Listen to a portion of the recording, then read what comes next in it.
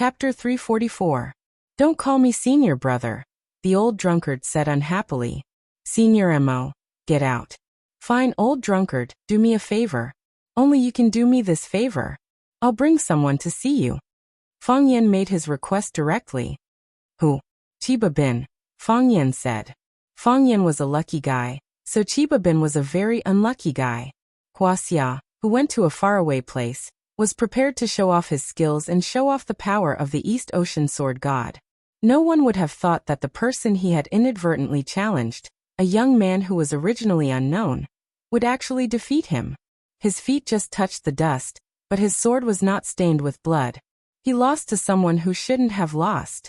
His journey of challenge was put on hold, and the sword god was disgraced. However, during the Battle of One Sword Peak, Fang Yan was still shocked by Chiba Bin's powerful and miraculous swordsmanship. Most importantly, at the moment of sudden danger in the arsenal, he risked his life to save Fang Yan. He used his body to push away Fang Yan's body and helped him avoid the first round of gunfire. His swordsmanship won Fang Yan's respect, and his character won Fang Yan's respect. The East Ocean Sword God deserved his reputation. After the battle, Fang Yan took Fang Yingying and Fang Haohan to visit. Chiba Bin was calm and didn't look down at all. He just made a request to Fang Yan. Let him see Mo Qingdi. Fang Yan agreed. It was a request that was hard to refuse. Whether it was from his point of view or from Mo Qingdi's point of view, he could only agree. The old drunkard was silent, his palm gently stroking the wine gourd in his hand. Chiba Bin, his old friend. He wanted to see him. It was like a voice from a long time ago, or a tragic comedy. At that time, Don underestimate enemy was like a shining star, like the blazing sun in the sky. He was the genius martial art practitioner with the most potential in Swallow Dock, and he was also the #1 person on the Longhu leaderboard that received the most attention in the pugilistic world. The 3 dragons and 7 tigers protected Wuxia's peace. At that time, Mo Qingdi was one of the 3 dragons. At that time, Mo Qingdi was the center of attention. At that time, Mo Qingdi had beheaded over 300 people in a fit of rage. At that time, Mo Qingdi had defeated almost no one in Wuxia. At that time, Mo Qingdi felt that there was nothing in this world that could stop him from moving forward. At that time, Mo Qingdi felt that there was nothing in this world that could stop the 3-foot blade in his hand. It was also at that time that Mo Xia went to the East Ocean alone with his sword. He swept through the 36 islands of the East Ocean alone, and finally fought against the Thousand Leaves army on Mount Hachibi. Don't underestimate the enemy is Wuxia's Azure Dragon, and the Ministry of War is the East Ocean's new sword god. The 2 of them battled for a day and a night, but it was hard to determine the victor. Qinya was not convinced and wanted to fight again. Mo Qingdi only replied with one word, childish. At that time, Mo Qingdi could call the East Ocean Sword God childish without any scruples. It was also because of that word that Qinya came to his senses and knew that he had lost. He lost in his mentality and in his artistic conception. From then on, he comprehended the sword day and night, and came to the East Wuxia again. He came to see Mo Qingdi. He wanted to repeat the great battle of the past, to put a complete end to the entanglement between them. Fang Yan looked at the old drunkard and said in a deep voice, "In fact, I hope you refuse." It's hard to refuse an old wine and an old friend. He is a proud man and a man worthy of respect. The old drunkard's mind still hadn't come back, and his voice was still floating. "Tell him that I'm waiting for him at Swallow Dock." After getting the old drunkard's affirmative answer, Fang Yan suddenly lost interest in talking. He felt that he was also a man of Wulin, but sometimes he didn't understand the thoughts of Wulin people at all. He stood up, patted the snow on his body and said, "It's late. Go back to sleep." The old drunkard didn't seem to hear Fang Yan's words. He was still lying lazily on the smooth recliner. He took a sip of wine and looked sad. His thoughts were integrated into the boundless land. That year, it was also snowing in the capital. The 2 dragons fought against the Black Tortoise Gate. The Azure Dragon's meridians were broken, and he died in the battle. And his opponent was the Dragon God. With the strong and turbulent burning knife in his mouth, he felt sad and bitter. He was no different from Qinya. They were both the waves in the Yangtze River that pushed the waves in front.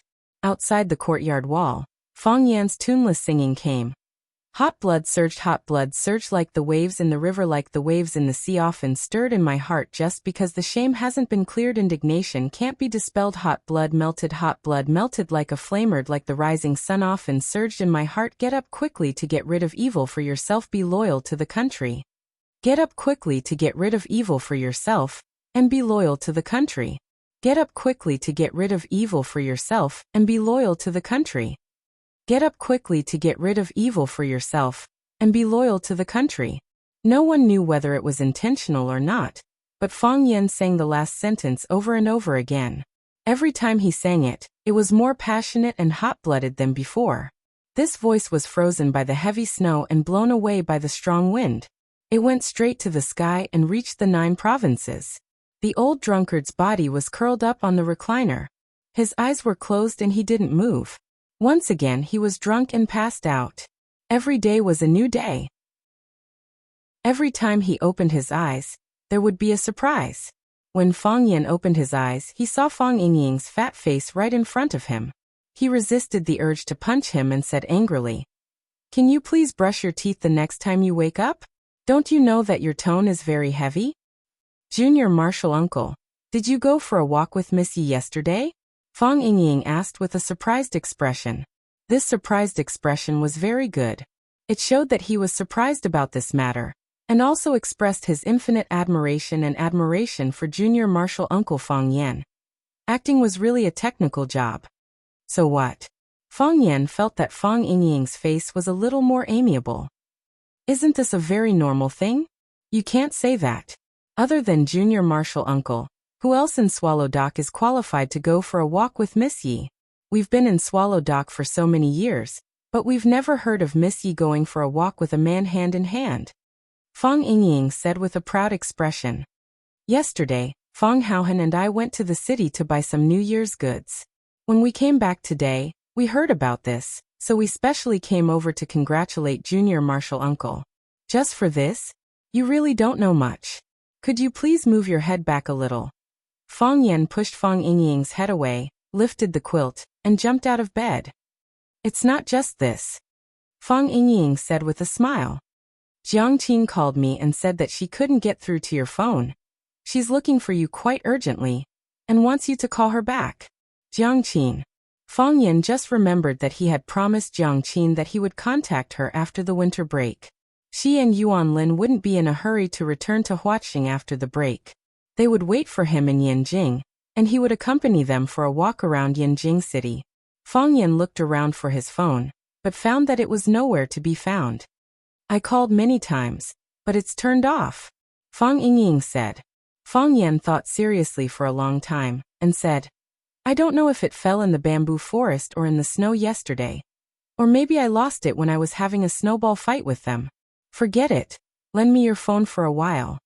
Fong Yan took Fong Yingying's phone and asked, How did Jiang Qin get your phone number? Fong Yingying said embarrassedly, I think she's pretty, so I wanted to acknowledge her as a younger sister. She agreed? No. Why? She said she's your younger sister, and she's worried that people will misunderstand me as her biological brother. Forget it. Let's not talk about these sad things. Fong Yingying said very sadly, I'm also very handsome, but why can't I be liked by girls like Junior Marshal Uncle? What's wrong with me? Fong Yan quickly dialed Jiang Qin's number. Jiang Qin picked up very quickly and shouted with surprise, Mr. Fong, is that you? It's me. Fong Yan felt the joy in her voice, and said with guilt, Jiang Qin, I'm really sorry. I said I'd look for you when I came back. I've been very busy since I came back. I know. I understand. Jiang Qin comforted him. You haven't been home for so long. You must have been very busy. We don't blame you at all. You? You and Yuan Lin? Yes. Didn't we agree on it? We'll wait for you at school after the holidays. Do you have time now? Yes. Fong Yan said, although he was avoiding Jiang Qin and Yuan Lin a bit, and felt that the way these two girls looked at him wasn't quite right. But in his eyes they were just two kids. They came to Yanjing from the faraway Huaqing to study, and as an elder, he had the responsibility to take care of them on behalf of their parents. Where are you? I'll go find you. Really? When are you coming? Jiang Qin asked excitedly. Yuan Lin's cheering voice came from the other side of the phone. Let's go now. Fang Yan calculated the time and said. Let's have lunch together at noon. Okay. Yuan Lin and I will wait for you at school. Call me when you're almost there, and we'll pick you up at the school gate. See you later. Fang Yan said. After hanging up the phone, Fang Yan saw Fang Yingying looking at him pitifully. Hero, lend me your phone for a day. I'll return it after I buy a new one. Fang Yan directly put Fang Yingying's phone into his pocket. No problem. Junior Marshal Uncle, you can use it whenever you want. It doesn't matter how long you use it. Junior Marshal Uncle, actually I don't have any plans today. Fang Yingying looked at Fang Yan with a face full of smiles. His meaning was quite obvious. You don't have any plans? Fang Yan thought for a moment and said. Then you can sweep the snow at home. Sweep the snow in the front and backyard, so it's not inconvenient to walk. Chapter 345. A fence needs 3 stakes, a Prince Charming needs 3 helpers. If you want to be a standard Prince Charming, you always need 2 or 3 ugly melons and bad dates to serve as a foil. Fang Yan had always liked Fang Yingying and Fang Haohan, because as long as they stood with him, he would look handsome for no reason. However, today, Fang Yan still didn't bring them out. On one hand, he wanted to be more low-key in front of the 2 little girls, Jiang Qin and Yuan Lin. Another important reason was, who would want to bring 2 talkative people around? If you couldn't help but punch them, others would think that you were a person with violent tendencies. If you didn't beat them up, you would think that you were a masochist. His mood was very contradictory. The weather was getting colder and colder, and the snow was getting heavier. After a while, a layer of ice and snow melted, but it was soon covered by even heavier snow. The previously bustling and solemn Yanjing city had become a world of ice and snow. It always felt like the sky was covered with a layer of gray gauze, but because of the small white fairies, it became a bit of a fantasy and romantic feeling. The snow was too heavy, and people were not willing to go out. There were not many cars on the road, but in the iceberg and sea of snow, all the cars could only crawl slowly in the snow, like frozen snails. Fang Yan drove the family's old Hongqi car, which was his grandfather's car in the past, and had always been very well maintained. Fang Yan felt that it was classical and solemn, and had the style of a gentleman. He liked to drive this car when he was at home. As the old saying goes, a person likes to show off what they lack. Fang Huohuo really wished that he was a gentleman who wore a well-ironed suit, a beautiful bow tie, a small black top hat, and a cane, ready to dance the song, know a woman by smelling her scent, with a beautiful girl at any time. Yes, that was what he thought. Which man didn't want to be such a gentleman? Kacha. The sound of the car tires crushing the stiff snow debris gave people an inexplicable sense of pleasure. Just like a child's favorite game of stepping on those air cushion membranes with small air bubbles. Fang Yan liked this kind of sound with the desire to destroy. The car was moving very slowly, but Fang Yan was not anxious at all. He liked winter and snow. She liked the snow-covered roads, cars, houses, pines, cypresses, and everything else. The things she was used to seeing looked more pleasing to the eye than usual because of the white decoration. When Fang Yan parked the car in front of the music school, he took out his phone and called Jiang Qin. It was a world of ice and snow outside. He did not intend to let them come out too early to be frozen in the snow. As a gentleman, he had to think of the ladies around him at all times. As for the men around her, they could think whatever they wanted. When Jiang Qin received a call from Fang Yan, they were still practicing piano in the music classroom. If it was in the past, they would be more willing to stay in the bed in the dormitory and have a good sleep.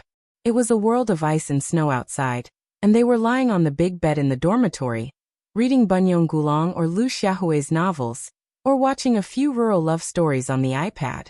When they were hungry, they would cook a bag of instant noodles with the induction cooker hidden at the bottom of the wardrobe and crack an egg in it. These days were like the days in heaven. But today, the 2 of them could not lie down. Thinking that Mr. Fang would be coming soon, the 2 girls got up early, washed their faces and teeth, ran to the 3rd cafeteria of the restaurant for a sumptuous breakfast, and then began to choose clothes and dress up.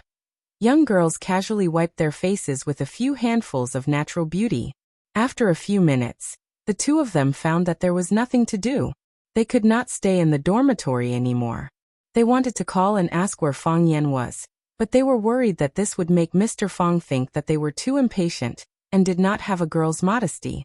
The two of them discussed it and thought that if they happened to be practicing piano in the classroom when they received a call from Mr. Fang Yan, Mr. Fang would think that they were two diligent and beautiful girls. So the two of them wrapped themselves in scarves and rushed to the piano room in the wind and snow. So, the phone rang in the piano room premeditatedly.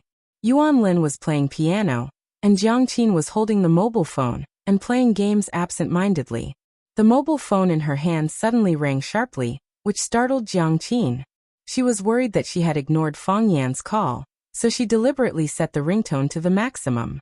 Mr. Fang called. Jiang Qin shouted happily. Yuan Lin also ran over happily and said, "That's great, they're finally here." Jiang Qin made a shushing gesture and said, "Quickly sit back and play piano. If you don't play piano, how will Mr. Fang know that we are practicing piano?" "That's true." Yuan Lin quickly ran back to the piano and played the Blue Danube that she had not finished playing just now. When Yuan Lin's piano was in the right state, Jiang Qin then picked up the phone and said with a smile, "Mr. Fang, you are here. I'm sorry, I was practicing piano with Yuan Lin in the piano room and did not hear the phone." "Good performance, it seems that you two are very diligent." Fang Yan indeed expressed his approval for their bitter winter practice. "I am now at the gate of your school. Have you finished practicing? Do you want me to wait for you?" "No need. We are going out now," Jiang Qin said while suppressing her joy. "Then see you in a bit," Fang Yan said. "See you in a bit," Jiang Qin said. After hanging up the phone, Yuan Lin had already jumped up from the chair. "How was it? What did Mr. Fang say?" "Mr. Fang is already waiting at the school gate. He wants us to go there now," Jiang Qin said. "Yay." The two girls jumped up and gave each other a high five, then quickly packed their bags and prepared to go out. Kacha kacha, they ran around the school. Their beautiful furry boots stepped on the deep snow, leaving 2 lines of crooked footprints.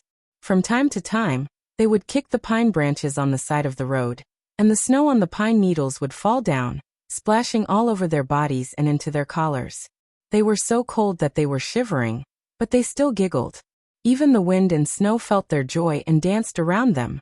Screech! A black car stopped beside them. The window opened and a pleasant male voice shouted to them, "Junior sister, junior sister." Jiang Qin and Yuan Lin stopped and looked at the boy waving at them, so they had to walk over. Jiang Qin looked at Guanu and said, "Senior brother, why are you two back?" The students of the music academy were on vacation, but they were not students of the school, but disciples of teacher Mao Xianping. Therefore the school system was invalid for them. As long as they were willing, they could go to teacher Mao Xianping at any time to ask for advice. Teacher Mao Xianping knew that Jiang Qin and Yuan Lin had not gone home, so he would give them advice from time to time. Whether it was for the sake of summer or the musical talent shown by Jiang Qin and Yuan Lin, they all required teacher Mao Xianping to spend more effort and energy on them. Jiang Qin and Yuan Lin did not go back, and Guanu and Huang Yida, the 2 Yanjing locals, came to class every day. Today, Jiang Qin and Yuan Lin went to the piano room and did not see Guanu and Huang Yida. They thought they would not come today. They did not expect to meet them on campus. What surprised them even more was that Huang Yida was sitting in the passenger seat of Guanu's car. How did these two people get together? The atmosphere in the car was ambiguous. Guanu was only wearing a black sweater with a collar, which made him look even more handsome. He looked at Jiang Qin and Yuan Lin with a smile and said, "Why can't we come? You and Yuan Lin are from Huaqing, so far away from home. Can't Ida and I take care of you as your senior brother? If we don't do anything, I'm afraid we can't explain it to teacher Mao. You two have been practicing too hard these days. Ida and I have discussed it and decided to take you out to play today. I'll take you to eat the most authentic roast duck in Yanjing City. Didn't Yuan Lin say she wanted to eat it last time? After eating and drinking, I'll take you to enjoy Yanjing City in the ice and snow. What do you think?" Seeing Jiang Qin and Yuan Lin's awkward expressions, Huang Yida also advised, Relax, it's good for our studies. We learn musical instruments. First, we have a sense of music, then we can express that feeling through the instruments. This is relaxing and also looking for inspiration. Jiang Qin said apologetically. Two senior brothers, thank you for your kindness. But today is really not suitable. We already have an appointment. An appointment? Guanyu and Huang Yida's expression immediately became serious, and then quickly relaxed. Guanyu asked with a smile. Who did you make an appointment with? I've never heard that you have friends in Yanjing before. Is it senior sister Xia Tian? If it's her, then it's even better. We haven't seen her for a long time. Today we can play and learn from her. Not sister Xia Tian. Yuan Lin said. It's our friend, a very good friend. Yuan Lin didn't say that Fang Yan was their teacher. She was worried that Guanyu and Huang Yida would misunderstand. They didn't care much, but they didn't want to bring any bad influence to teacher Fang Yan. The incident with Brother Wolf and Huaqing had already left them with lingering fears. Especially Jiang Qin, because after the photos of her dancing with teacher Fang Yan were exposed, it caused many media in Huaqing to criticize Fang Yan. Even her mother was worried that there was some unspeakable secret between her and her teacher. So she chased teacher Fang Yan out of the small courtyard. A very good friend?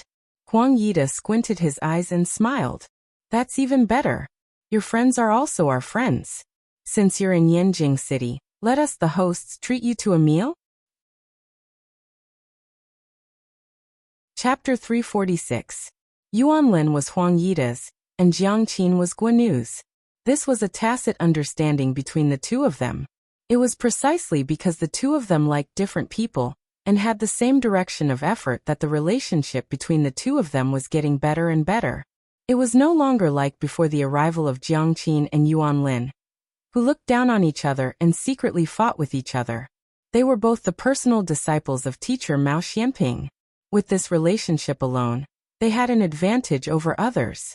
The most important thing was that Guanyu's father was Guo Qingyuan, a famous domestic film and television star, and his mother was Li Xiaoying, a folk singer. Huang Yida didn't know where he came from, but he usually didn't put Guanyu in his eyes. Obviously, his family background was not simple. They were talented, good-looking, born in a famous family, and had a famous teacher. Wasn't it natural for such a boy to be a little proud? They had confidence in themselves, and they knew that they would eventually be able to win the girl's heart. If a relationship happened between a fellow apprentice and a sister, wouldn't it be a good story?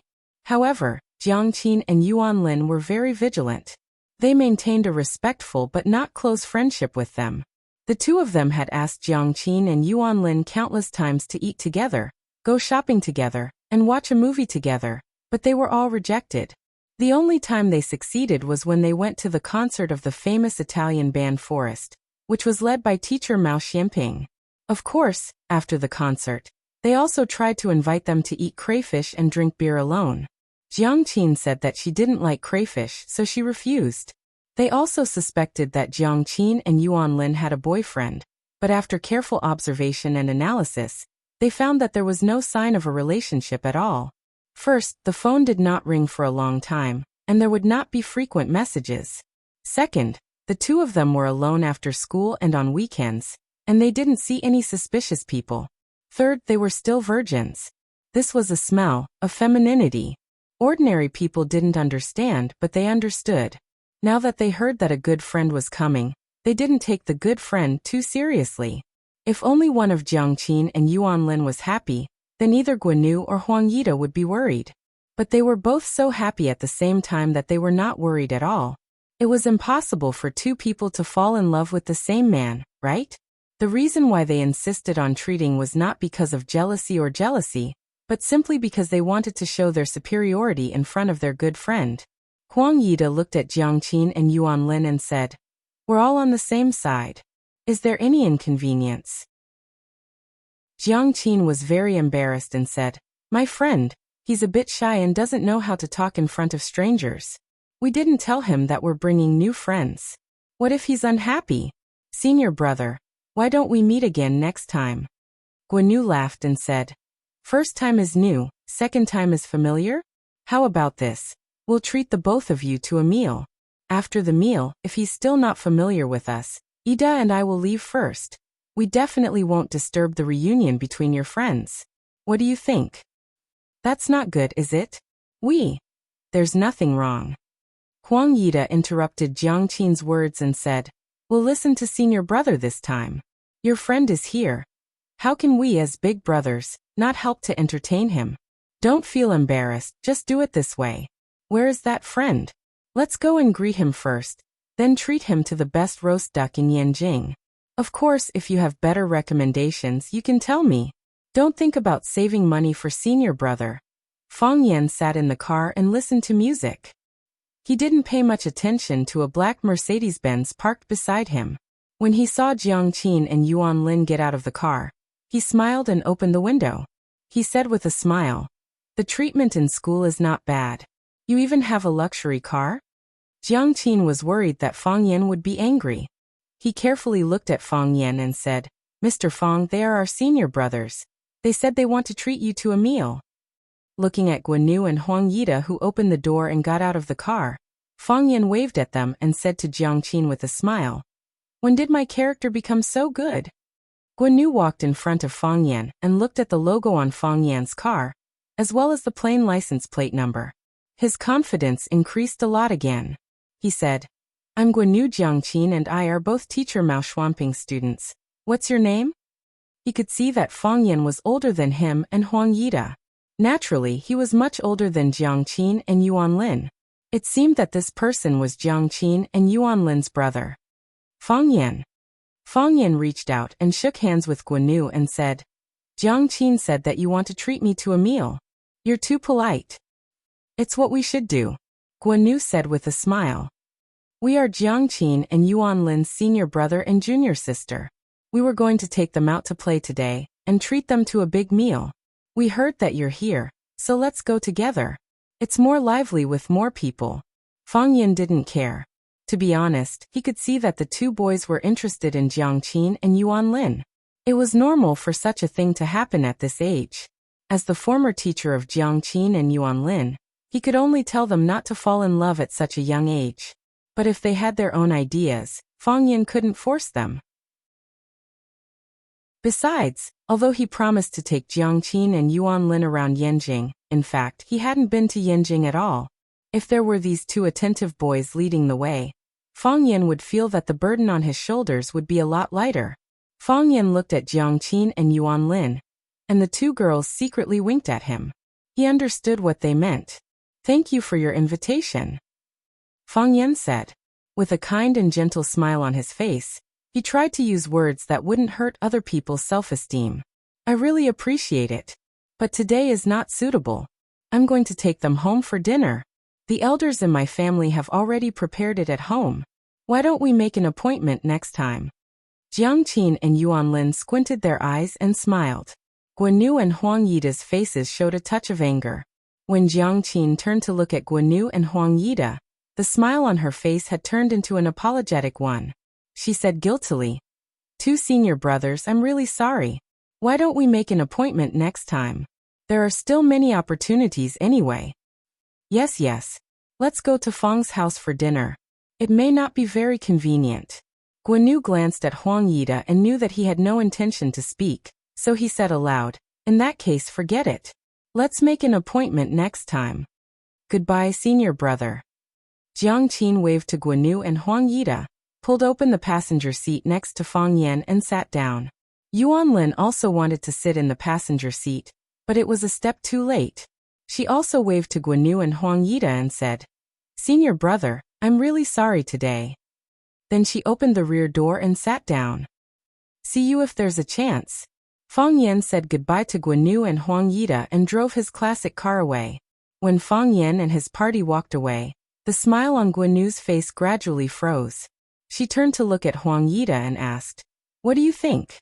Such an obvious refusal and you still can't see it. Do you think we are idiots? Huang Yida said coldly. Those two bitches are deliberately playing with us.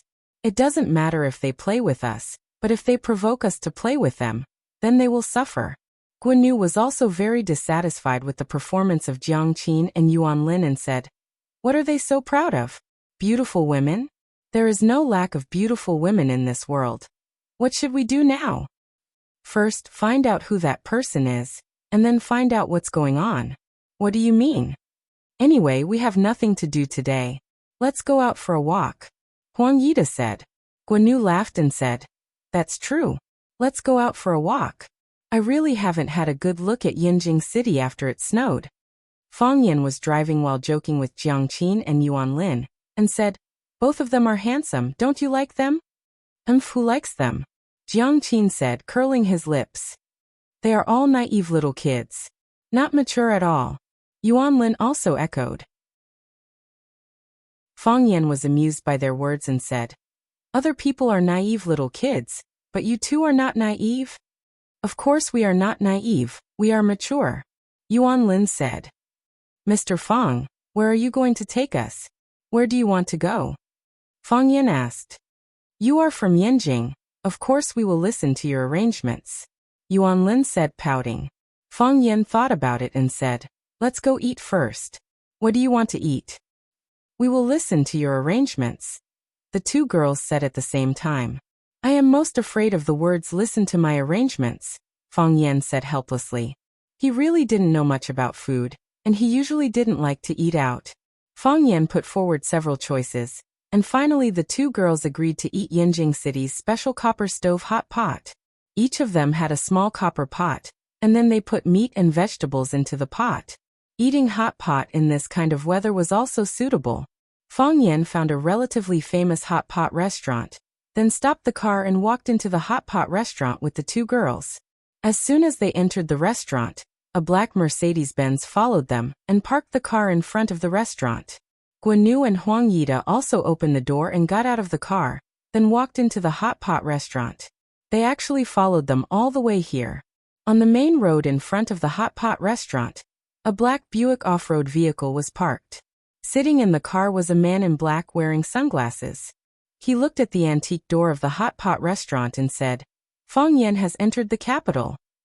Fang Huohua entered Sifang City, startling several beauties in the snow. Chapter 347. In the sizzling hot pot, thin slices of mutton, duck blood, vermicelli, bean sprouts, frozen tofu, and emperor's dish were put in, accompanied by garlic soy sauce or peanut butter. The hot pot was delicious. Fang Yan, Jiang Qin, and Yuan Lin were sweating profusely. The three discussed the afternoon itinerary while eating, and the final result of the discussion was to go to Mount Tongshan to soak in the hot spring. Of course, this was decided by the two little girls, Jiang Qin and Yuan Lin. Fang Yan originally proposed to go to the zoo or aquarium, so that they could laugh for a long time.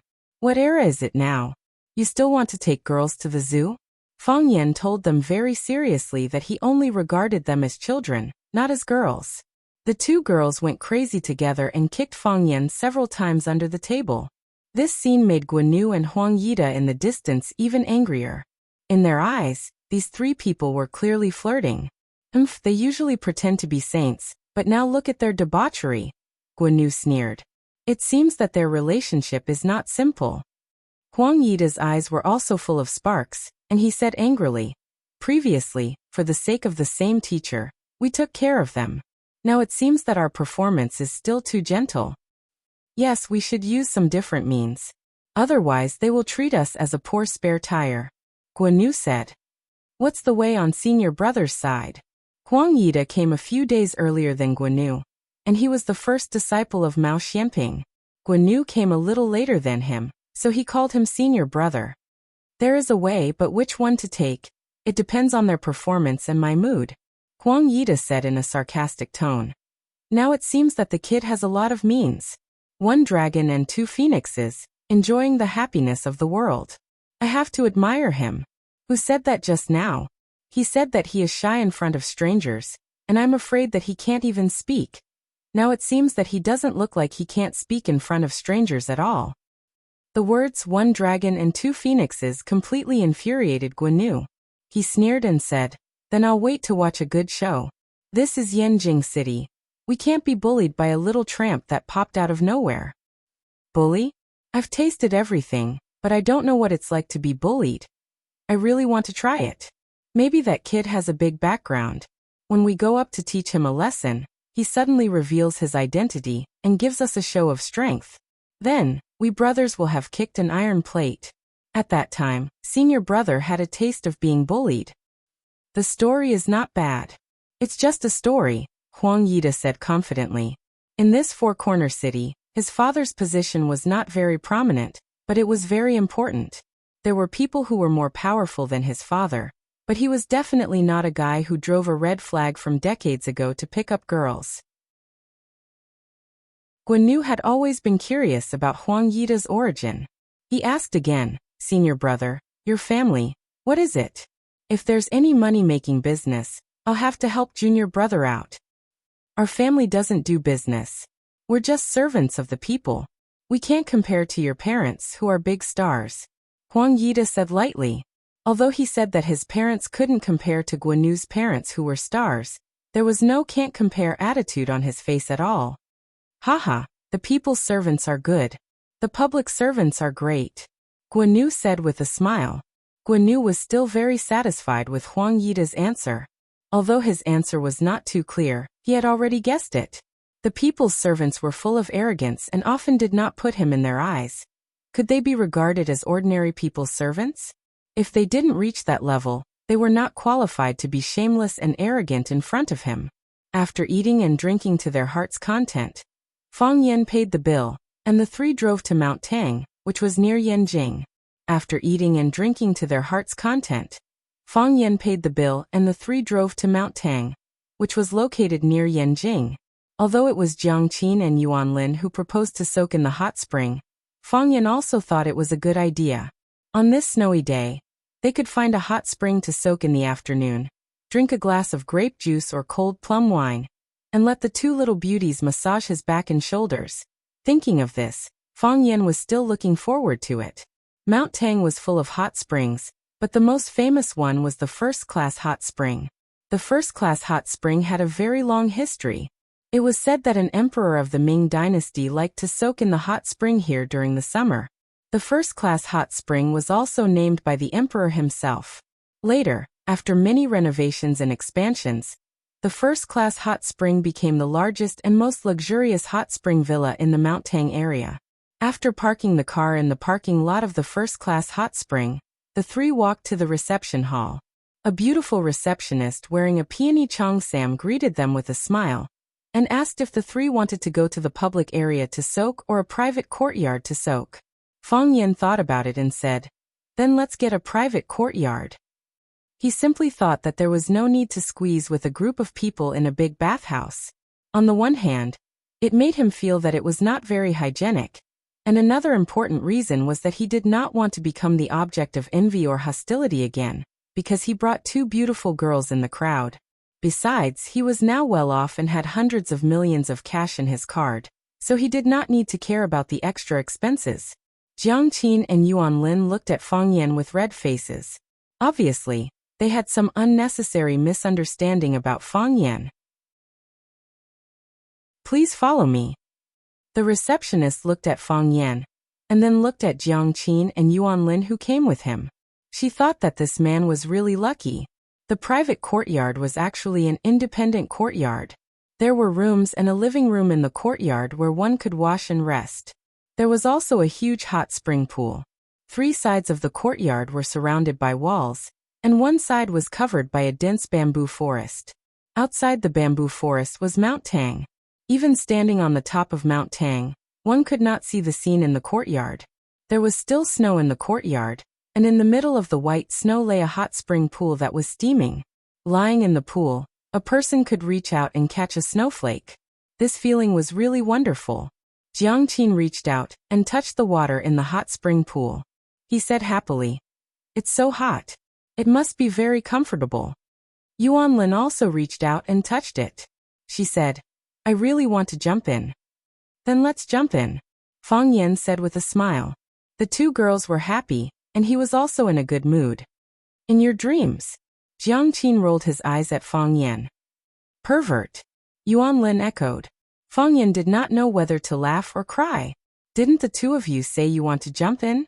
Jiang Qin said with a sad face. "Mr. Fang, we forgot something very important." "What is it?" We forgot to bring swimsuits. Jiang Qin said. Then what should we do? Fang Yan said awkwardly. Do you want me to buy it for you? There's no need, Jiang Qin said with a red face. I saw a shop in the lobby just now. We should be able to buy swimsuits there. Yuan Lin and I will go by ourselves. Fang Yan realized that although he had always treated Jiang Qin and Yuan Lin as children, they were actually not children. These small personal items had to be bought by themselves. Fang Yan nodded and said, Then you guys go. Jiang Qin and Yuan Lin went shopping. Fang Yan tested the water temperature. It was indeed a bit hot. But in this snowy weather, if the temperature was not high enough, it was easy to freeze. Fang Yan thought that he should quickly take off his clothes and jump into the hot spring before the two girls came back. It would save him the embarrassment of changing in front of them. Fang Yan thought of this and did it. He quickly took off his clothes, leaving only a pair of briefs. Then he found a pair of disposable shorts in the room and put them on. This should be the clothes provided by the hotel for the guests to soak in the hot spring. Just as he was about to boil a cup of water to make a pot of tea, he heard the voices of the two girls in the courtyard. He did not bother to boil the tea. He quickly ran to the backyard and jumped into the hot spring. Whoosh, water splashed everywhere. Whoosh, hot air boiled. Fang Yan let out a long sigh of relief. He felt that all the pores on his body had opened up. This feeling was quite wonderful. Hearing the sound of water in the backyard, Jiang Qin and Yuan Lin quickly ran over. Seeing Fang Yan soaking in the hot spring, they said, Mr. Fang, you soaked in first? Yes. Fang Yan's body shrank in the hot spring. Only his head was exposed. He said, I came in first to help you test the temperature. Then we'll also go and change clothes, said Jiang Qin. Mr. Fang, don't peek. Yuan Lin said with a chuckle. What kind of person do you think I am? Fang Yan said angrily.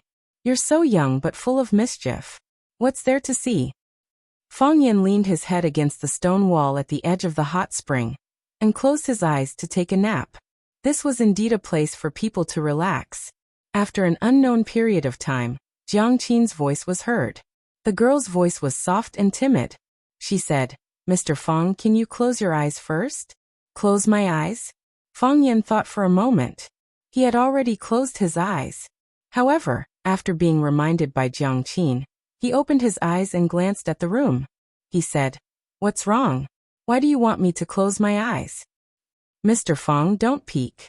Yuan Lin's body was hidden behind the curtain. Only her small head was peeking out. Seeing Fang Yan open his eyes and look around, she immediately shouted mercilessly. I didn't look. I didn't look. Fang Yan quickly explained. In order to prove his innocence, he buried his whole head in the hot spring. He held his breath for a long time.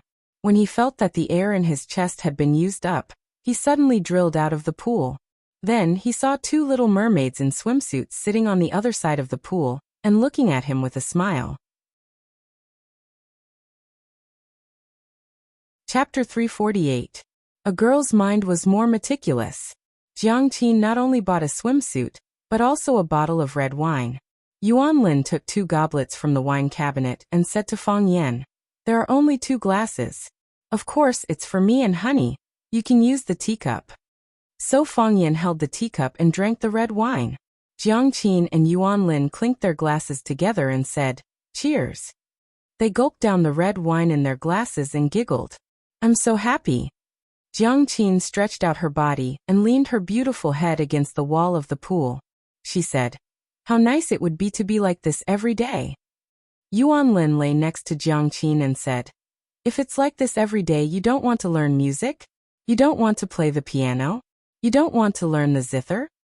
I'm just saying, Jiang Qin said with a sigh. I don't really want to do that. If we slack off all day, Sister Xiatian will be worried. Exactly. We go sightseeing all day and soak in the hot spring. Didn't Sister Xiatian spend so much effort on us for nothing? Jiang Qin looked at Fang Yan and asked, Mr. Fang, are you still going to Huaqing next year? Yes. Fang Yan nodded. Why not? I've always felt strange. Jiang Qin looked at Fang Yan with a puzzled look and said, You can obviously do more things. Why do you have to be a teacher? Because I'm an ultimate teacher, Fang Yan said. What else can you do if not be a teacher? You're so good at martial arts. You can be a bodyguard for a big shot. You can also open a martial arts school. There will be many people learning martial arts from you. You're good-looking and no Tai Chi. Even Sister Xia Tian wants to shoot a music video with you. You can enter the film industry. You can do many things. Fang Yan sipped the red wine in his teacup and said, Since I can do a lot of things, why can't I be a teacher? Wouldn't that be a higher salary? Yuan Lin asked curiously. I can understand. Mr. Fang has great ideals and integrity. He wants to teach and educate people and have students all over the world. However, didn't Mr. Fang need to think about making money? You have to live, you have to raise a family, you will have a wife and children in the future. I'm sure you won't believe me if I say this, Fang Yan said seriously. I'm a man who treats money like dirt. Jiang Qin and Yuan Lin couldn't believe it. Especially Yuan Lin. Mr. Fang had accepted her mother's bribe to tutor her in order to save money for a meal. I'm not lying, Fang Yan said with a smile. I have hundreds of millions in my card. Tell me, if money isn't shit to me, what is it? Both of them felt that Fang Yan was bragging or going crazy. How could he have hundreds of millions? Hundreds of millions of people rented in urban villages and took the bus to and from work every day to eat in the school cafeteria? Besides, how could a high school teacher save so much money? It was impossible to save for a lifetime without eating or drinking, right? Mr. Fang stopped joking. That's right. We don't mind you being poor. Okay. Let's not talk about money, Jiang Qin said. It's embarrassing to talk about this kind of topic with an old man. Mr. Fang, do you have a girlfriend? No, Fang Yan said. Why are you asking about this? That, Senior Qin Etian that we met last time. Is she not related to you? Jiang Qin blinked his big innocent eyes and asked expectantly. Fang Yan took the students of Class 9 to the urban village to learn the text Alley in the Rain. As a result, Qin Etian had blisters all over her feet after acting as the lilac girl for a whole day. She couldn't even walk. Fang Yan took her to a roadside milk tea shop to apply medicine. But they were discovered by a group of young girls nearby. These young girls told Jiang Qin about Fang Yan applying medicine for Qin Etian. So Jiang Qin suspected that Fang Yan and Qin Etian had an ambiguous relationship. Qin Etian. Fang Yan's smile became bitter. I should go and see her. Ever since they parted in Huaqing, they hadn't seen each other again. Also, when he got off the plane back to Yanjing this time, there were two groups of people who wanted to take him away. He believed that one of them should be Qin Etian's people. Or should he say that they were related to Qin Etian? There was no inexplicable hatred in this world, but there was inexplicable love. Mr. Fang, what did you say? Jiang Qin looked at Fang Yan in confusion and said, Did you two quarrel? Fang Yan didn't have the mood to talk anymore and said, I'm a bit sleepy, I'm going to lie down and sleep for a while. The two young girls were like two beautiful mermaids swimming around in the hot spring pool. Fang Yan lay on the stone wall to rest, thinking about something, and unknowingly fell asleep. When he woke up, the sky was dark, and it was already night time. Fang Yan used the hot spring water to wash his face, and asked, What time is it? Jiang Qin and Yuan Lin had already left the hot spring pool, and were lying on the lounge chairs under the eaves of the corridor, watching a movie on their phones, wrapped in pajamas and covered with blankets. They were worried that the sound of the movie would disturb Fang Yan, so they both put on headphones. Fang Yan only saw Fang Yan's mouth moving, but he didn't hear what Fang Yan said.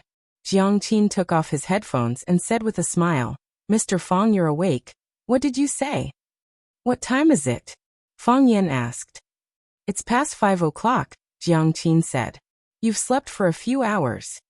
I'm sorry to have kept you waiting, Fang Yan said with a guilty expression. Wait for me, I'll get up now. Are you hungry? Let's go back to the city for dinner. After leaving the room, the three of them chatted and laughed as they walked towards the parking lot. When Fang Yan found his old car, he felt like he was struck by lightning. He was really struck by lightning. The body of the car was densely scratched, the lights were broken, the front of the car was dented, and the car had been kicked countless times. There were even muddy water marks on it. The smile on Fang Yan's face froze, and his eyes were filled with murderous intent. This was his grandfather's car, the first car his grandfather ever owned, and the only car his grandfather ever owned. This car had a special meaning to his grandfather, Feng Hui. He knew that his grandfather cherished this car very much. At the time, his father, Feng Yixing, couldn't even borrow it for a single use. Later on, his grandfather's legs were paralyzed, and he couldn't drive anymore. His grandfather then gave the car to Feng Yan for safekeeping, and told him to take good care of it. Some people say that a car is a man's second lover.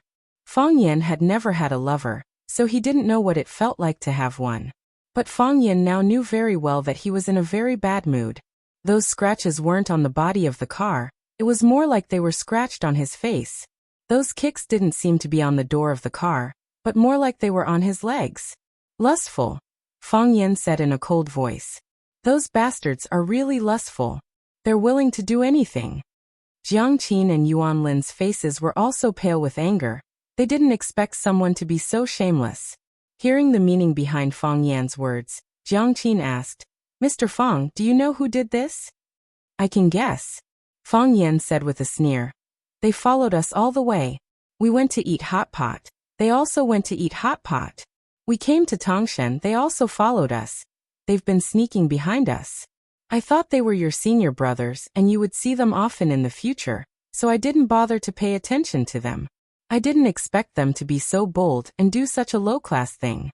With Feng Yan's ability, how could he not know that someone was following them? And not only Guan Yu and his men were following them, but there was also another group of unidentified people following them.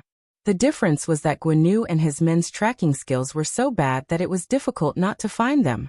But the other group of unidentified people's tracking skills were extremely brilliant. They appeared and disappeared, and they changed cars twice in a row on Tangshan Road. That was to say, at least a group of people were following them. These people were the ones that Feng Yan was really wary of. Guan Yu and his men were just a side character. In Feng Yan's eyes, they were just two big boys who fell in love with a girl in the same class.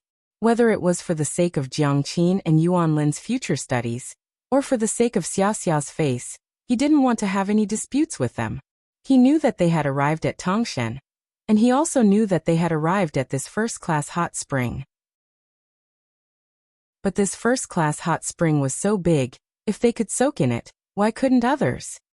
He didn't expect that they dared to vent their anger on Feng Yan's old car when they couldn't find them. Damn it. Mr. Feng, you mean? It was Guan Yu and his men who did it? Jiang Qin now understood who the murderer was. They followed us to Tangshan. Ah. Why would they do that? They usually look quite gentle, but it turns out that they are dogs in sheep's clothing. These two people are so annoying. Yuan Lin also said angrily. Shall we call the police? Arrest them. The parking lot was huge and it was freezing cold, so the security guards rarely patrolled outside. When encountering this kind of thing, they should naturally find the security guards of the first-class hot spring to solve it. The final solution was to pay some money. Feng Yan didn't want to let the two bastards go so easily. He squatted down to check the footprints on the ground, and then began to search forward. Jiang Qin and Yuan Lin wrapped their windbreakers tightly and followed behind. Jiang Qin couldn't help but ask, Mr. Feng, what are you looking for? There are so many footprints, and even car prints. Can you find them? Would they have run away long ago? After doing such a thing, they can't help but want to see my exasperated look. They probably won't leave now. Feng Yan suppressed the anger in his heart and said, if my guess is right, they won't leave and they are not far from us. Feng Yan walked along the messy footprints for a while, then turned a corner and found the black Mercedes-Benz he had seen at the school gate. Chapter 349. In the huge white snow field, the Mercedes-Benz looked like an ugly monster that was resting. The car didn't turn on the lights, but Guan Yu and Huang Yida sat in the car and didn't leave. Feng Yan's guess was right. They really wanted to see Feng Yan's angry look. Who asked Feng Yan to make them angry first? They set off from the hot pot restaurant, followed all the way to Tangshan, and came to the first-class hot spring that Feng Yan chose. They pretended to be Feng Yan's friends and ran to the front desk to ask where Feng Yan and the other two girls went. Although the receptionist had the duty to protect the privacy of the guests, she didn't tell them the specific room number, but she strongly recommended the private courtyard to them, and said that their friends also lived in the private courtyard. Guanyu and Huang Yida certainly knew what the private courtyard meant, because they had brought other women to experience it before. In that small courtyard, they stripped those women like naked little white sheep. Now 2 men lived in a private courtyard. What was going on? Guanyu and Huang Yida were burning with anger. They had the urge to drag Fang Yan out and beat him up. Even Jiang Qin and Yuan Lin hated them. They felt that these 2 women didn't know how to love themselves. They casually followed a man into the private courtyard, known as the Lover's Courtyard. How could they end up well? They couldn't find Fang Yan, but they found Fang Yan's old car. The 2 couldn't calm down, so they vented their anger on his car. They felt uncomfortable in their hearts, but they couldn't let Fang Yan's life be too easy. They created a little trouble for him, and then hid on the side to watch them make a fool of themselves.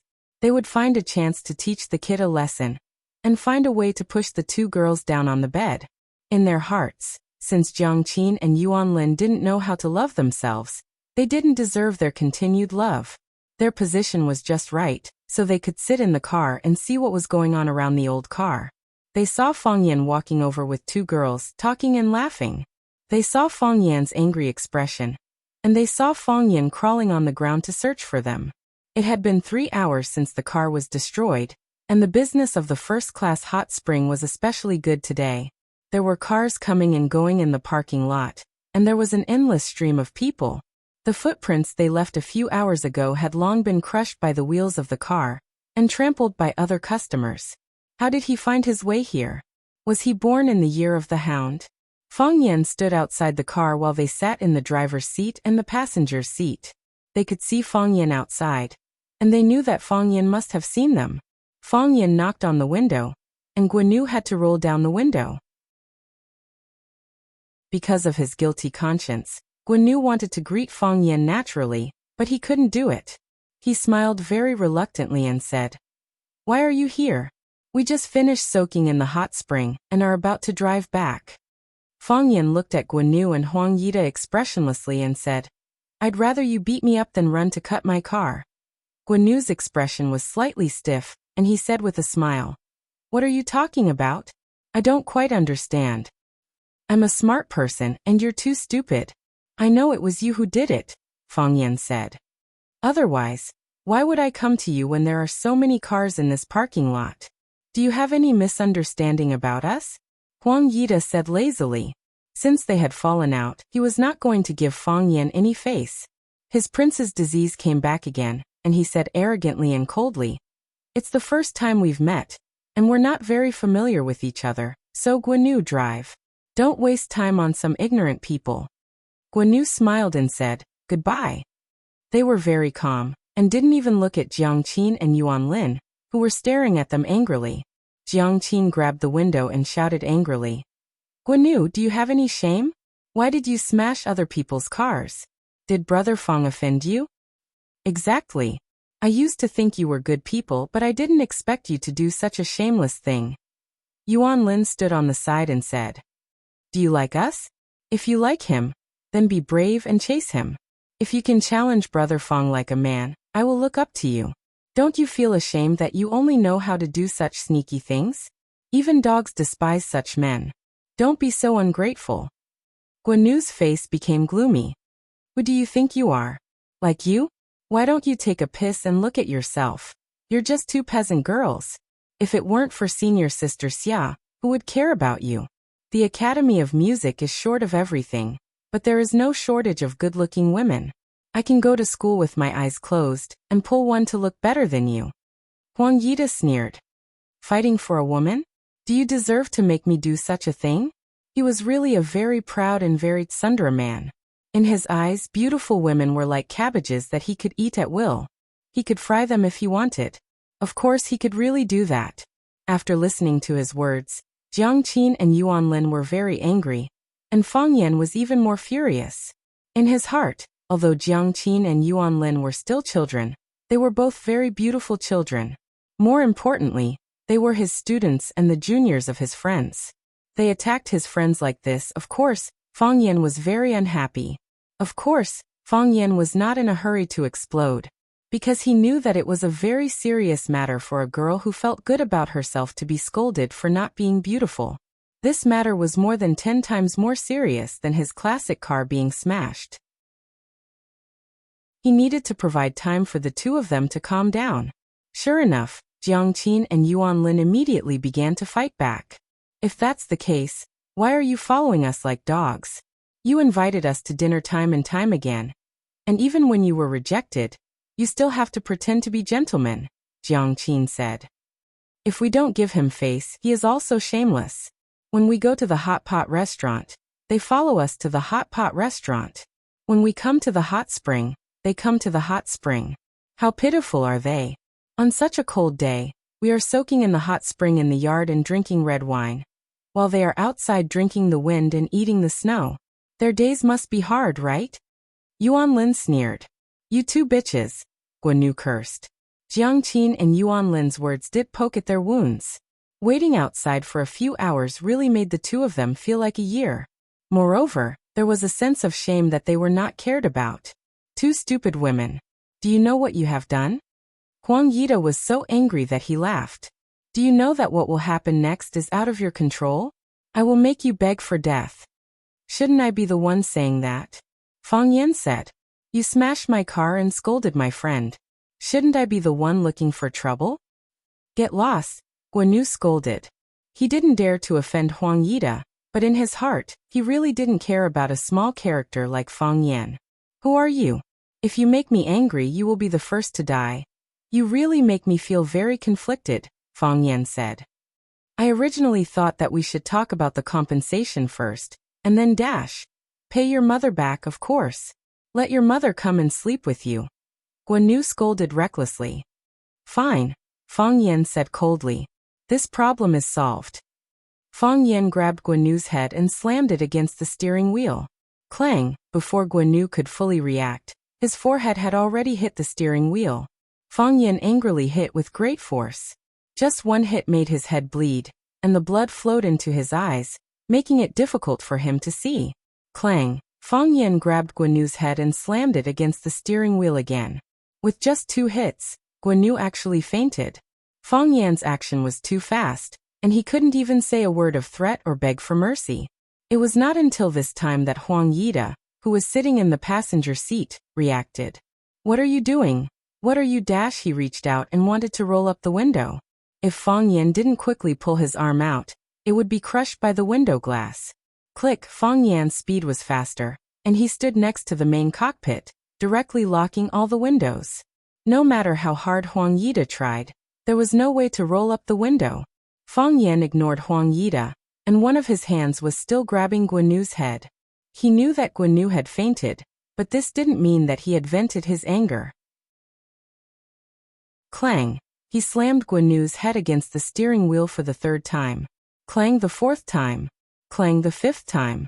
As if he was addicted to doing this, Fang Yan grabbed Guan Yu's head and slammed it against the steering wheel again and again. When the steering wheel was crooked, he used his other hand to straighten it and continued to hit it. The Mercedes-Benz logo in the middle of the steering wheel was printed in the middle of Guan Yu's forehead, creating a triangular flesh hole on his forehead. Guan Yu's head was dripping with blood, and the steering wheel was also drenched with blood. Blood flowed on the ground and on Guan Yu's legs. It was a shocking sight. The narrow car was filled with the smell of blood, which made Huang Yida feel nauseous. As soon as Fang Yan let go, Guan Yu's whole body collapsed on the leather seat, as if he was dead. Fang Yan took a tissue from the car to wipe the blood between his fingers. He looked at Huang Yida and asked, Do you know that the next thing is out of your control? I'm going to make you beg for death. This sentence should be said by me. Chapter 350. When they were in Huaqing, Jiang Qin and Yuan Lin had seen the scene of Fang Yan beating up Brother Wolf, so they were still very calm at this time. Huang Yida didn't have such luck. He was really scared silly. Oh my god! Is this guy trying to beat me to death? Guan Yu's head and face were covered with blood, and his chest and pants were also covered with blood. The blood splashed on his body, and he did not dare to reach out to wipe it off. His head and the steering wheel made a cracking sound, and every time he hit it, the sound of bones breaking could be heard. He suspected that even if Guan came back to life, his forehead and nose would probably collapse. If he did not go for plastic surgery, how could he fight in the entertainment industry in the future? Of course, the premise was that Guan could still come back to life. He thought that Guan was already dead. Guan's encounter made Huang Yida completely calm down, and his legs kept trembling under the car. He knew in his heart that if Fang Yan could treat Guan like this, then he had enough courage to treat himself like this. Huang Yida felt that he had to do something. He could not sit still and wait for death. "You'd better not touch me, my father is." "Don't tell me who your father is," said Fang Yan. "I'm not interested in knowing him." Fang Yan wiped the gap between his fingers with a tissue. He wiped very carefully. After wiping every finger clean, he put the blood-stained tissue in his pocket and said, "Can we talk about compensation now? Of course, if you have a different opinion, I can also beat you up first. I accept the negotiation." Huang Yida was relieved. As long as the problem could be solved with money, it was not a big problem. How much could his old car be worth? Even if he opened his mouth wide and bit it, how much could it be? As long as he walked out safe and sound today, there would be plenty of opportunities to get back at him in the future. He was very confident about this. "Get out of the car," said Fang Yan. In the past, if Fang Yan had used a commanding tone to order him to get out of the car, he would have rolled his eyes and called him an idiot. But with the visual impact of Guan being beaten to death in front of him, he did not have any courage to resist. He opened the door and got out of the car, but he still didn't have the guts to walk up to Fang Yan. Fang Yan looked at Huang Yida, who was standing in the wind and shivering, and said, "Since you agreed to compensate, I won't bully you. You'll pay me what the car is worth, 10 million up front. If it's not enough, I'll ask you for more." Huang Yida stared at Fang Yan with wide eyes and said, 10 million? What kind of expression is that? It's like I'm deliberately tricking you. Fang Yan said with a displeased expression. Huang Yida felt so wrong that he was about to cry. He thought to himself, "You're not deliberately tricking me. You're already prepared to bury me." 10 million can buy a Bentley, 2 Ferraris, more than a dozen Mercedes-Benz and BMWs. Brother, if I'm not wrong, the car you drive is called Hongqi, right? Isn't that too much? Huang Yida said cautiously. Although he had already planned to solve the problem with money, he didn't think that he would be cheated so badly. "How about this? Your car is already old. I'll call to order a new car for you, a new BMW. You can pick up the car when you get back to the city and drive it home today. Do you think that's okay?" BMW? Fang Yan shook his head. "I also have a BMW at home, but I like this Hongqi." Huang Yida sneered in his heart. He thought to himself, "Will you die if you don't brag? You have a BMW at home, but you don't drive it. You drive such a broken Hongqi to pick up girls? Is there something wrong with your brain?" Of course, Huang Yida didn't dare to say such words. He was afraid that Fang Yan would beat him, but he didn't have the confidence to beat Fang Yan. "Since you like Hongqi, then I'll buy you a Hongqi," Huang Yida said. "That's fine too," Fang Yan said. "I want the same Hongqi." "Of course, I'll buy you the same Hongqi." Huang Yida laughed in his heart. "This idiot, a BMW doesn't want a Hongqi. I really like your stupid acting." Fang Yan seemed to see through Huang Yida's thoughts and said with a smile, "I hope you can buy it. My Hongqi is the 3rd-generation domestic Hongqi that I bought 56 years ago. It's called Victoria's Soaring Dragon. It's a car from decades ago. It's really an antique now." Huang Yida didn't respond. He took out his phone and began to search for this model of Hongqi. As long as this car was sold online, he didn't believe that he couldn't buy it. Soon the results appeared. He clicked on the link and his face became more and more ugly. The 3rd-generation domestic Hongqi, which was the Victoria's Soaring Dragon, was priced at 570,000 yuan 56 years ago. Moreover, this price was the best one. The Victoria's Soaring Dragon only had one top-tier car. Of course, this price wasn't something difficult for Huang Yida to accept. After all, his annual New Year's money and the earnings from some of the stocks he invested were enough for him to pay the compensation. The problem was that 570,000 yuan was the price 56 years ago. According to the introduction on the internet, Victoria's Soaring Dragon was produced to celebrate the coming of Wuxia. Because the price of Victoria's Soaring Dragon was relatively expensive, and its appearance was too old, it wasn't accepted by the public. The sales of this car were pitifully low. Fang Yan's grandfather, Fang Huwei, was a martial artist. The rough edges and corners of Victoria's Soaring Dragon were just right for him. So he bought one as his own car. Later, the Hongqi factory really had no choice but to give all the remaining Victoria's Soaring Dragon to the retired old cadres behind the Red Wall as their travel cars. After the car was sent out, the leaders of the Hongqi factory were also relieved. As a result, during the National Day military parade, the country's #1 leader also chose to ride this special Hongqi car to participate in the parade and push this car to the world. For some reason, the Hongqi factory didn't reopen the production line of Victoria's Soaring Dragon. Therefore, the very few cars became antiques that some people collected. Now, the price of each Victoria's Soaring Dragon was between 6 million and 8 million. If the previous owner of the car had a special identity, then the price could be higher. In that case, the 10 million that Fang Yan offered was indeed a good price. After all, this type of car wasn't something that could be bought with money. What stupid thing did they do? Huang Yida completely became an idiot. He began to envy the unconscious Guanu. At least he didn't have to worry about money now. Fang Yan looked at the change in Huang Yida's expression and said, "Now you know that my asking price isn't high, right? The car was just cut, it's not broken yet. Can it still be driven after some repairs?" Huang Yida said. "Pa." Fang Yan slapped Huang Yida's face and said with a sneer, "Do you want to say that since the car isn't completely broken anyway, why don't you just pay for the repair and let this matter go?" Huang Yida's face was burning with pain. He reached out and wiped it. There was blood on his palm. He knew that the corner of his mouth was cut by Fang Yan.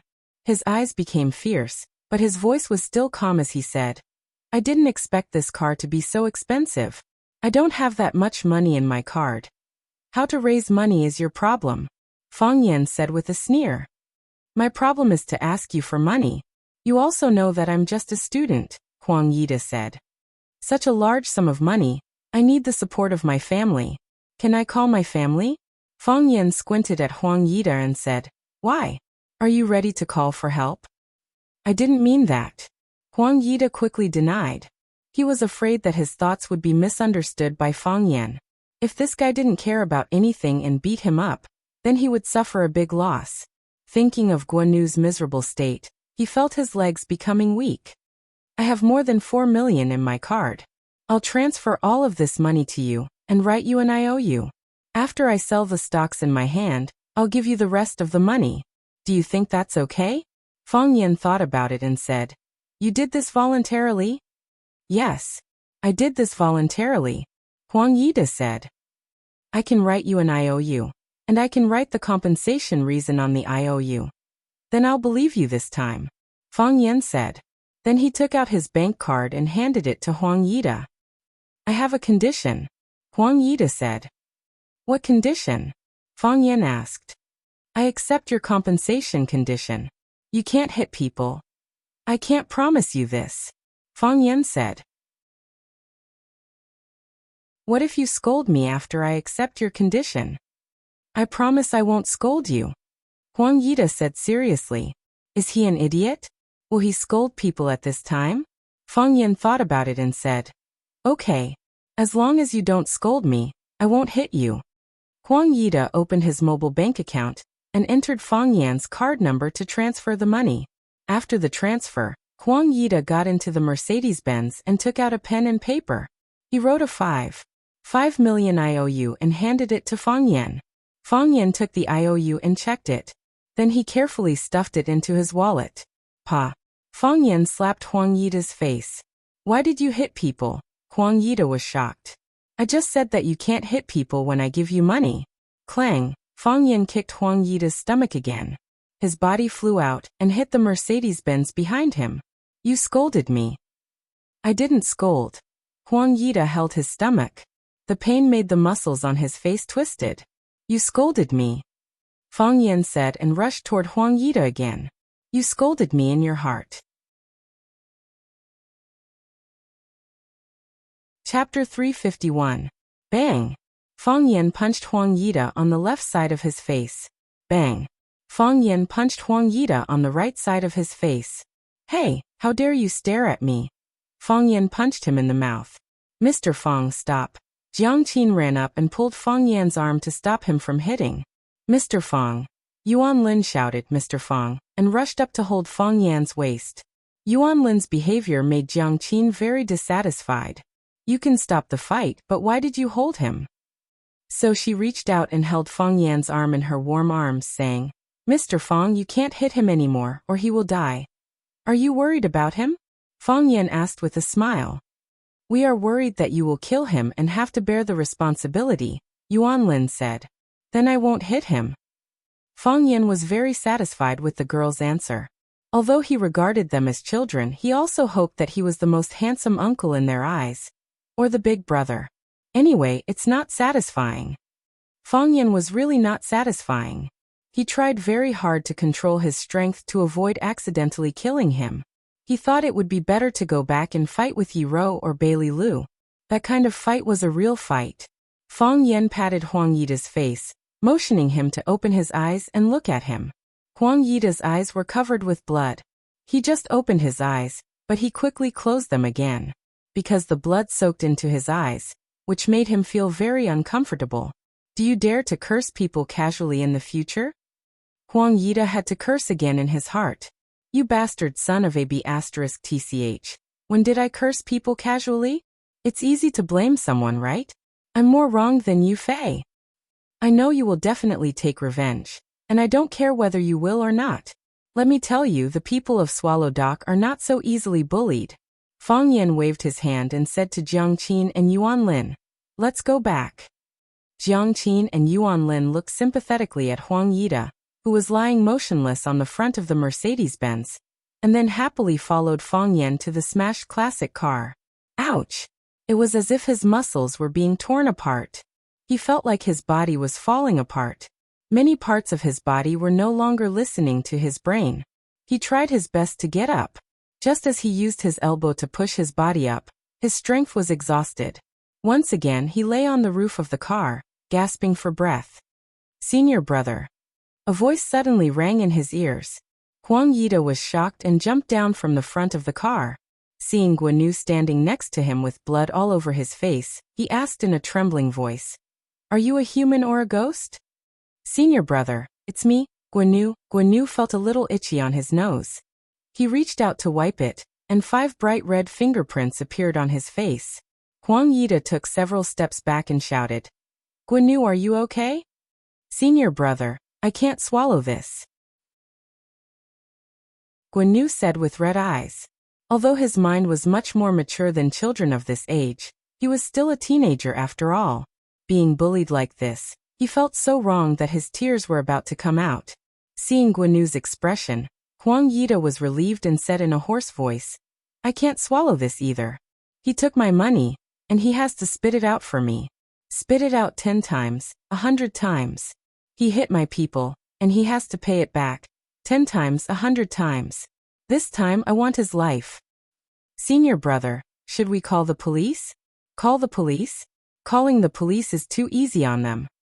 Senior brother, what can you do? After listening to Huang Yida's words, Guan Yu regarded him as his backbone and asked eagerly. He is too strong, and we are not his opponent at all. They had not associated Fang Yan with the legendary martial arts master. How could there be so many martial arts masters in the world?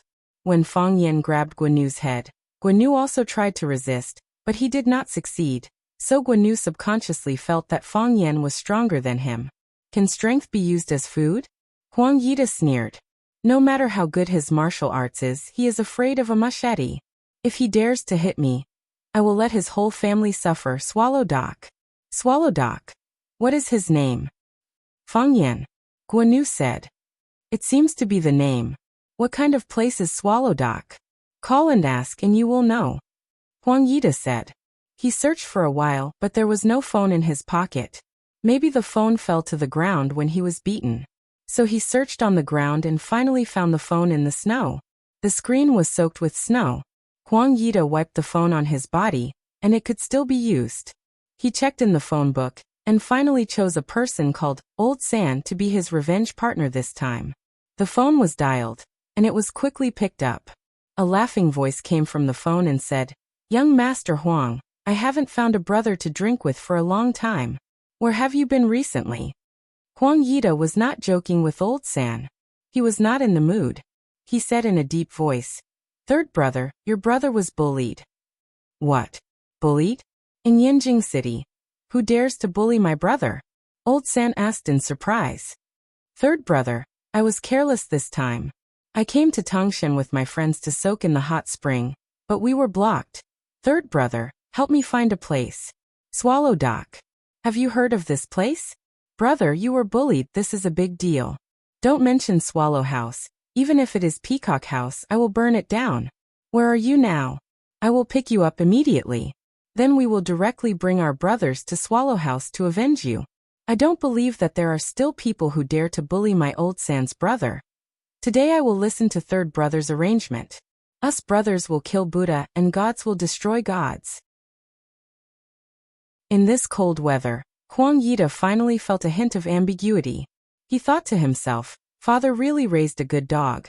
Huang Yida said gratefully, "Third brother, I am in the parking lot of Tangshan Top Grade Hot Spring.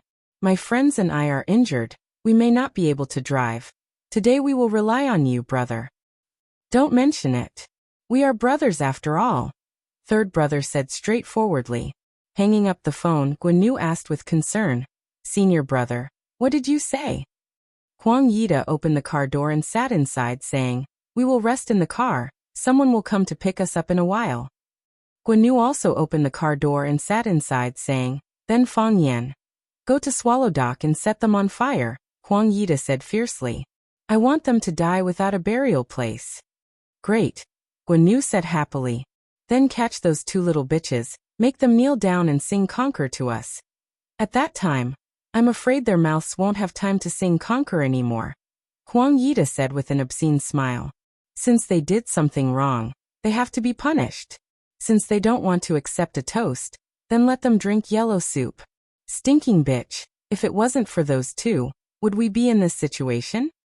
"That's right." Guan thought of the injuries he had suffered, and his hatred also surged. Don't fall into our hands or else." Huang Yida suddenly thought of a question and asked, "When did you wake up?" "Ah, what?" Guan was stunned and said, "I just woke up." "I hope so." Huang Yida coldly glanced at him and said, if Guan had woken up long ago and saw that he was being beaten, but deliberately pretended to be dead, and didn't want to come out to help. There was a big problem with this kid's character. GA. The big tyranny at the front of the motorcade that was responsible for opening the road stopped. The first car stopped, and the 4 cars following behind all stopped. The door was pushed open, and a long-haired man in leather jumped out of the tyranny car. He walked to the stone sign at the entrance of the village, looked at it and shouted, "Swallow Fort, this is Swallow Fort. It's written on the sign. Get off." The bald man in the back seat of the tyranny car shouted into the walkie-talkie, and the cars behind all opened their doors. More than a dozen men in black jumped out with all kinds of weapons in their hands, and gathered towards the stone sign. The bald man grinned, revealing 2 big golden teeth in the middle, and said to Huang Yida sitting next to him with a smile, "Brother, this is Swallow Fort. A place where even birds don't shit. If it wasn't for the GPS, we wouldn't even know where this place is." Huang Yida looked at the group of men in black standing in the cold wind, and his confidence was unprecedentedly high, saying, "Third brother, I can't thank you enough. You've seen the grievances I've suffered. This is the most shameful day for me as a brother. Today, it's up to you to make the decision for me."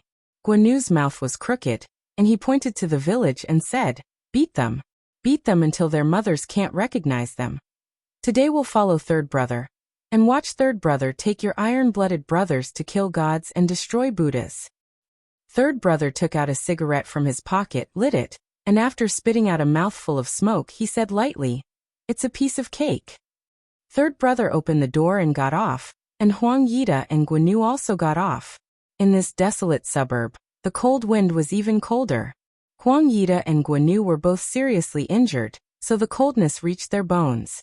Third brother swept his gaze over his brothers in a dignified manner and shouted, "Let's end this quickly. Brothers, you haven't eaten yet. When we get back, third brother will treat you to a hot pot, big meat and good wine." Huang Yida also shouted and said, "Everyone has a red packet of 10,000 yuan. Ow, the black-robed men shouted excitedly.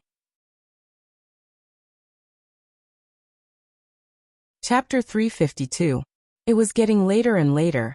The sky was getting darker and darker. The wind and snow that had stopped for half a day started flying again. The goose feather-like snowflakes and ice cubes inlaid a layer of protective film on the stone tablet. Most of the surface of the tablet was covered, only revealing a small area in the corner. Swallow Fort. The three big characters written in cursive script were the guiding light, telling Huang Yida, Guanu, San Yi and the others that this was the place they were looking for. Perhaps it was because of the long days or the wind and rain. This stone tablet was mottled and broken, like an ordinary old man that had almost melted into the earth because of his age.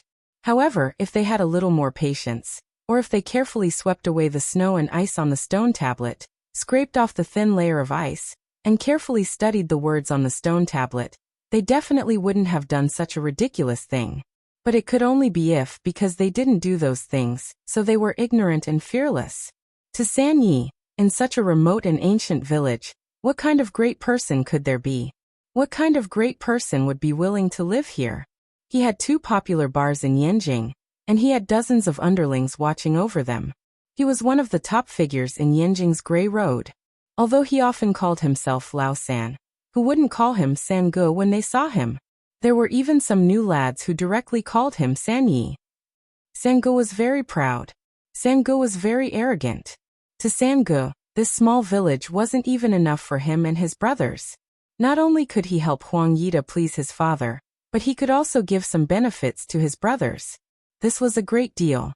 He raised his head again and blew a smoke bubble, saying loudly, "Brothers, did you hear that? We'll have enough meat and enough wine. Young Master Huang is benevolent and righteous. He can't bear to let everyone work for nothing. After we're done, he'll give everyone a big red packet of 10,000 yuan. Brothers, do you know what to do?" "Yes," a burly man said with a smile. "We'll go wherever young Master Huang points. Whoever offends our young Master Huang will take his life. Young Master Huang, just wait and see. We brothers won't eat and take money for free." Third brother waved his hand, motioning for everyone to quiet down. He said, "We are looking for a kid from Swallow Dock called Fang Yan. Let's ask a villager first. Once you find him, beat him half to death and hand him over to our young Master Huang." "Understood." The gangsters shouted in unison. Third brother waved his hand, and the group of black-clothed men with knives and cudgels walked into the village.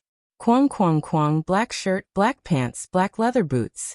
Marching into the village in such a large group, it looked extremely powerful and imposing.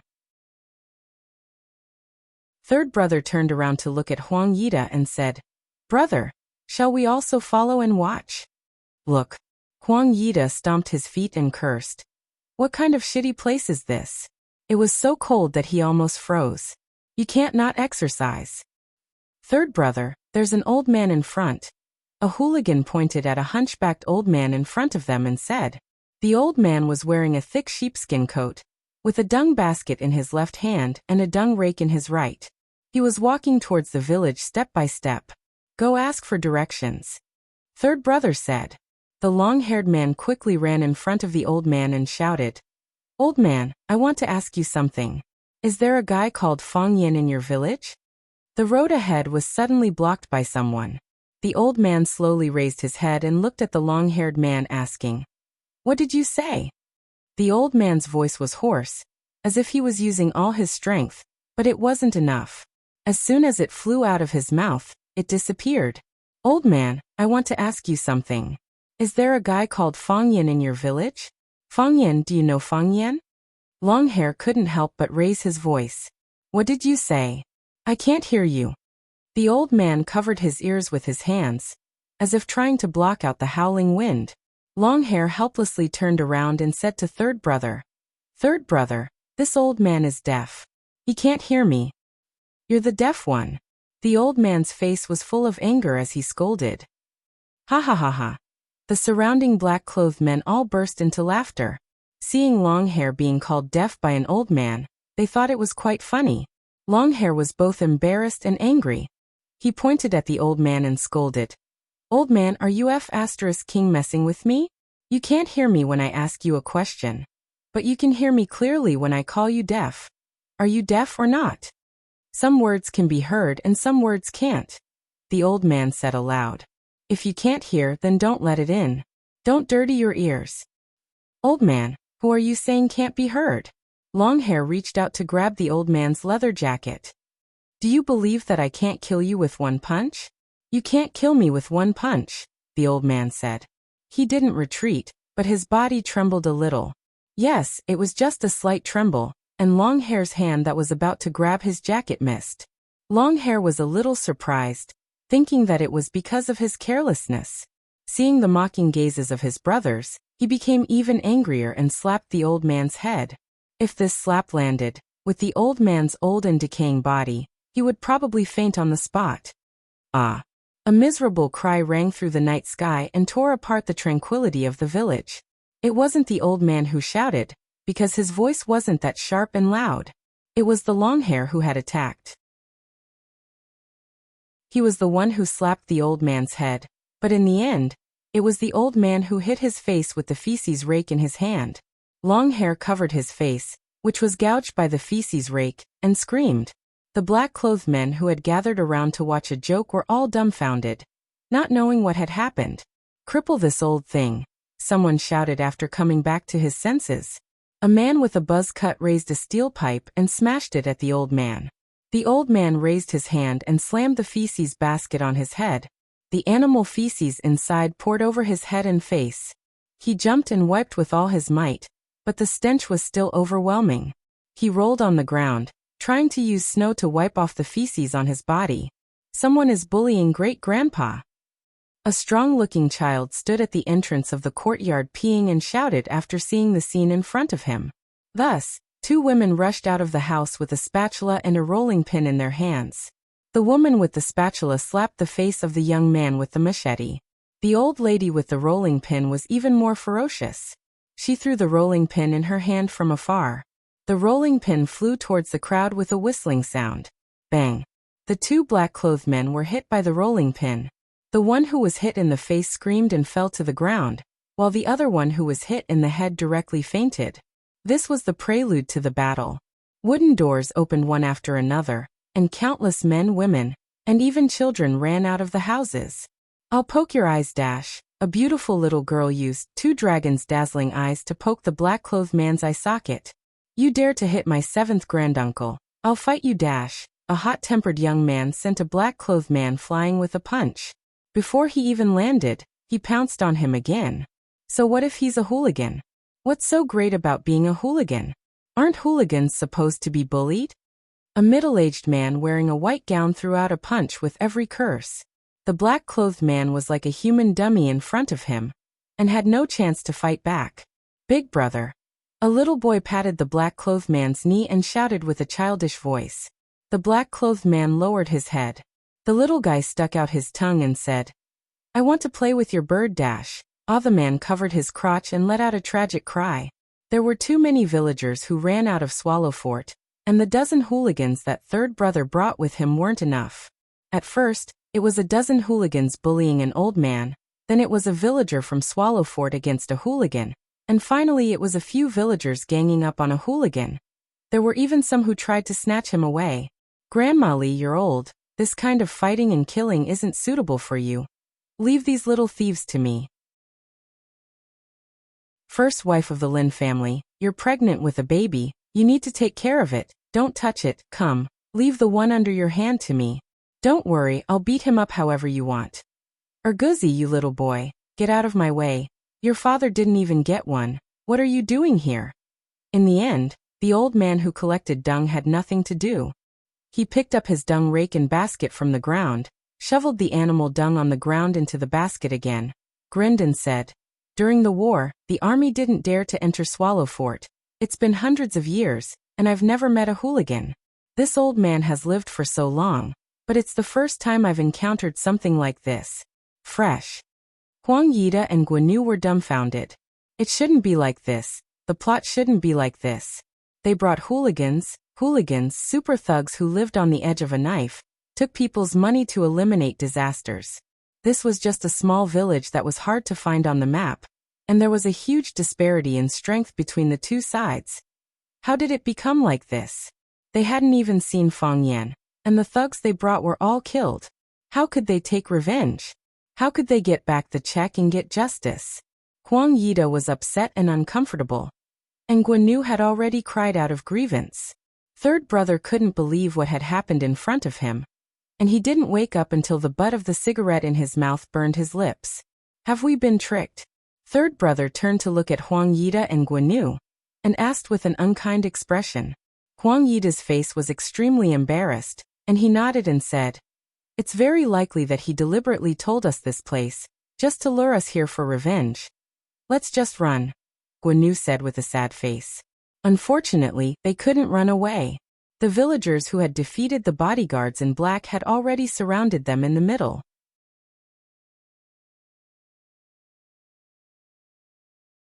Chapter 353. Third brother was a person of the scene, and a person of the scene naturally had to say some polite words at the crucial moment. He cupped his fists, bowed to the villagers present, and said with a smile, "Fellow villagers, friends and elders, is there any misunderstanding? We came to Swallow Dock with no ill intentions. We just wanted to find a person, a friend. If we have disturbed you, please forgive us. I apologize to you, sincerely apologize. Today we are allowed to pass, and we will definitely give you generous gifts in the future." Third brother was very sad and sorrowful. All these years of smooth sailing made him have higher and higher expectations of himself. He did not allow himself to fail, and he would not allow such a humiliating failure. He wanted a 100% victory. He wanted to become a 100% king of war like third brother. But who could explain to him what the F***ck was going on? No one responded. The villagers of Swallow Dock looked at third brother with a strange expression, as if they were looking at an idiot. I'll say it here today, isn't it almost the new year? Give each family a pig leg and a basket of fine noodles. Third brother decided to bribe them with a large sum of money. Although these villagers were strong and could fight, they had not seen much of the world. Giving them a pig leg and a basket of fine noodles would probably make them smile from ear to ear, right? The villagers of Swallow Dock were indeed smiling from ear to ear, and even chattered in groups of 3 to 5, pointing at third brother and the others. Even if third brother, Huang Yida, and Guanyu couldn't clearly hear what they were saying, but from their expressions and actions, they could more or less guess something. Look, these three idiots. Huang Yida wanted to cut the Gordian knot and solve the problem quickly. He felt that the more they delayed, the more disadvantageous it would be for them. That Feng Yan had tricked them here and hadn't appeared yet. Who knew what he would do? Huang Yida whispered to third brother. "Third brother, we need to use a large sum of money. These wicked people are wild. Don't worry, I'll pay for it." Being criticized by Huang Yida like this, third brother's face didn't look good, and he shouted to the villagers, "Fellow villagers are loyal. I can't be too stingy. 1 pig for each family, 100 yuan for each villager. Every family has one. What do you guys think? You should be satisfied now, right? Fellow countrymen, don't be too greedy. If it doesn't work, then we'll call the police. When the police get here, you'll have nothing left. You can't get it, right?"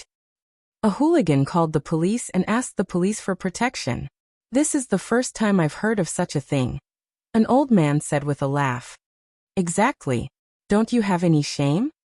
These people who live off others are so spineless." Back in those days, my grandfather could wear steel nails and be sandwiched between them without batting an eyelid. He even asked for a cigarette from the torturers. Third brother and the others were scolded by a group of peasants for being unprofessional, which made them blush with shame. They wanted to force their way through the crowd, but when they saw the shovels, rolling pins, shovels used for stir-frying vegetables, broadswords, spears and other sharp weapons in their hands, they could only give up on this idea. "We're really looking for someone." Huang Yida forced a smile on his face and said, "I'm a student of the Yenjing Academy of Music. We came to Swallow Dock to look for our friend. Who is your friend? Someone asked. Fang Yan, Huang Yida said. So it's the Fang family's kid's friend. Don't listen to them. Why bring so many people to see a friend? They have knives and guns. How can they be visiting a friend? No matter who you're looking for, you can't bring weapons into the village. This is the rule. Fang Yan walked over with a bowl of pig's trotter rice in his hand. He stood in the middle of the crowd and said with a smile, I don't know them. They have knives and guns. Don't tell me they want to rob our village. Fang Yan. Guan Yu stared fiercely at Fang Yan. That's him. He's Fang Yan, Huang Yida whispered to third brother. Brother, don't worry. This brat is on my list. Beat him up every time you see him in the future, third brother said in a low voice. He also remembered the humiliation he had suffered today on Fang Yan. Thank you, third brother, Huang Yida whispered. What do we do now? Admit defeat, third brother said. Third brother walked in front of Fang Yan and took the initiative to extend his hand to Fang Yan. He said, Fang Yan brother, right? I'm third brother. My friends in the circle call me third brother, out of respect. I heard that you and my two brothers had some misunderstanding, so I came over to understand the situation. I didn't expect to be misunderstood by my fellow villagers. Look at this, ha ha ha. Fang Yan didn't have any intention of shaking hands with third brother. He stuffed a fragrant and delicious pig's trotter into his mouth and chewed happily. He said, I had some misunderstanding with your two brothers. One of your brothers, I guess it's Huang Yida, felt wronged and called you for help. You wanted to curry favor with Huang Yida or someone in his family, and then brought a dozen of your brothers to help him take revenge. You didn't expect to be beaten like a pack of dogs after entering Swallow Dock. So now you want to shake hands with me and ask for peace. If there's a chance in the future, you can have your revenge 10 years later? Third brother's face darkened. He said, Brother Fang, this Swallow Dock is good and bad. I've already experienced it. But this Swallow Dock is just Swallow Dock. Brother Fang will go to Yanjing City one day. At that time, aren't you afraid of something unpleasant happening? Fang Yan stared at third brother with wide eyes. He asked, You guys aren't thinking of beating me up? For example, getting into a car accident while driving, or being poisoned while eating, or you're walking on the road and someone's stabbing you in the back. This world is too dangerous. Anything can happen. Third brother said calmly, but the threat was obvious. Do you know the difference between ideals and reality? Fang Yan tried hard not to look at the two dazzling golden teeth in third brother's mouth. That would affect his appetite.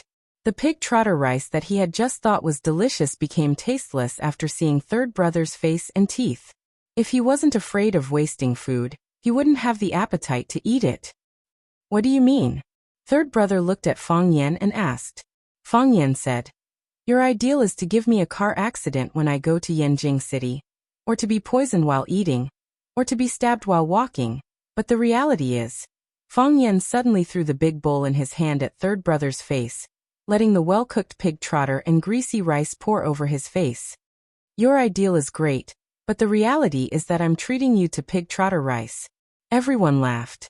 The people of Swallow Dock were very satisfied with Fang Yan's way of handling things. For thousands of years, they had never been threatened. This was something in their bones. It was their innate temperament. Huang Yida and Guan Yu looked at Fang Yan with faces full of shock. Did this guy really not know how to write the word death? Did he know what kind of person third brother was? Did he know that if he did this, he would encounter third brother's relentless revenge? No matter where he was, third brother would find someone to bring him fatal trouble. Thinking like this in his heart, there was an irresistible secret joy. If third brother was forced to act because of Huang Yida's invitation, then later, he might hate Fang Yan's existence even more than Huang Yida. First the rice bowl fell. Then the sticky rice slid down third brother's face. Several pig trotters fell off, and 2 radishes fell. But there was a pig trotter that was too tenacious. It firmly stuck to third brother's face, not willing to fall to the ground with its companions. Third brother reached into the pocket of his leather jacket and took out a handkerchief. He used the handkerchief to wipe off the pig trotter and wiped the rice and juice off his face. When he finished doing all this, he threw the handkerchief in his hand to the ground and stepped on it with his leather boots. He rubbed it left and right, pressing the handkerchief deep into the soil, as if it had never appeared. Third brother looked at Fang Yan and said, "Killing someone is just a big scar. What you just did, that's much more serious than killing someone." Slap. Fang Yan slapped third brother's face. Slap. Fang Yan slapped third brother's face again. Slap. Fang Yan kicked third brother's body flying. While third brother's body was still flying through the air, Fang Yan's toes touched the ground, and he jumped up and stood on top of third brother's body. Fang Yan's movement was very casual, and his posture was very handsome. Even the surrounding villagers didn't give him any applause. Huang Yida and Guanu's eyes widened, and there was a crack in their hearts, as if something had broken. Damn, this guy is a martial arts expert? How are they going to get revenge? Clang, third brother's body landed heavily on the ground, causing snow to fly everywhere. Fang Yan also landed, still stepping on third brother's stomach. Third brother grunted, and vomited a large amount of bright red blood. Fang Yan looked down at third brother, and said, "As a hooligan, you can bully other ordinary people or fish for some gray profit. In a situation where I can't see, no one will deliberately cause trouble for you. I'm also not someone who likes to meddle in other people's business. But you dare to be so arrogant and lawless after breaking into Swallow Fort, then don't blame us for getting rid of evil for the people. Swallow Fort doesn't accept threats, and Swallow Fort doesn't fear challenges." Swallow Fort. Fang Yan stepped on third brother's arm. Crack. One of third brother's arms was broken. Fang Yan kicked third brother's left leg. Crack. The clear sound of bones breaking came from third brother's left leg. Fang Yan looked at third brother who was howling in pain on the ground, and said, "Breaking one of your arms and one of your legs is a gift for your first visit to Swallow Fort. I hope you don't like it."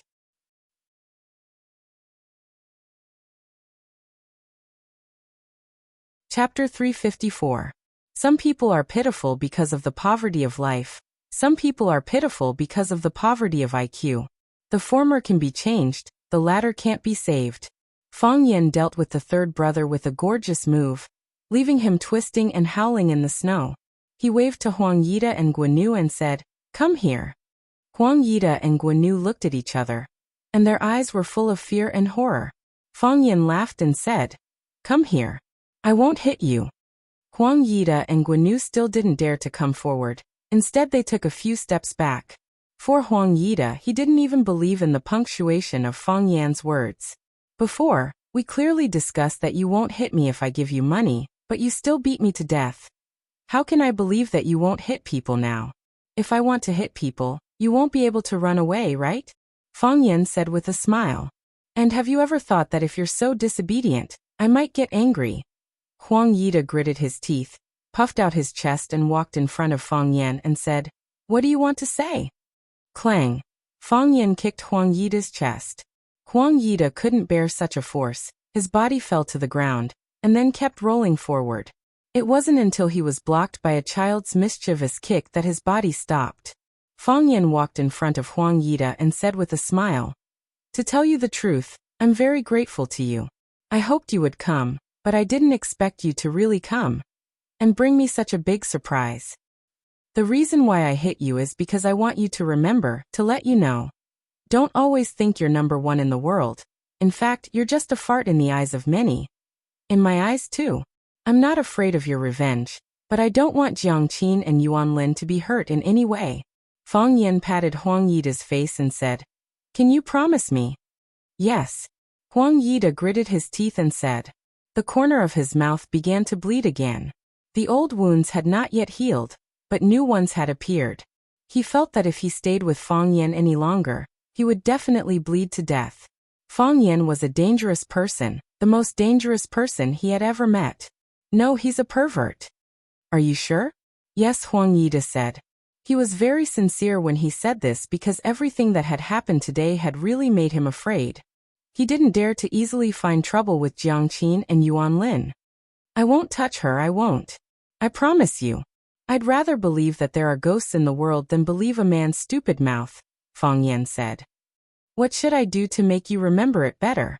Huang Yida was so scared that his whole body was trembling. He hurriedly said, I promise you. I really won't touch her. If I touch her, I'll die a horrible death. Trust me this once. They are my junior sisters. How could I possibly hurt them? It looks like you're really sincere, Fang Yan said with a smile. Then he dragged Huang Yida's arm and pulled. Huang Yida opened his mouth wide and howled like a pig being slaughtered. I don't believe in sincerity, Fang Yan said. But I hope you can feel my sincerity. Fang Yan's way of expressing sincerity was, he forcibly broke Huang Yida's 2 arms and 2 legs. Fang Yan waved at Guanu. Guanu's body softened and fell to the ground with a plop. Don't hit me, I won't hurt them, I won't, Fang Yan sighed and said. I didn't plan to hit you. I mean, you can drive, can you? Fang Yan really didn't plan to hit Guanu. Guanu and Huang Yida were 2 different kinds of people. Guanu was not a good person, but he was afraid. Huang Yida was arrogant, and thought that everyone in the world was not as good as a finger of his. Such a person was easy to go to extremes. Therefore, in order to prevent him from going to extremes, Fang Yan first used an extreme solution to him. Guanu looked at Fang Yan with a confused face and thought, what does this mean? Take them all away, Fang Yan said. Take them all away. Don't dirty the village. Yes. I'll take him away. Guanu got up from the ground. He didn't know why he suddenly had such great strength. He picked up Huang Yida, who was lying on the ground, and ran out of the village. The other men in black also got up from the ground. They supported each other, and walked towards the parking place at the entrance of the village. There were also a few slightly injured people who ran over and dragged the immobile 3rd brother away. The convoy rumbled for a while, then turned around and ran away from Swallow Dock towards Yanjing City. This group of people came valiantly, full of confidence and anger, but when they left, they were so miserable and embarrassed. Of course, the pain prevented them from thinking about this problem for the time being. When the convoy went far away, a man wearing a down jacket and a cotton hat came out from behind the stone monument. He looked at the convoy going away, and his face showed a dignified and worried look. When they limped away, Fang Yan cupped his fists to the surrounding villagers and said with a smile, Uncles and brothers, sisters-in-law and sisters, thank you for your help. I, Fang Yan, will remember this kindness. Che, the villagers scattered, and in the blink of an eye, they dragged their children home. Fang Yan saw that the old man was still standing next to him, and looking at him with a smile. He hurriedly walked over, bent down to hold the old man's arm and said, It's such a cold day. Why did you come out to pick up feces? Isn't it much more comfortable to stay at home? Roast firewood and drink a cup of yellow wine? I'm old, so I want to come out and see more. I'm just afraid that one day when I close my eyes, I won't be able to see anything anymore. I haven't seen enough of this Swallow Fort yet, the old man said with a laugh. His ears and eyes were sharp, and he was a completely different person from before when he was pretending to be deaf and mute. Sir, you won't leave so soon. I've already calculated for you. You can live for at least 100 years, Fang Yan said with a smile. If you think that's too long, I'll give you a discount and let you live for another 80 years. I can't go any less. Any less and Yama won't be willing. The old man laughed aloud and said, Child, you have a good mouth but also a bad mouth. Tell me, what are you planning by bringing such a group of people to our Swallow's Fort? Sir, you can tell? Fang Yan asked in surprise. The old man chuckled. The wrinkles on his face were deep, and his eyes were like bottomless black holes, black and sparkling, containing the wisdom and energy to understand the world. When have you ever done anything that doesn't benefit you? With Fang Yan's proud and arrogant personality, do you really think that these hooligans are worthy of your attention? If you didn't mention our Swallow Fort's name, how could they possibly find us? By Xiao aside, all the children of Swallow Fort added together wouldn't be as strong-willed as you alone, the old man said. Fang Yan looked around and hurriedly said, Sir, don't do this to me. You're just making me hate. Did I say something wrong? I'd say the same in front of them, the old man confidently said. Sir, of course you can say that. You even dare to say that. Fang Yan was about to cry. If they don't dare to do anything to you, then wouldn't all their hate be transferred to me? Do I still want to live in this Swallow Fort? Swallow Fort didn't have a village head, because there were too many surnames and everyone belonged to different clans, so there was no clan head. But Swallow Fort had a teacher. Teacher was the teacher of Swallow Fort School of Enlightenment, as well as the school's headmaster. Bai Xiu was the school's teacher, but everyone called him Teacher Bai. It was only this old man in front of them that everyone had to call him teacher.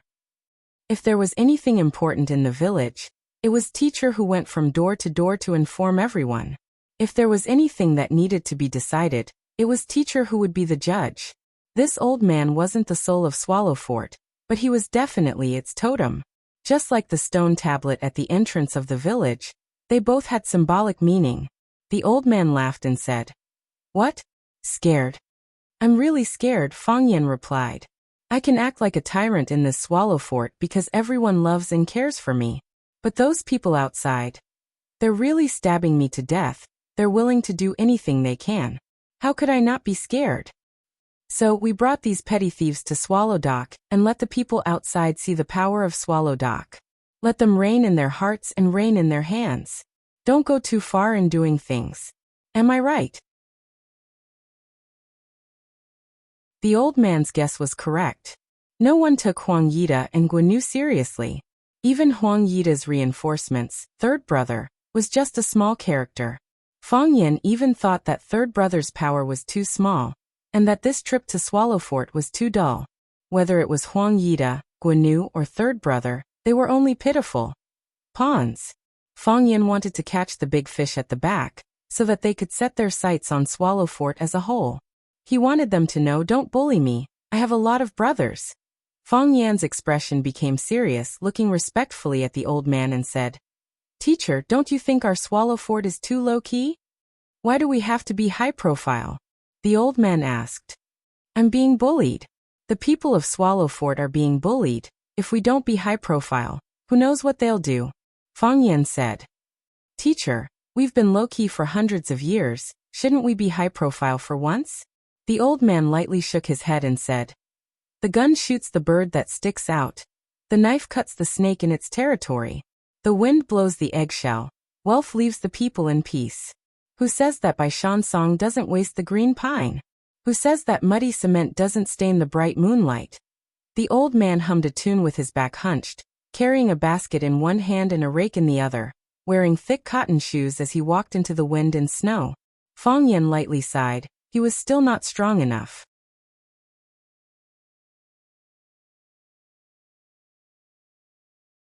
Chapter 355. Beast Hunting Garden. Hundreds of beasts were kept in captivity for people to capture and kill in order to obtain a different kind of excitement and pleasure. Underground boxing, killing strange creatures. These rare and dangerous games were becoming more and more accepted and fascinated in certain circles. Those young masters and daughters of wealthy families had no worries about food or clothing. They could take whatever they wanted in the world. It was indeed a very difficult thing to play something different. Fortunately, when there was killing, there would be sales. If you wanted to kill, there would naturally be merchants who would provide everything for you. Thus, the hidden rare treasure gardens or beast hunting gardens were open to some specific customers in the surrounding areas of Yinjing City. The so-called specific customers referred to those with a certain status. They had strong spending power, and they would keep the killing game they entered a secret. Of course, the most important thing was that if there were any problems with these gardens, they could help you erase all the loose ends with a single phone call. This was more advanced than golf teams, yacht clubs, or the mysterious and cool supersports clubs. The requirements to join were also more stringent. On the snow-covered snowfield, a group of men wearing military camouflage walked quickly. The camouflage was pale white, very similar to the color of the snow. They blended into one with the snowfield, looking like a few animals or trants walking quickly on the snowfield. The big man in the lead made a stop gesture, squatted down, and carefully examined the snowy surface. He said, "I found footprints. Although they are covered by fresh snow, we can find the target based on the footprints." "Zhao Qingya, what animal is it?" someone asked excitedly. He tightened the hunting rifle in his hand, preparing to shoot fiercely in a moment. Coming to this godforsaken place on such a cold day to be exposed to the cold. Wasn't it just to see blood? "A deer." Zhao Qingye said. Boring. The young masters in the team sighed and said. When can we meet a big guy? Yesterday Liao Banbai and the others met a tiger. They killed the tiger, and everyone became a tiger-killing hero. The beast hunting garden even held a celebration banquet for them. They ate tiger penis and drank tiger blood wine. Even if we kill this deer, who would be willing to become a deer-killing hero? This thing depends on luck. Zhao Qingye said angrily. I also want to kill a blind bear. You'll have to encounter it to get it.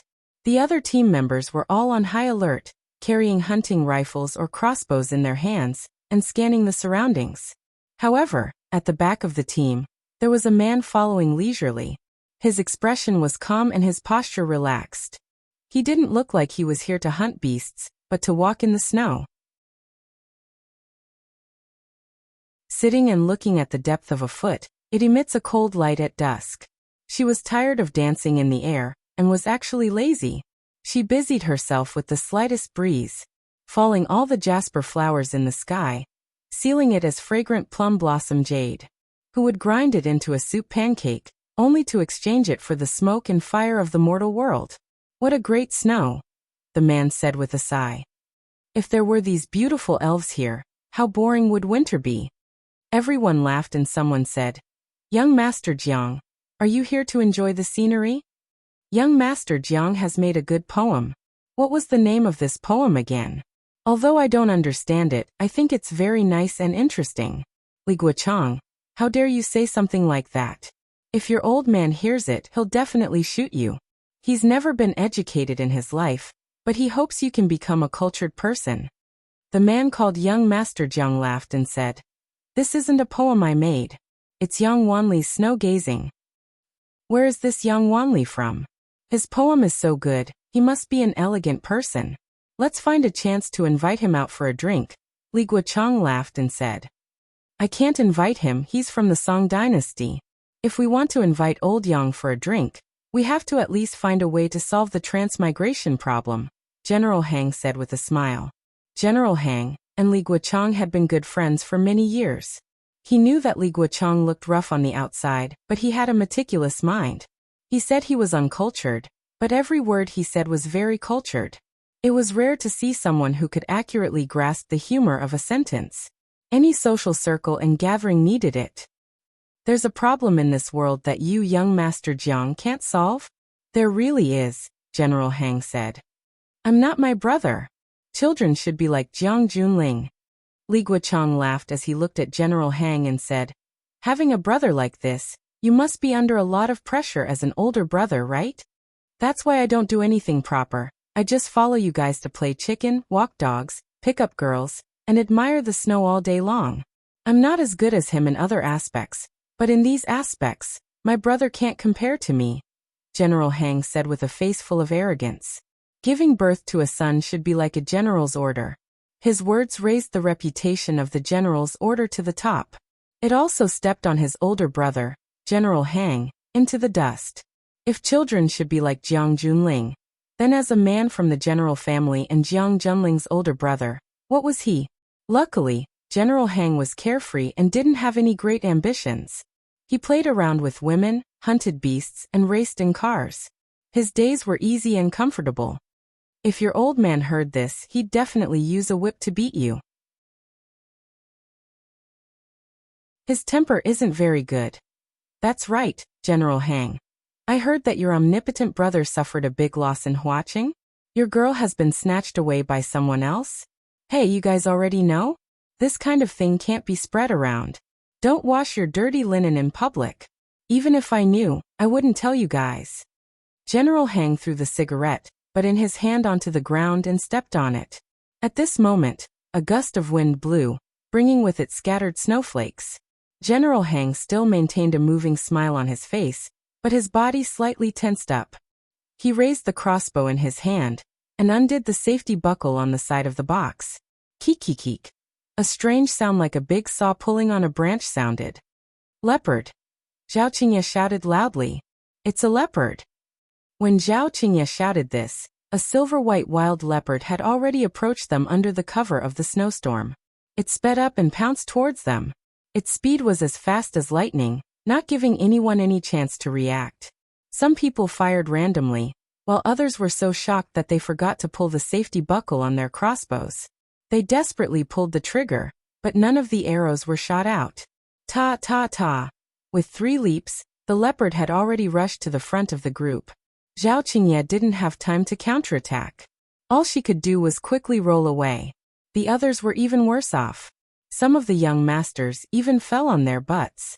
In the beast hunting garden, humans could hunt beasts, and beasts could also be hunters. This was the true reason why the beast hunting garden was so popular. What kind of wonderful feeling was it to be placed in such a dangerous environment? General Heng's body suddenly leaped up, and the first arrow left the bowstring. Bang! The huge recoil caused the bowstring to ring, and the short arrow shot forward at high speed. Whoosh! The arrow was shot askew. The wild leopard had already rushed to the middle of the group, pouncing on a young master who was rolling on the ground. It opened its mouth and was about to bite. Everyone knew that as long as they were bitten by this beast, a bloody piece of flesh would be torn off. Bang! Oh you! A gunshot rang out. The wild leopard that was about to bite fell to the ground with a miserable cry. Its body twitched violently, and its abdomen once again emitted that rustling sound of a big saw pulling on a tree. But this time, the rustling sound was even more urgent and chaotic. It wasn't as calm and steady as before. A man in a green camouflage suit slowly walked over from behind the forest, expressionlessly looking at the struggling prey lying in the pool of snow. There was no hint of pride on his face. Blood flowed out from the wild leopard's abdomen, dyeing the surrounding snow red and then melting. A blood-red lake appeared at the place where it lay. The wild leopard was soaking in its own snow, looking very pitiful. Jiang Junling! Everyone exclaimed. Jiang Junling pushed up his glasses, looked at the guy on the ground whose head was almost bitten off by the leopard, and asked, "Are you okay?" "I'm fine," the young master said with lingering fear. His entire body couldn't stop shaking, and even his pants were soaked in urine. Of course, this was something he wouldn't admit. "We were so close, so close."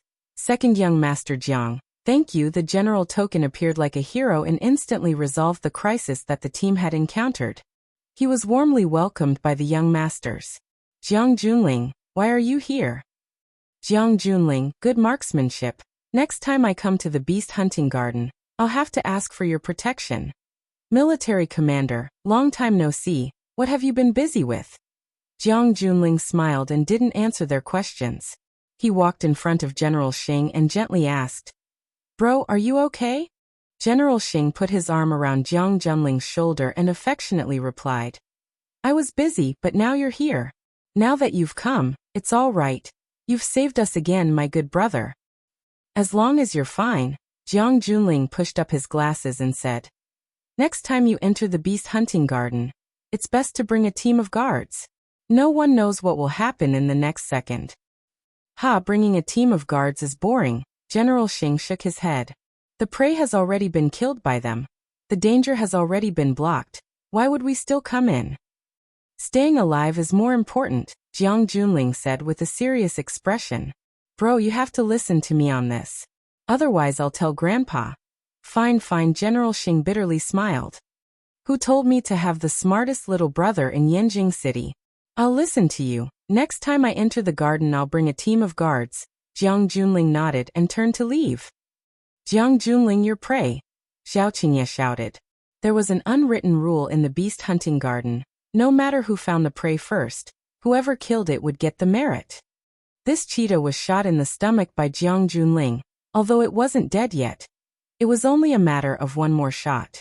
Jiang Junling turned around to look at the prey and said, "The prey you found first. I'll give it to you." The young master who was almost bitten by the cheetah jumped up and pointed his hunting rifle at the cheetah's head. Bang! One shot blew the cheetah's head to pieces.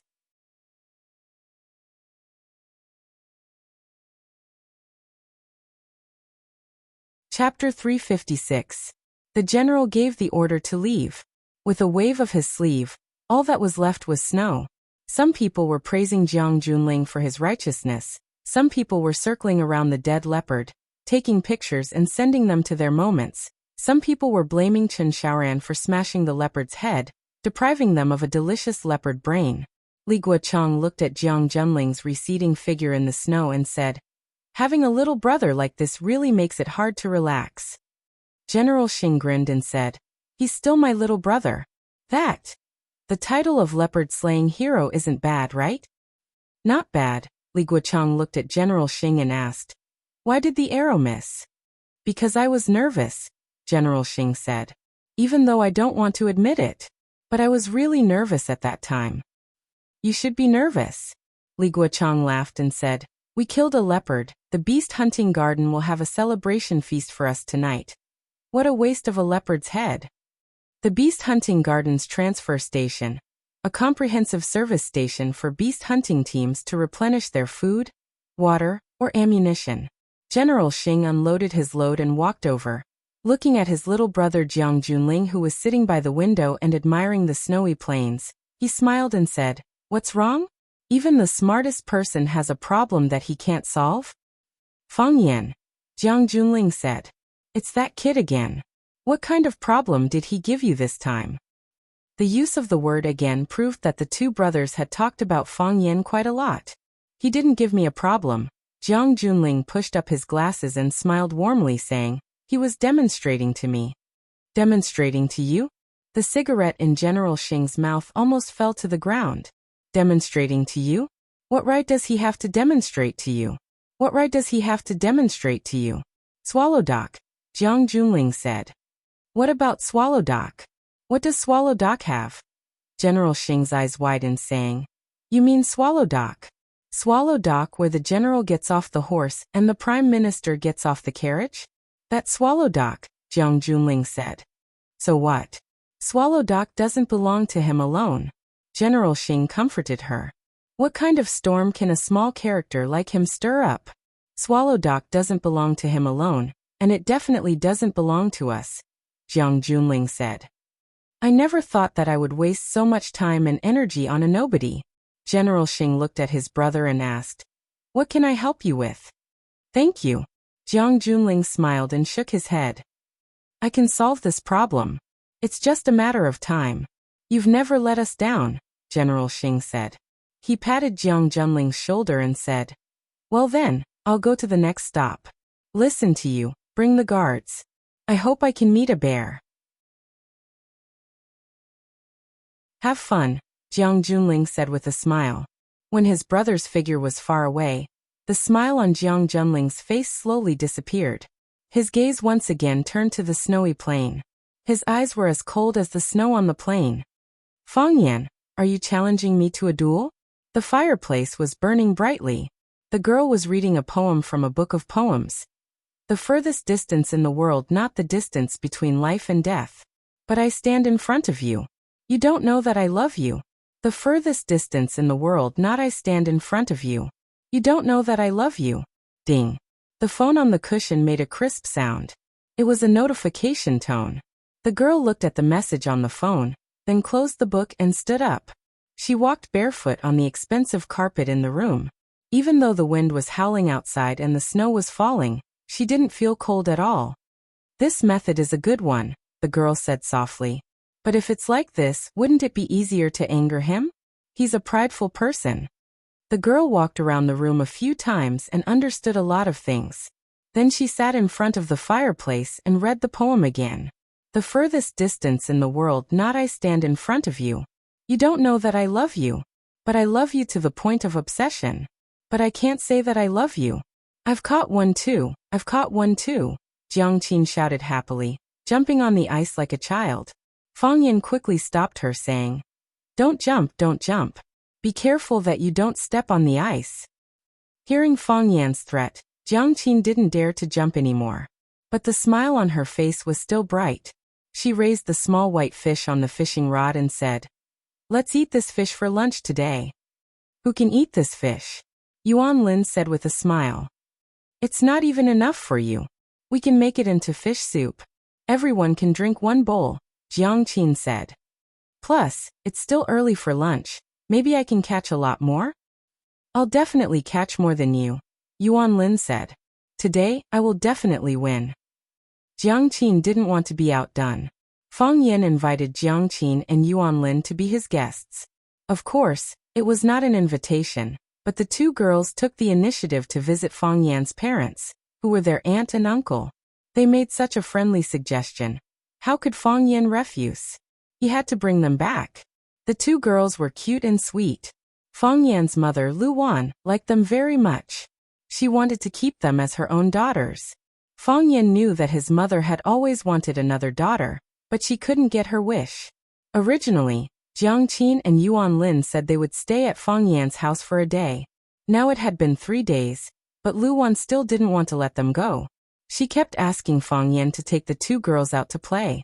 Sometimes, Fang Yan couldn't be lazy even if he wanted to.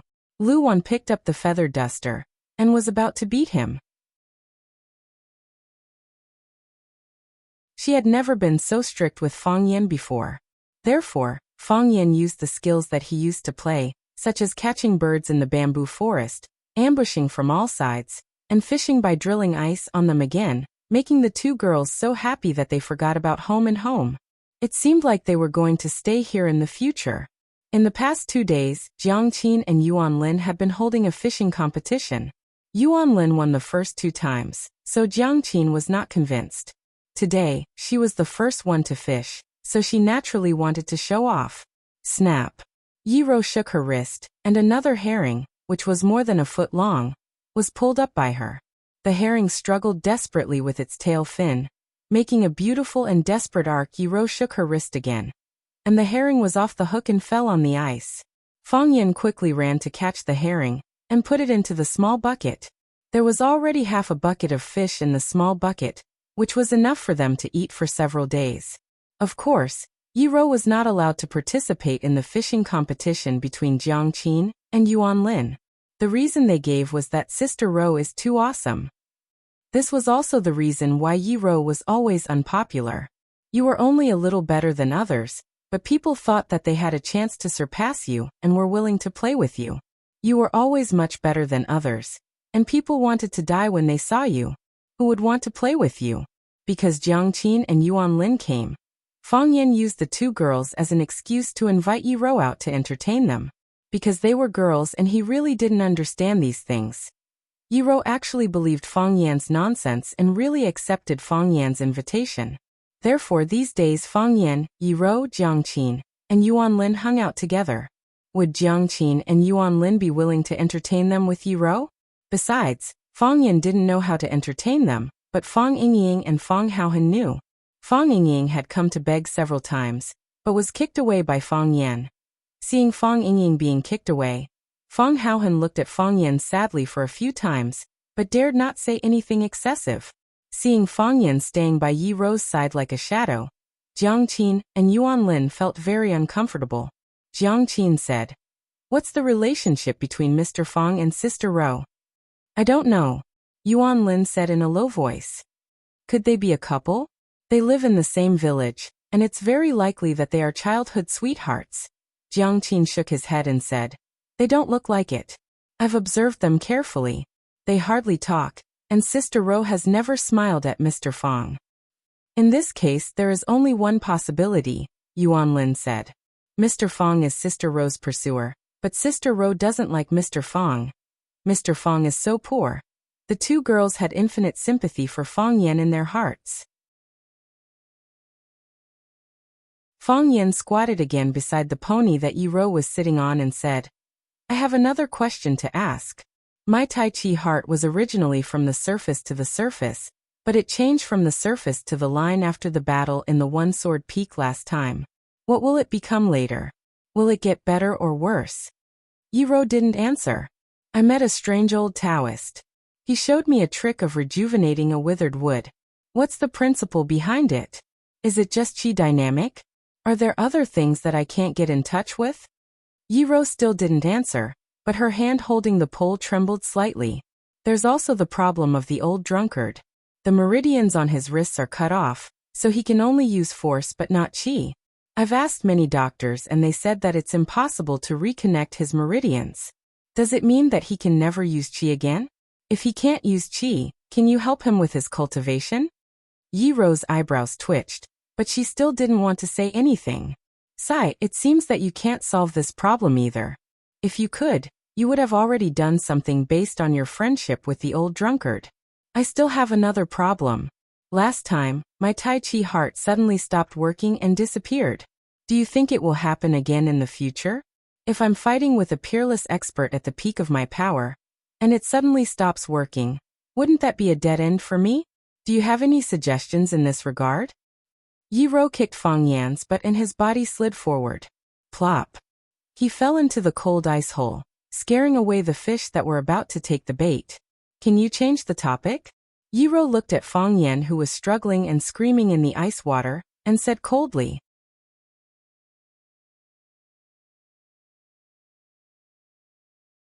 Chapter 357. In the cold winter, the water was like a knife. The knife cut the flesh, the cold air froze the flesh, and attacked the internal organs. If an ordinary person fell into an ice cave in such a cold winter, he would be seriously ill. Of course, for people from Swallow Fort, even if he was a kid, it was just a small punishment or torture. For people like Fang Yan, who had the heart of Tai Chi to protect himself, not to mention being bathed in ice water, even if he was stabbed by an ice knife, who the hell dared to stab him?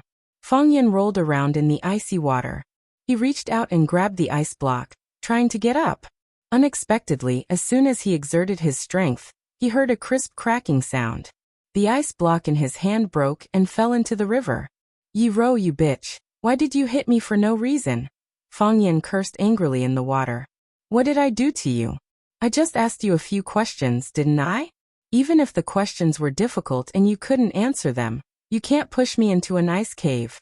I've taught so many students, and I've never physically punished them when they couldn't answer the questions. With your temperament, you will never be able to become a noble and great teacher. Idiot. Yi Rou looked up at the sky and said coldly. She didn't like cursing people. She liked to solve everything with her hands. Because she found that cursing people couldn't solve any problem. After cursing, she had to solve the problem with her hands. In this case, why didn't she just skip the useless process? However, there was a kind of person that you would feel sorry for if you didn't curse him.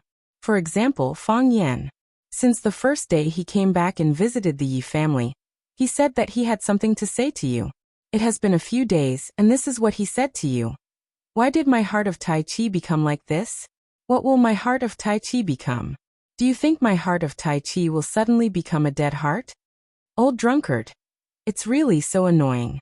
After breaking another 2 ice blocks, Fang Yan had to shout to Yi Rou. Yi Rou, help me throw your whip over. Yi Rou didn't want to be gentle again. Who walks in front of their own house with a whip on their person? Of course, Yi Rou didn't leave him in the lurch. She threw the hook at Fang Yan. Fang Yan grabbed the fishing line and wrapped it around his arm twice. With a shake of her hand, Yi Rou lifted Fang Yan out of the water. Fang Yan untied the fishing line on his arm and looked at Jiang Qin and Yuan Lin calmly and casually to prove to them that he was fine, and that he was just joking with Yi Rou. He said, "Do I look like a mermaid?" Jiang Qin stared at Fang Yan for a while and said to Yuan Lin, "I told you they can't." Indeed. Yuan Lin nodded. Who would be so mean to their boyfriend? Fortunately, it's not, Jiang Qin said. Fortunately, it's not, Yuan Lin also said. Fang Yan knew that his disguise had failed, and he had no prestige in front of these 2 girls. A gust of wind came and his body couldn't help shivering. He opened his mouth and wanted to say something but shivered again. Then he strode to the riverbank and said, "I'll go back and change my clothes." Crack. Fang Yan ran too fast and used too much force, so he broke the ice and fell into the ice hole again. Yi Rou, help me. Fang Yan patted the ice pieces in the ice water. Save me again. Yi Rou had to save him again. The only man in the group left, and the 3 women who were not familiar with each other stared at each other. Yi Rou could feel the faint hostility of Jiang Qin and Yuan Lin to her. And she also knew that it was because of Fang Yan. However, Fang Yan was gone. As the host of Swallow Dock, she felt that she had the responsibility and obligation to take care of these 2 guests who came from afar. So she tried to smile. At least she thought so. She looked at Jiang Qin and Yuan Lin and said, "I can teach you how to fish." This was her way of expressing kindness, although it was not very natural and practiced. But it was indeed the best she could do. Her short hair was flying in the cold wind, and her red sportswear made her look like a red elf in this world of ice and snow. When she spoke, she looked at the eyes of Jiang Qin and Yuan Lin very seriously. Her eyelashes were curved and her lips were slightly pursed, which made her look stubborn and cute. Yes, Yuro was really a stubborn and cute little girl. Jiang Qin and Yuan Lin looked at each other, and Jiang Qin immediately accepted Yiro's kindness. He said with a smile, "Okay. Thank you, Sister Ro."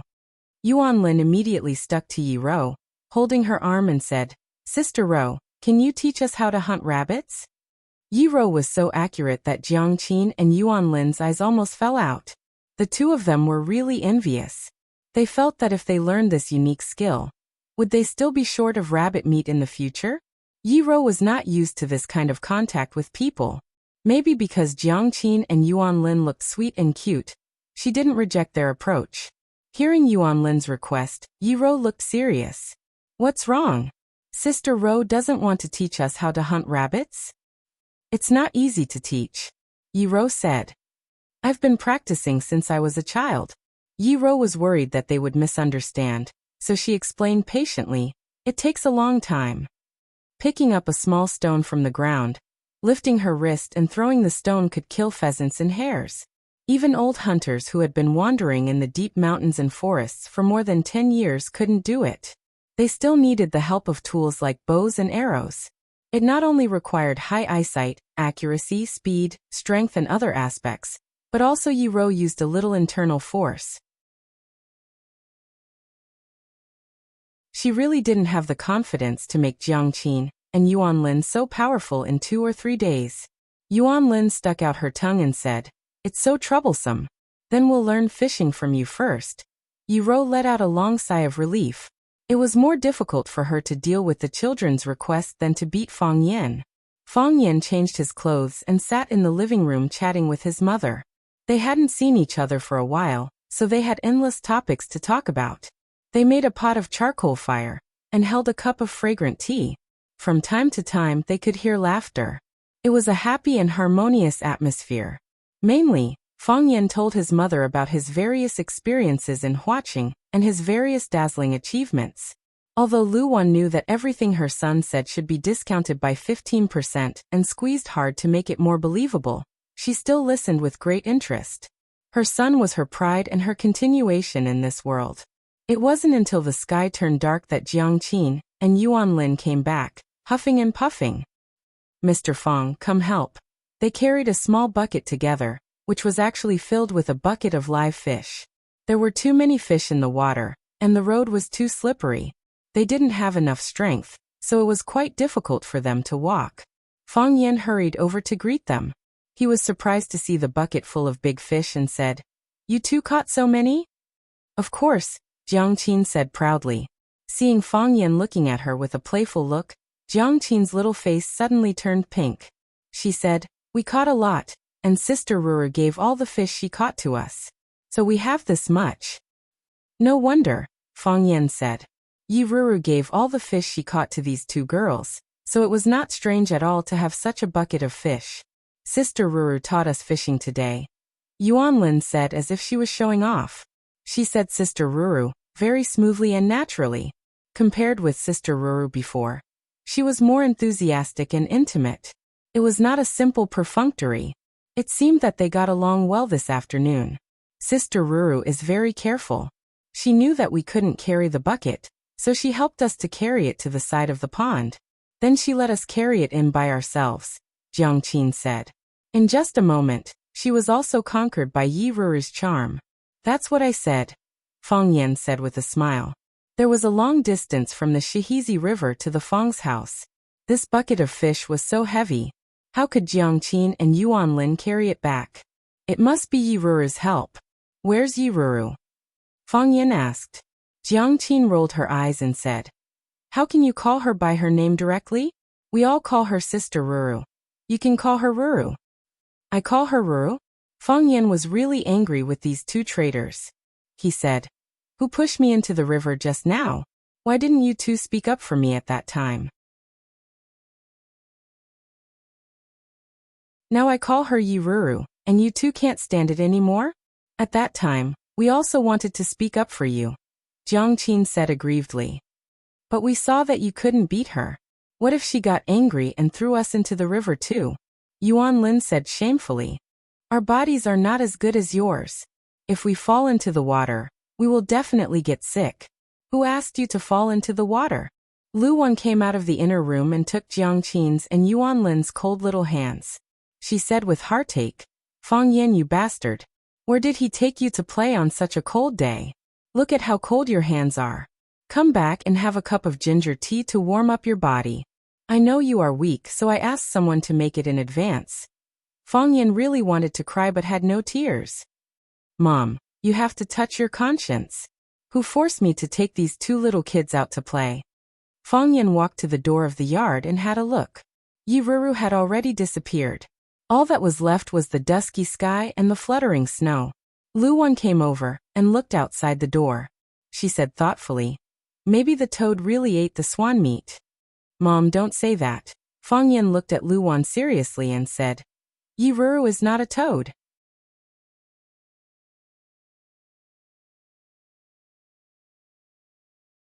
Chapter 358. Children don't despise their mothers for being ugly, and mothers don't despise their sons for being cheap. In the world, parents are the group who love their children the most. It was because his love was too deep that he always put himself in their shoes to think about problems. If their son is right, then he is right. If their son is wrong, then he must have a reason to be wrong. Their only son, Fang Yan, has been beaten by Yi Rou for years. He is often beaten black and blue, and can't get out of bed for 30 or 50 years. Lu Wan must be dissatisfied with Yi Rou. That's understandable. Fang Yan didn't want his mother to have a deep prejudice against Yi Rou. He thought it was just a beautiful misunderstanding, so he tried to resolve it seriously. Although she often beats me, it's for my own good. Mom, think about it. If Yi Rou didn't beat me every year, how could I have made progress so fast? How could I have realized the heart of Tai Chi earlier than the old drunkard? At that time, everyone said that he was a rare martial arts genius. Although Yi Gentle was a little barbaric and liked to beat people, she wasn't a bad person. It's okay to say that Yi Rou is a toad in front of me, but you can't say it to others. That will affect the relationship between the Fang and the Yi. You know, the relationship between our two families was not very good before. I just went to melt the ice, and the Yi family seems to be willing to accept our kindness. Besides, you can't describe your son as a swan. I'm a red-crowned crane at most. Slap. Fang Yan was slapped on the head. Lu Wan, a gentle and graceful woman, couldn't stand her son's extreme narcissism and shamelessness.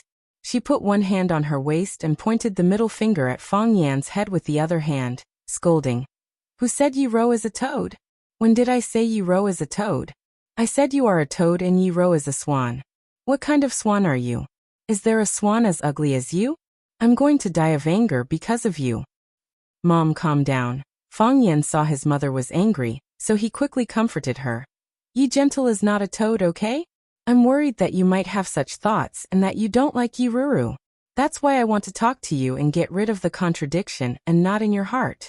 Since you said she's not a toad, it proves that you don't have any contradiction or not in your heart. Isn't that a good thing? What conflict would I have? What knot could I have in my heart? Am I an ignorant village woman? Or do you think I'm stupid? How could I not know what Yi Rou has done for the Fang family? Am I not grateful? I'm a useless mother, and I still need a little girl to help me educate my son. Fang Yan blushed and said, Mom, don't say that. We were just sparring, and I lost to her a few times. Why would you need her to teach your son? What? Are you ashamed now? Why haven't I seen you blush before? Didn't you say that you wanted to take revenge? Didn't you say that you would marry Yi Gentle as your daughter-in-law and beat her every day? Didn't you say that you would let her give birth to dozens of sons for you and make her ugly and disgusting? Fang Yan opened his eyes wide and said, Did I say that? Lu Wan nodded and said, You lost the 7th competition and one of your legs was broken by her. You drank too much in the backyard with underestimating enemy. When you were sent back, your mouth was full of such drunken words. It makes me angry. Who sent me back? Fang Yan asked. Hero and warrior, Luan said. Fang Yan was relieved and said, that's good. No one else heard it, so it couldn't be passed to Yi Gentle's ears. Luan sneered and said, Hero and Yi Gentle sent you back together. That day, Gentle was also drinking with underestimating enemy. You hugged someone and said such drunken words. Can you stop doing such things? Fang Yan only felt a chill on his back and a burst of fear in his heart. He said, Yi Gentle, did she say anything? What do you want her to say? According to her character, she wouldn't say anything, would she? Of course. She turned around and left. She didn't even say hello to us, Luan said. After your leg was healed, she found an excuse to beat you. I remember. Fang Yan slapped his thigh and said angrily, I remember. She broke my leg in the competition, and I had to lie in bed for more than 30 days to recover. Later, I couldn't lie in bed anymore, so I secretly invited Yi Fengsheng and Li Xiaotian to the back mountain for a barbecue. We roasted a chicken.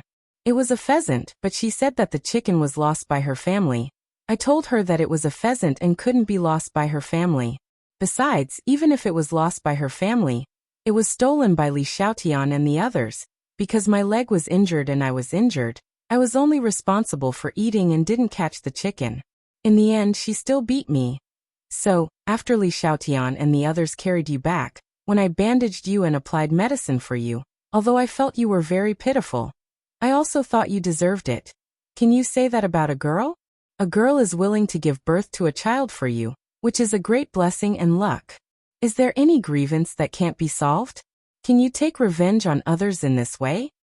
Fang Yan's forehead was covered with sweat. Mom, what's wrong with you today? Words said when you are drunk. Can they be counted? Dusk came, and the snow was swirling. At the door of the small courtyard, the mother and son faced the boundless wilderness outside, saying intimate words that only they knew. Crack. Fang Yan was hit on the head again. Luan pulled Fang Yan's ear and said, words said when you are drunk are not counted. You men like to say irresponsible words when you are drunk and do things that you don't want to be responsible for. I can take what you said as drunk words, but what do you want Yi Wenwan to think? Yi Wenwan is an innocent girl, but hearing you say that, beating you is a light punishment. She didn't beat you to death, because she left a root for our Fang family. What else are you not satisfied with? Mom, whose side are you on? Fang Yan said angrily. Anyway, I am your son. How can you speak for Yi Wenwan? She beat me like that and broke my leg. I was just complaining when I was drunk. That's not allowed, is it? Do we still talk about the law in our family? It's not against the law to complain, but it is against the law to beat people. Only your grandfather can deal with you with your temper. Luan couldn't argue with Fang Yan, so she said with a sneer. Grandpa. Fang Yan had a feeling of danger again. It was like when he heard that he scolded Yi Wenwan in front of her after he was drunk. Not scolded, but made up his mind to marry her and make her give birth to a son for him. It was more dangerous than hearing that. What did he do? After your grandfather heard about it, he drank 2 liters of Shadaozi alone. After he was drunk, he yelled that his grandson was promising. Look, Grandpa is also on my side, which means I did the right thing, Fang Yan said. Of course. Your grandpa went to the Yi family after he got drunk and proposed marriage to them. He said he wanted them to marry Yi Ro to you as their daughter-in-law. Luan couldn't bear to see her son's complacent face, so she kept saying something shocking. Ovo. Fang Yan was really stunned this time. Not only was he stunned, but he was also frightened by the news. Grandpa, he went to Yi family to propose marriage to Yi family? He hoped that Yi family would marry Yi Wenwan, their most cherished and cherished treasure. To me? Grandpa, how could he do such a thing? I understand, everything is clear now. No wonder the relationship between Yi family and Fang family became worse. No wonder Yi Wenwan almost beat me to death in the following competition. No wonder. Fang Yan thought of another thing.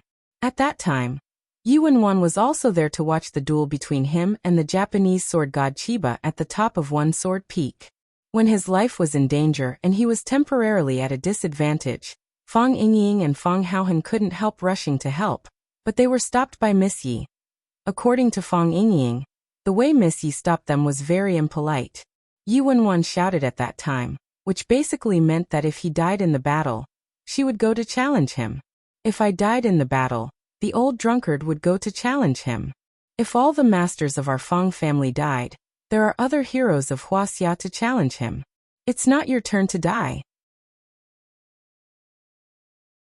After the duel, Fang Yingying and Fang Haohan retold the scene to Fang Yan, and thought about it with Fang Yan. Fang Yan thought about it by himself, while the two idiots squatted beside him and pretended that they were also working hard.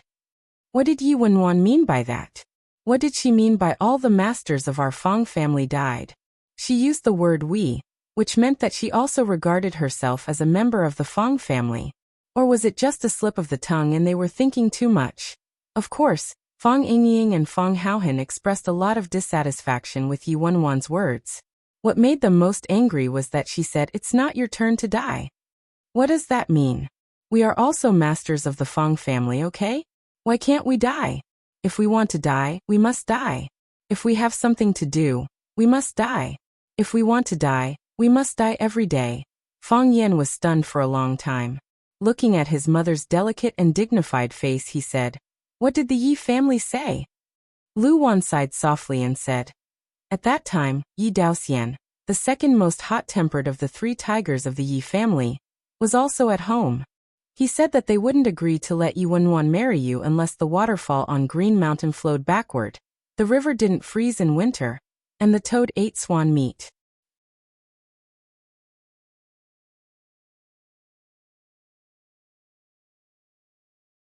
Chapter 359. The waterfall flowed backward, the river was not frozen, and the toad wanted to eat the swan's meat. Any of these three conditions could make people very embarrassed. What's more, they put forward three conditions at one go, and all three had to be fulfilled at the same time. Fang Yan was very calm, and Fang Yan was not angry at all.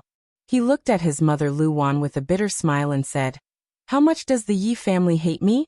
How could they put forward such harsh conditions?" "You can't think like that," Lu Wan said. "If I were Yi Ruru's mother, I would not agree to marry my daughter to you." "Mom, are you my mother or not?" Fang Yan stared at Lu Wan and said, "Am I not good?" "It's not that you are not good, but you are not good to Ruru." Lu Wan looked at her son lovingly and said, "Everyone in Swallow Dock knows about you and Phoenix. You like Phoenix, and your grandpa went to the Yi family to propose for you. The Yi family did not do anything to your grandpa because he is not in good health. If the other families in Swallow Dock dared to propose, they would probably throw you into the pond at the door to feed the turtles. The Yi family is born to be prouder than the other families, and you know it." Fang Yan sighed softly and said, "Grandpa is really a bad matchmaker." "I thought so before," Lu Wan said. "Now I think he is really farsighted. When he went to the Yi family to challenge for you, everyone thought he was asking for humiliation. But what happened? Who benefited in the end? It's you and the Fang family." "I'm going to talk to Grandpa," Fang Yan said. Lu Wan smiled and patted off the snow on Fang Yan's body, saying, "Go ahead. Your grandpa is not in good health. He can go out to play chess with others when the weather is good, but when the weather is cold he can only stay in the room alone, which makes him very uncomfortable. You are not often at home now, and you underestimate the enemy. Usually there is no one to talk to him." "I understand," Fang Yan said. "I'll bring a bottle of plum wine for him." Lu Wan closed the door and said, "Your grandfather's health is not good. He can't drink too much." Fang Hui gulped down the plum wine in the cup, wiped the wine stains on his mouth, and said, "Why can't I go to the Yi family to propose marriage? What's wrong with my grandson? Don't tell me he's not good enough for their daughter? Do you really think I'm worthy?" Fang Yan asked with a smile. "Of course," Fang Hui said without hesitation. "Although you were a little funny in the past, you're a man. As you grow older, you'll gain more knowledge. As you grow older, you'll become more and more capable. Look at you. When you were a teenager, you were always sneaking around and fighting with people. Have you done those things in the past few years?" Fang Yan regretted coming to chat with his grandfather to relieve his boredom.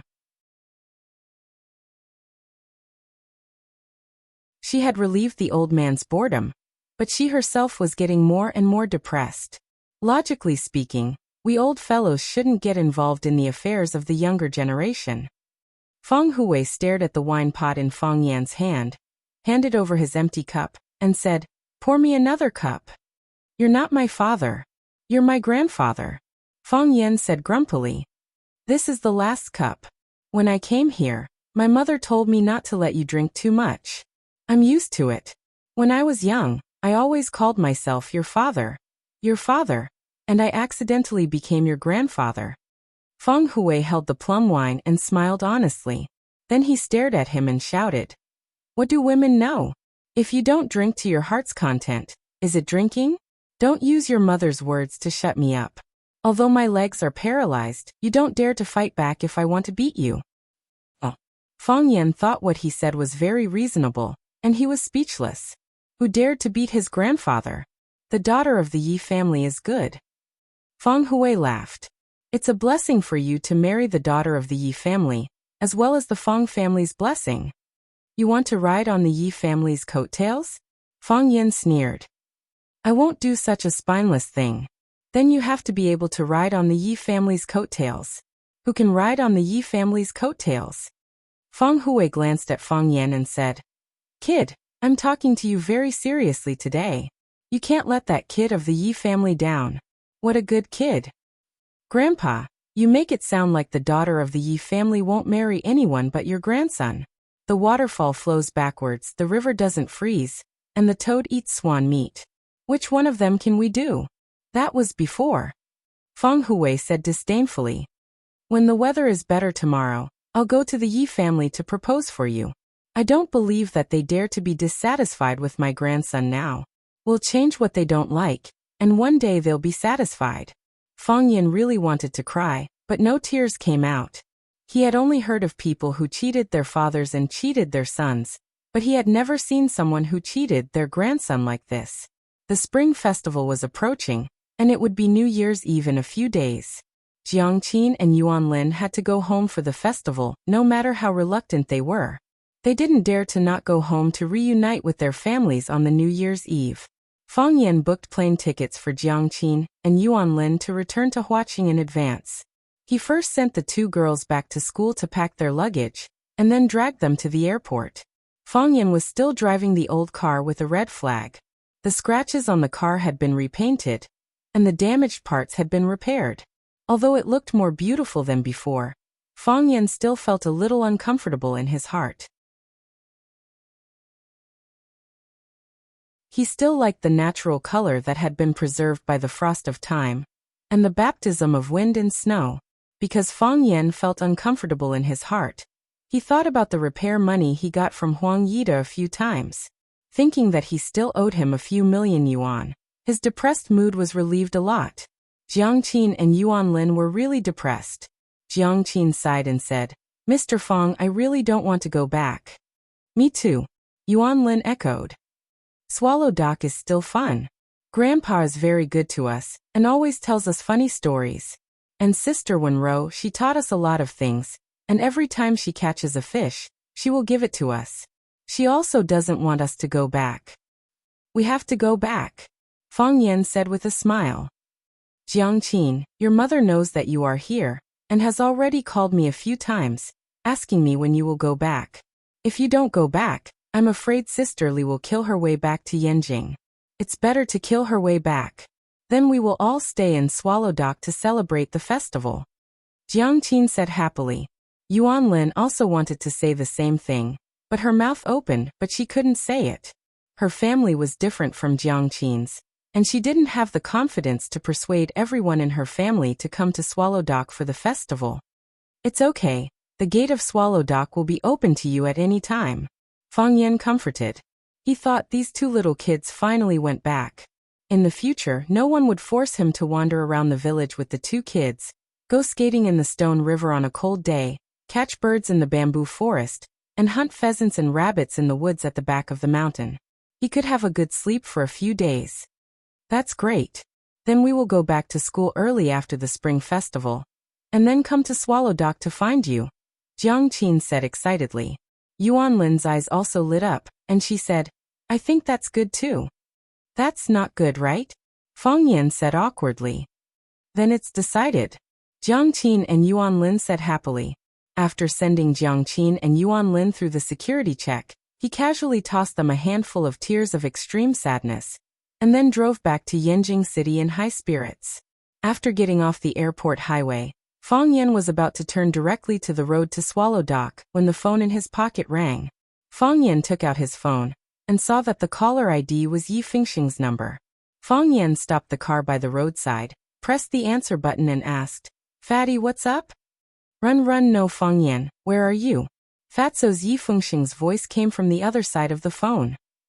"I just got off the airport highway," Fang Yan said. He thought, "I have to find a way to erase the nickname Run Fang.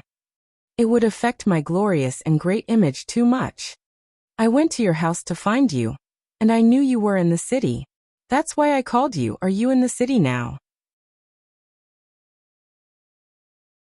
"Wait for me in the city. Us brothers can have a gathering." "Where is the gathering?" Fang Yan asked. "Go to Nanshan Hill for dinner first. Li Xiaotian will arrange tonight's event," Yi Fengxing said.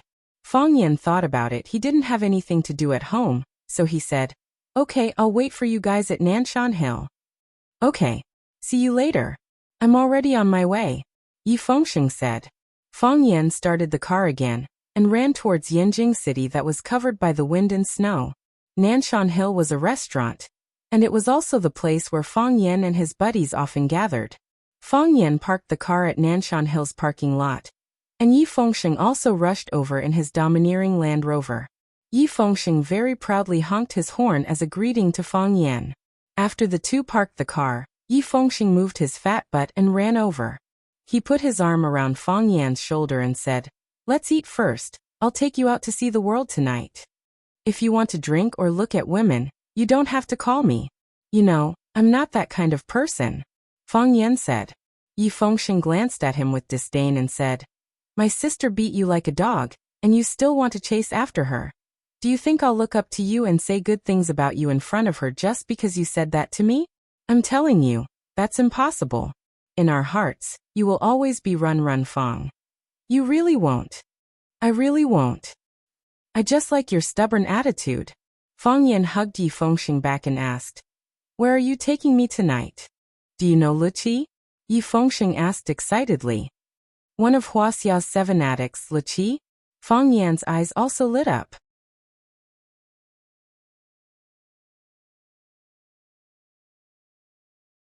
Chapter 360. At a gathering of best friends, they naturally had to eat big chunks of meat, drink big bowls of wine, and comment on the hottest women. "Come, let's toast to our Pretty Flower Group in Yanjing City." Yi Fengxing, the senior member of Pretty Flower Group who was the least like Pretty Flower Group, raised his cup first and shouted, "Cheers." A group of men raised their bowls and slammed them together. Bang! Wine splashed everywhere. Everyone imitated the heroic manner of drinking. They raised their heads and the bottom of the bowl was very high. They swallowed while the wine flowed sideways. Only half of the wine went into their stomachs. Everyone was doing this. No one was stupid. Fang Yan, Li Xiaotian, Ruan Jing, Zhu Ziden, plus Chen Yanqing, who was currently working in a ministry in Yanjing City, and Wang Kaixian, who had moved into the military compound because of the promotion of his father's position. To be able to gather so many people at once was indeed a matter worth being happy about. Chen Yanqing walked to Fang Yan with a bowl of wine and said with a smile, "Running Fang, let's have a drink. Not everyone dares to stand you row up. You're the first one. Just for this, I have to toast to you." "That's not running," Fang Yan said with a smile. "I just don't feel very well, so I wanted to go out for a walk and take a breather." "But that walk led to Huaqing?" Yi Fengxing said with a sneer. "If anyone believes your nonsense, my sister will have to wait 1.5 years in the Fang family's martial arts hall before she can fight with you again." Fang Yan was not angry. He said confidently, "What's the fighting principle of our pretty boy group? Isn't it just to fight if we can win, and run if we can't? I can't beat Yiro, but I can run faster than her." "Yes. Running Fang is right." Wang Kaixian slapped the table in agreement. "If you can't beat her, you're an idiot. Fang Yan running might not be good, but at least you can avoid a beating. Fengxing, it's not like you don't know your sister's methods. I only went to see her twice and refused to go the third time. If you were Fang Yan, would you run? Yi Fengsheng rolled his eyes and said, Am I an idiot? Why would you challenge my sister? Everyone laughed heartily. The men from Swallow Dock were all fond of wine, especially of burning knives. Nanshan restaurant didn't have Shoutao, so they drank a box of Red Star Erguotu. After finishing a box of Erguotu, Li Xiaotian counted the empty bottles on the table and said, I say, let's call it a day. There's still a big show waiting for us. Everyone's eyes lit up. Wang Kaixian said excitedly, Li Xiaotian, can you really take us to see Li Qi? I heard that the woman is very arrogant and rarely shows her face outside. Countless people can't even get a chance to see her even if they have 1,000 taels of gold. So what if it's thousands of gold? It's said that in order to save face in front of his friends, the son of a coal boss in Xixia threatened to give a building as a gift for every song he played. The music addict ignored him and turned around to leave. Zhu Zaidan said. Li Xiaoyan's face was full of pride as he said, Normally, I wouldn't dare to guarantee anything for you guys. But today, don't worry, leave it to me. Who is my cousin? Bruce Lee. Li Xiaotian's cousin was indeed called Li Xiaolong. Of course, he was not the international superstar who died young. He just had the same name as that person. Li Xiaolong was not good at martial arts, but he was good at business. Relying on his family's connections and resources, he rose rapidly in Yanjing City, which was a place of tigers and dragons, and he did get to know some very powerful people. It snowed heavily in Guangnan a few days ago, and the people of Guangnan were seriously affected. Tonight, a high-profile charity auction would be held at the Maple Leaf Club in Yanjing. In order to increase the gimmick and expand the influence of the auction, the organizers not only invited some popular stars to sing on the stage, but also specially invited Li Qi Shuiyun, one of the 7 addicts of Wuxia, to perform on the stage. A stone stirred up 1,000 ripples, and one person caused chaos in Yanjing City.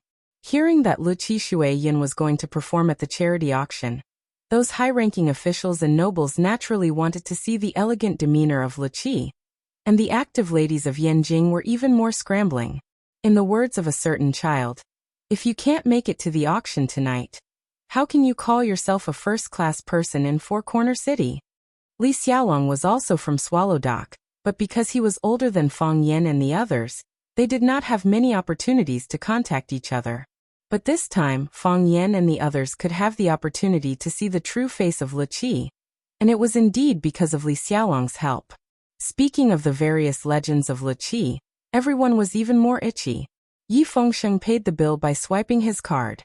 All the brothers had drunk a lot and did not dare to drink and drive in Yanjing City, so they asked the restaurant to arrange 3 designated drivers. The group of people took 3 cars and rushed to the famous and mysterious Maple Leaf Club in Yanjing City. The weather this year was much colder than in previous years, and the snow was endless. The wheels broke the ice and crushed the snow on the ground, but the inside of the car was as warm as summer. Li Xiaotian called his cousin in advance, and Li Xiaolong said that he still had something to deal with and might be a little late, but someone would greet him at the door of the club. Maple Leaf Club was one of the new top clubs in Yanjing City. It was said to be new because it had not been established for a long time, and it could be regarded as a rising star in the club world. Unlike the previous 4 clubs of Wuxia, such as the Capital Club, the Chang'an Club, the America Club, and the Wuxia Club, which focused on male organizers and members, Maple Leaf Club was said to be formed by a group of extremely low-key but dazzling women. This group of women was not inferior to men, and they firmly believed that women could also hold up half the sky. Not only did they achieve extraordinary achievements in the areas of accumulation of contacts, economic operation, and the right to speak, but they also far surpassed the other old clubs in fashion shows, wine tasting parties, art appreciation, and food festivals. During the snow disaster in the south, Maple Leaf Club took the lead in holding a charity auction in Yanjing City, and all the proceeds were used to buy materials for the victims in the south. Not only did they win fame, but they also expanded the influence and reputation of the club, which was killing many birds with one stone. The Maple Leaf Club was located on the busiest Black Tortoise Street in Yanjing City. A 50-story building went straight into the sky, and the entrance was crowded with famous cars and celebrities. There were even media reporters taking pictures outside the courtyard. Of course, it was impossible for them to squeeze into the center, because the security measures outside were too strict. As soon as Fang Yan and his friends got out of the car, a middle-aged man in a black suit and glasses quickly came to greet them. The middle-aged man was a member of the Li family, and also an uncle who came to Swallow Fort to make a living. He was very familiar with Fang Yan and the others. After greeting Fang Yan, Yi Fengxing and the others, he walked to Li Xiaotian and said, "Xiaotian, Mr. Li asked me to pick you up." "Thank you, Uncle Biao." Li Xiaotian was very respectful to the middle-aged man. Li Biao smiled and said, "What are you thanking me for? We're all family. Mr. Li is busy meeting an important guest, otherwise he would have come by himself." "Then my brother won't come today?" Li Xiaotian asked with some regret. "Mr. Li will come," Li Biao said. Li Biao led the group to a special sightseeing elevator. After swiping the card, the elevator door opened automatically. He waited until everyone had walked in.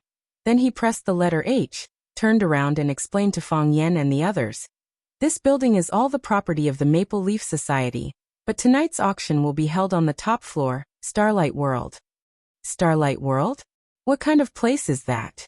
Li Xiaotian asked doubtfully. "You'll know when you go in," Li Biao said with a smile. In less than 40 seconds, the elevator stopped. Then, Fang Yan and his friends were shocked by the scene in front of them. They finally understood what the so-called Starlight World meant. The top floor of the whole building was a huge, vast, and magnificent room. There were partitions and no obstacles, and people could walk freely in the room. However, it would probably take some time to walk through the whole room. The top floor of the whole room was made of an oval glass wall. There was no steel frame, as if it was carved out of a natural crystal. White light shone in, which was reflected by the snow on the top floor. The frost could be seen, but the wind could not be heard. In some places where the frost was thin, snowflakes could be seen dancing in the wind. One could imagine how beautiful this starlight world would be in summer, when the sky was full of stars. Fang Yan said with a smile, "The owner of this club is really broad-minded and bold." "And a lot of money," Ruan Qian said with a smile. "Just this piece of glass is enough for me to live a carefree life." Li Biao said with a smile, "Feel free to walk around, I won't disturb you." "Thank you, Uncle Biao," Fang Yan said gratefully. Li Biao patted Fang Yan's shoulder, turned around and walked outside. Yi Fengxing looked around and said, "I'm really curious. I heard that this club was built by a few women. Who are they? It would be great if I could get to know them." "A toad wants to eat swan meat." A sarcastic voice came. "Who's scolding me?" Fang Yan thought angrily in his heart. These 2 days he was very sensitive to the phrase, "a toad wants to eat swan meat." As long as someone said it in front of him, his first reaction was that the person was scolding him. Behind them stood a thin man wearing glasses. The man stared at Yi Fengxing fiercely and said, "Yi Fengxing, you really don't know how long your face is. Fatso doesn't know how fat he is. You want to meet the 3 maple leaves of the Maple Leaf Society? Who do you think you are?" When Fang Yan was sure that the person was not scolding him, he was relieved. He thought to himself, "I knew it. How can my popularity be so bad that people hate me wherever I go? Besides, I'm safe and not cheap anymore. How can you still scold me?"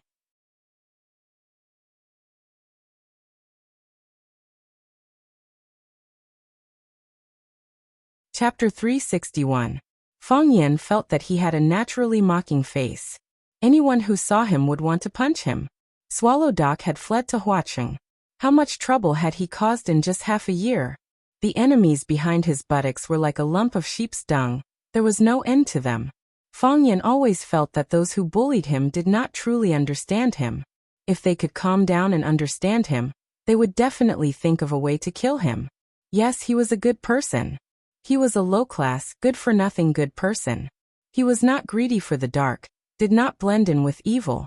He was talented and righteous.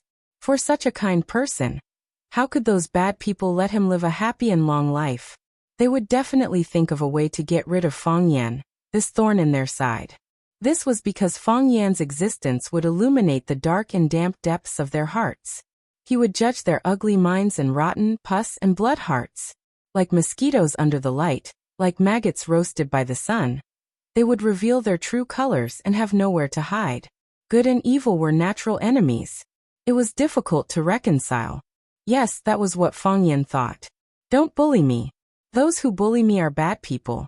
Thank the heavens no one bullied him today. However, it didn't feel good to see his friend being insulted. Fang Yan looked at Yi Fengxing in confusion and asked, "You know him?" "Jiang Pingji is scum." Yi Fengxing curled his lips and said carelessly, "Last time in Kunlun he tried to hit on my girl and I taught him a lesson." "You're not talking about that little pepper from Bailey clan, are you?" Fang Yan asked. "You speak as if she's the only girl I have." Yi Fengxing was very dissatisfied with Fang Yan's question. "But she was the one I brought last time." "You go first," Fang Yan said. "Shout when you need help. Everyone, let's trample him. We men of Swallow's Dock won't do something like bullying others when we are outnumbered." "No problem. Just wait and see." Yi Fengxing looked at Jiang Pingji with a murderous look and said, "I alone am enough. No matter if it's civil or military, he's not strong enough." Yi Fengxing walked up to Jiang Pingji, shaking his big butt. He stared at the pretty boy's face and asked, "Have you seen the 3 golden flowers of the Maple Leaf Society?" Of course I have." Jiang Pingji felt a little guilty, but since Yi Fengxing had thrown out the problem, he could only bite the bullet. Otherwise, wouldn't the words he used to scold Yi Fengxing just now fall on him? "Then tell us, who are the 3 golden flowers?" "Why should I tell you?" Jiang Pingji sneered. "If you're ignorant, then read more. If you're incapable, then lower your head more. Don't run out with your head held high like a giant dumb bird and get laughed at." Yi Fengxing was stunned for a while. He looked at Jiang Pingji and said, "That sentence makes so much sense that I'm speechless. If you're ignorant, then read more. If you're incapable, then lower your head more." He had clearly never seen the 3 golden flowers before, and he might not even have heard of their famous names. Yet he pretended to be very familiar with them. This kind of shameless act of sticking gold on his own face was not something an ordinary person could do. "I suggest you do it less in the future. Those who can attend tonight's gathering are all famous people. Maybe someone who doesn't like you will come out and give you a few slaps." Yi Fengxing suddenly raised his voice and shouted, "What? You said you're very familiar with the 3 founders of the Maple Leaf Society. You even ate hot pot together at Nanshan 2 days ago and drank until 4 in the morning last night. Is that true? Brother Jiang, you can't lie to me." With Yi Fengxing's shout, some of the guests who had just walked in naturally cast their gazes over. Jiang Pingji's face turned red from being stared at by so many people. He stared fiercely at Yi Fengxing and said, "Yi, we've formed a grudge. Just wait and see. We formed a grudge last time, okay?" Yi Fengxing sneered. "Last time I could slap your left cheek. This time I can slap your right cheek. If you don't believe me, let's go out and spar?" Jiang Pingji, of course, didn't want to spar with Yi Fengxing. Yi Fengxing came from Swallow Dock. Although he wasn't as strong as geniuses like Fang Yan, Bailey Lu and Bai Xiao, he was more than enough to deal with the 3-horned cats outside. This was also the reason why he rarely suffered losses in Yanjing City. Last time, Jiang Pingji let his bodyguard challenge Yi Fengxing one-on-one. The bodyguard lost and he also suffered. Now he naturally wouldn't suffer such a loss again. All brawn and no brains. Jiang Pingji pointed at Yi Fengxing, turned around, and walked into the crowd. Seeing that it was just a few young people quarreling, everyone continued to talk and laugh as they walked inside. In a gathering like this, it would be very boring if there wasn't any excitement. Fang Yan took the champagne from Wan Qian and said, "What did you say to that girl from Bailey Lu's family?" "What can I do? She has long been conquered by my heroic bearing and profound knowledge," Yi Fengxing said with a face full of pride. "Whether or not I want her, it's just a matter of a word." Fang Yan laughed out loud and said, "Why do I feel that you can listen to the opposite of what you said?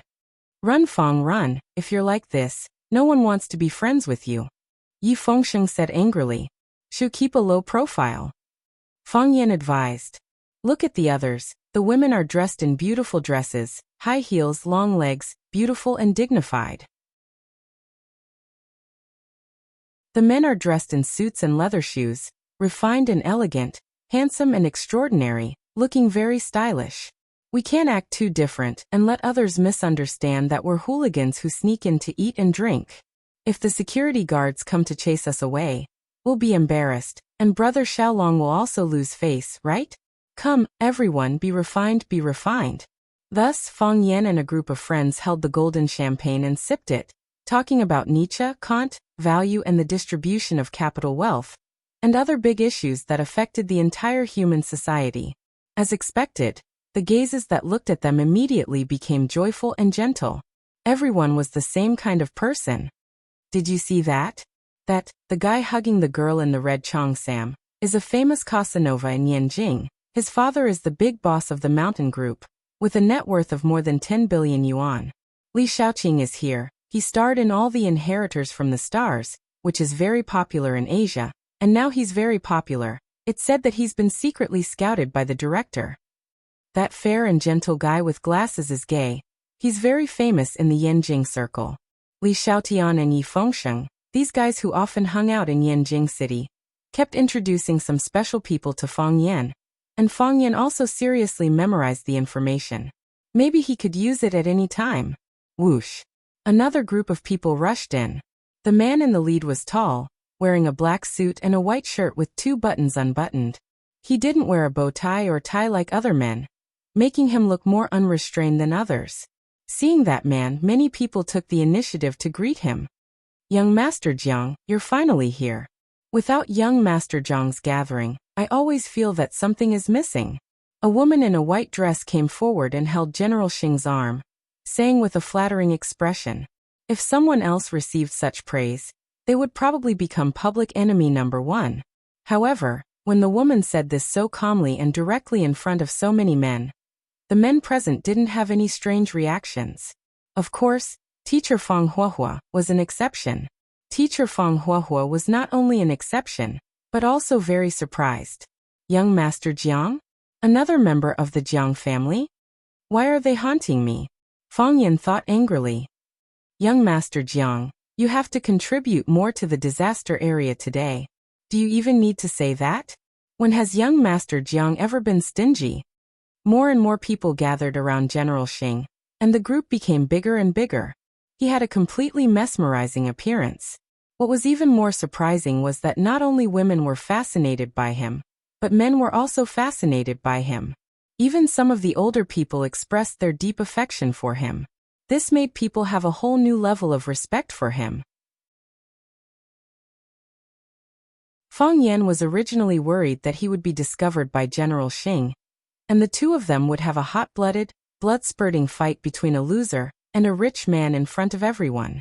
Now that the crowd had surrounded General Xing, even if he walked in front of Fang Yan, he probably wouldn't be able to see Fang Yan's existence.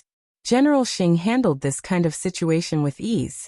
While dealing with the ambiguity of the beauties and eating some not too big but sweet tofu, he also had an intimate and harmonious conversation with the young masters who followed him, or the people in charge of certain groups. General Xing, Yi Fengsheng stood next to Fang Yan and said with a cold face, he's very famous but has very little ability. He's a playboy. You're definitely no stranger to his younger brother. Children should be like Jiang Junling. He's talking about his younger brother. The two of them don't seem to be born from the same mother at all. Fang Yan's eyes were fixed on General Xing in the middle of the crowd, and he said with a smile, don't say his name. Don't look at his appearance. I can guess that he's born from the same mother. Why do you say that? Yi Fengsheng asked doubtfully.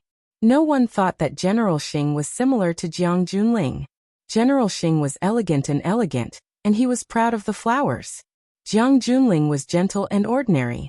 If his name was not mentioned, everyone would think that he was a teacher or a writer when they saw him. No one associated him with the famous Jiang Junling. The way of showing off is exactly the same. Fang Yan said with a smile. One pretends to be an ordinary person, and is very anxious to tell others not to look at me with strange eyes, that I actually don't have any ability, that I'm just an ordinary young man.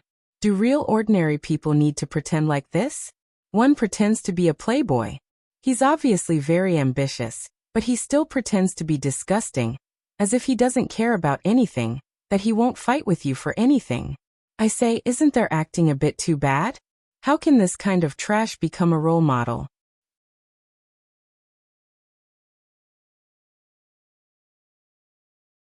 Chapter 362. Feng Huahua was such a down-to-earth person. He wouldn't be unwilling to praise you in front of your face just because you were his friend, and he wouldn't hide his negative views of you just because you were his enemy. For example, General Hang and the Jiang Junling brothers. If you didn't like them, then you didn't like them. If you didn't like them, then you had to tell the reason why you didn't like them. Who knows, maybe other people wouldn't like them after hearing it. As expected, after hearing Fang Yan's comments, Yi Fengsheng, Zhu Zaidan and the others were indeed a bit confused. After thinking about it from a different perspective, they realized that Fang Yan's words were very reasonable, and they couldn't refute him. Yi Fengsheng was stunned for a while, then said, I used to think that it was good for them to act pretentious like this, but after hearing what you said, I think they're really stupid. They're a bit too childish. Why don't we help them redesign their pretentious path? That won't do, it'll be easily seen through. Pretentious is a skill. Ruan Qian smiled shyly and said, Not everyone can be like me, pretending to be a pig to eat a tiger. You're pretending to be a tiger to eat a pig, aren't you? Yi Fengsheng sneered.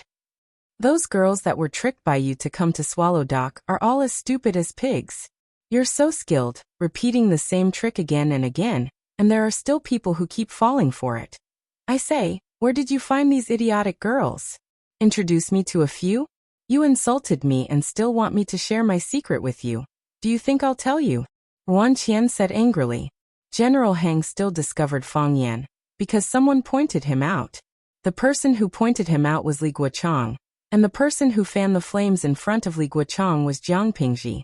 Jiang Pingji could be arrogant and despotic in Yanjing City, mainly because he was a distant relative of Li Guochang. Originally, the two of them didn't have much contact, but as Jiang Pingji's father displayed more and more talent and value, he was gradually accepted and valued by the Li family.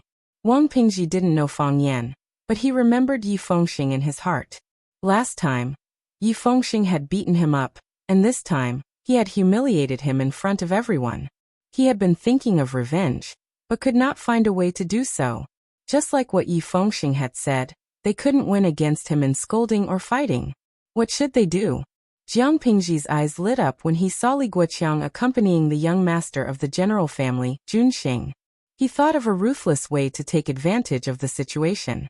If Li Guoqiang was willing to stand up for him, then he would be able to settle his old and new grudges all at once.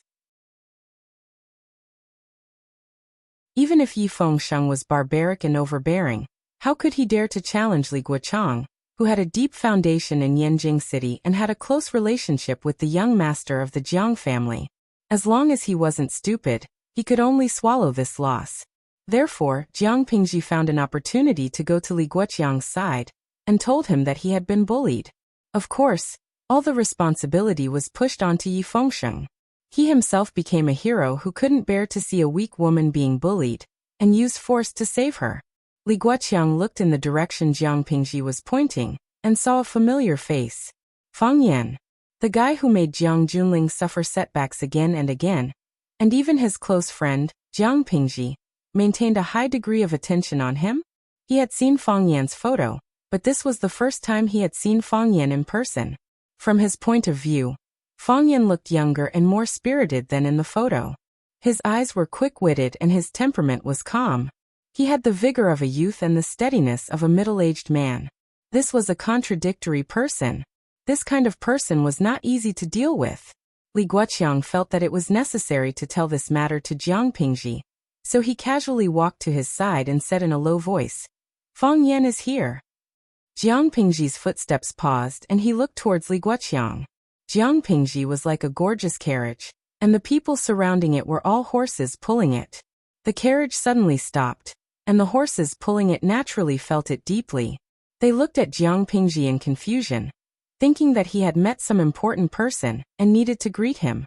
In this kind of gathering, some people could be perfunctory, while others needed to be affectionately greeted. It was normal for a big shot like General Xing to stop and greet some people who were the center of attention. General Xing hesitated for a moment before walking in the direction of Fang Yan. Fang Yan was standing next to him. He walked towards Fang Yan, but in fact he had changed from going straight to turning right. Jiang Pingji's eyes widened, and his face flushed with excitement. Guanyin Bodhisattva, Gautama Buddha, I only wanted to ask Li Guoqiang to help me teach Yi Fengsheng a lesson. Why did I have to ask young Master Jiang to come out personally? If the matter of the eldest young master helping him get back his face was spread out, who would dare to challenge him in Yanjing City in the future? Jiang Pingji secretly decided that he would be young Master Jiang's dog from now on. She would bite whoever he wanted her to bite, and if he wanted her to eat sh*t, she would eat sh*t. General Xing was walking in the direction of Fang Yan, and Yi Fengsheng was standing next to him. It was no wonder that Jiang Pingji would misunderstand that General Xing was trying to support him. Jiang Pingji naturally would not miss such a good opportunity to humiliate Yi Fengsheng. He squeezed through the crowd and rushed to the left side of General Xing. He pointed at Yi Fengsheng and said, "Young Master Jiang, it's him." General Xing looked at him in confusion. Who was this idiot who seemed to be very familiar with him? Jiang Pingji thought that General Xing did not understand Yi Fengsheng's crime and could not question him, so he asked him for advice. He hurriedly said, "He is Yi Fengsheng. I stopped him from molesting a good girl in Kunlun Club. In the end, he harbored hatred and repeatedly humiliated me. Just now he became even worse." Jiang Pingji. Li Guoqiang raised his eyebrows and stared at him angrily. He shouted, "Shut up." So, Jiang Pingji did not dare to speak anymore. His widened eyes revealed the doubt in his heart. What had happened? Fang Yan also saw General Xing. He knew that General Xing was here for him even before Jiang Pingji did, because the direction where he was standing belonged to an isolated group. In this group, there were only him and a few of his die-hard friends from Swallow Dock. General Xing would only come to find him, and he could only come to find him. Before they got close, the two of them had already communicated with their eyes. It was not ferocious and ruthless, and there were no flashes of swords. There was probing and some gentleness. He's not hostile, Fang Yan thought to himself. How can he not be hostile? General Xing walked in front of Fang Yan. After looking him up and down, he laughed and said, "Fang Yan? Fang Yan." Fang Yan also smiled. His smile was very shy. He was like a student who had been named by the principal, or an outstanding young teacher who was praised by the leader, but was still not used to such an honor. General Xing took the initiative to extend his hand to Fang Yan and said, "I have heard a lot about you. We finally meet today. It should be okay to shake hands, right?" "Of course." Fang Yan generously shook General Xing's hand and said, "I should be the one who said I have heard a lot about you. The rumors about the young Master Jiang are rich and interesting. It is an honor to be able to meet him in person today." "Are you scolding me?" General Xing said, pretending to be angry. "The rumors about me are all bad ones. They say that I spent millions of dollars to buy a beauty's smile, that I fought with others over a female celebrity, that I went hunting in the Yundian forest but got hit in the crotch by a bear, so my penis is useless. Oh right, there are also people who say that I like gay men, especially those pretty boys with red lips and white teeth. Who wouldn't like to hear such rumors? If these rumors didn't happen to me, I would probably listen to them with as much interest as you." Everyone laughed. They all said that young Master General was humorous. Some people looked at Fang Yan thoughtfully. They wondered why this guy could be so favored by General Xing. What was his background? Jiang Junling was tall. His long hair was combed back, revealing his deep and charming facial features. He didn't like to wear glasses like his younger brother. When he spoke, his eyes looked at you sincerely and warmly, giving people the feeling of a good uncle. He was elegant, and able to lift heavy things as if they were light. He spoke casually, but it was easy to gain the favor of others. Such a guy. Fang Yan thought to himself. He has Jiang Junling, a person from the Great Yin, as his younger brother. He must be very unhappy. However, Jiang Junling probably doesn't like having an older brother who knows how to build connections, right? Fang Yan let go of General Xing's hand and said, "That's why, young Master General, you have to maintain your style, maintain your standards, and create more rumors. Think of it as giving benefits to us fans. Everyone laughed again and praised Fang Yan for being humorous. Some girls also glanced over. They felt that Fang Yan had a handsome appearance, a refined manner, and a sharp tongue. He fit the image of a fresh meat in their hearts. If they could talk in private, having a friendly meal, drinking a cup of coffee, or going on a date was also a good thing. That won't do. There will be a lot of celebrities here tonight. I can't steal their limelight, General Xing said with a smile. He pointed at Fang Yan and raised his voice as he introduced him to the surrounding guests. Perhaps everyone is still a little unfamiliar with this little brother. Fang Yan, the square in Chinese, the yin in Chinese. Some of them had a look of understanding on their faces, but most of them were confused. Speaking of the name Fang Yan, you might not be familiar with it. However, it was this little brother who caused my younger brother, Jiang Junling, to suffer many setbacks in Huaqing and return to the capital in a sorry state.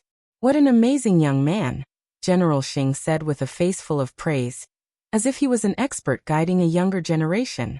Fang Yan's eyes were slightly cold, revealing a hint of killing intent. This was flattery.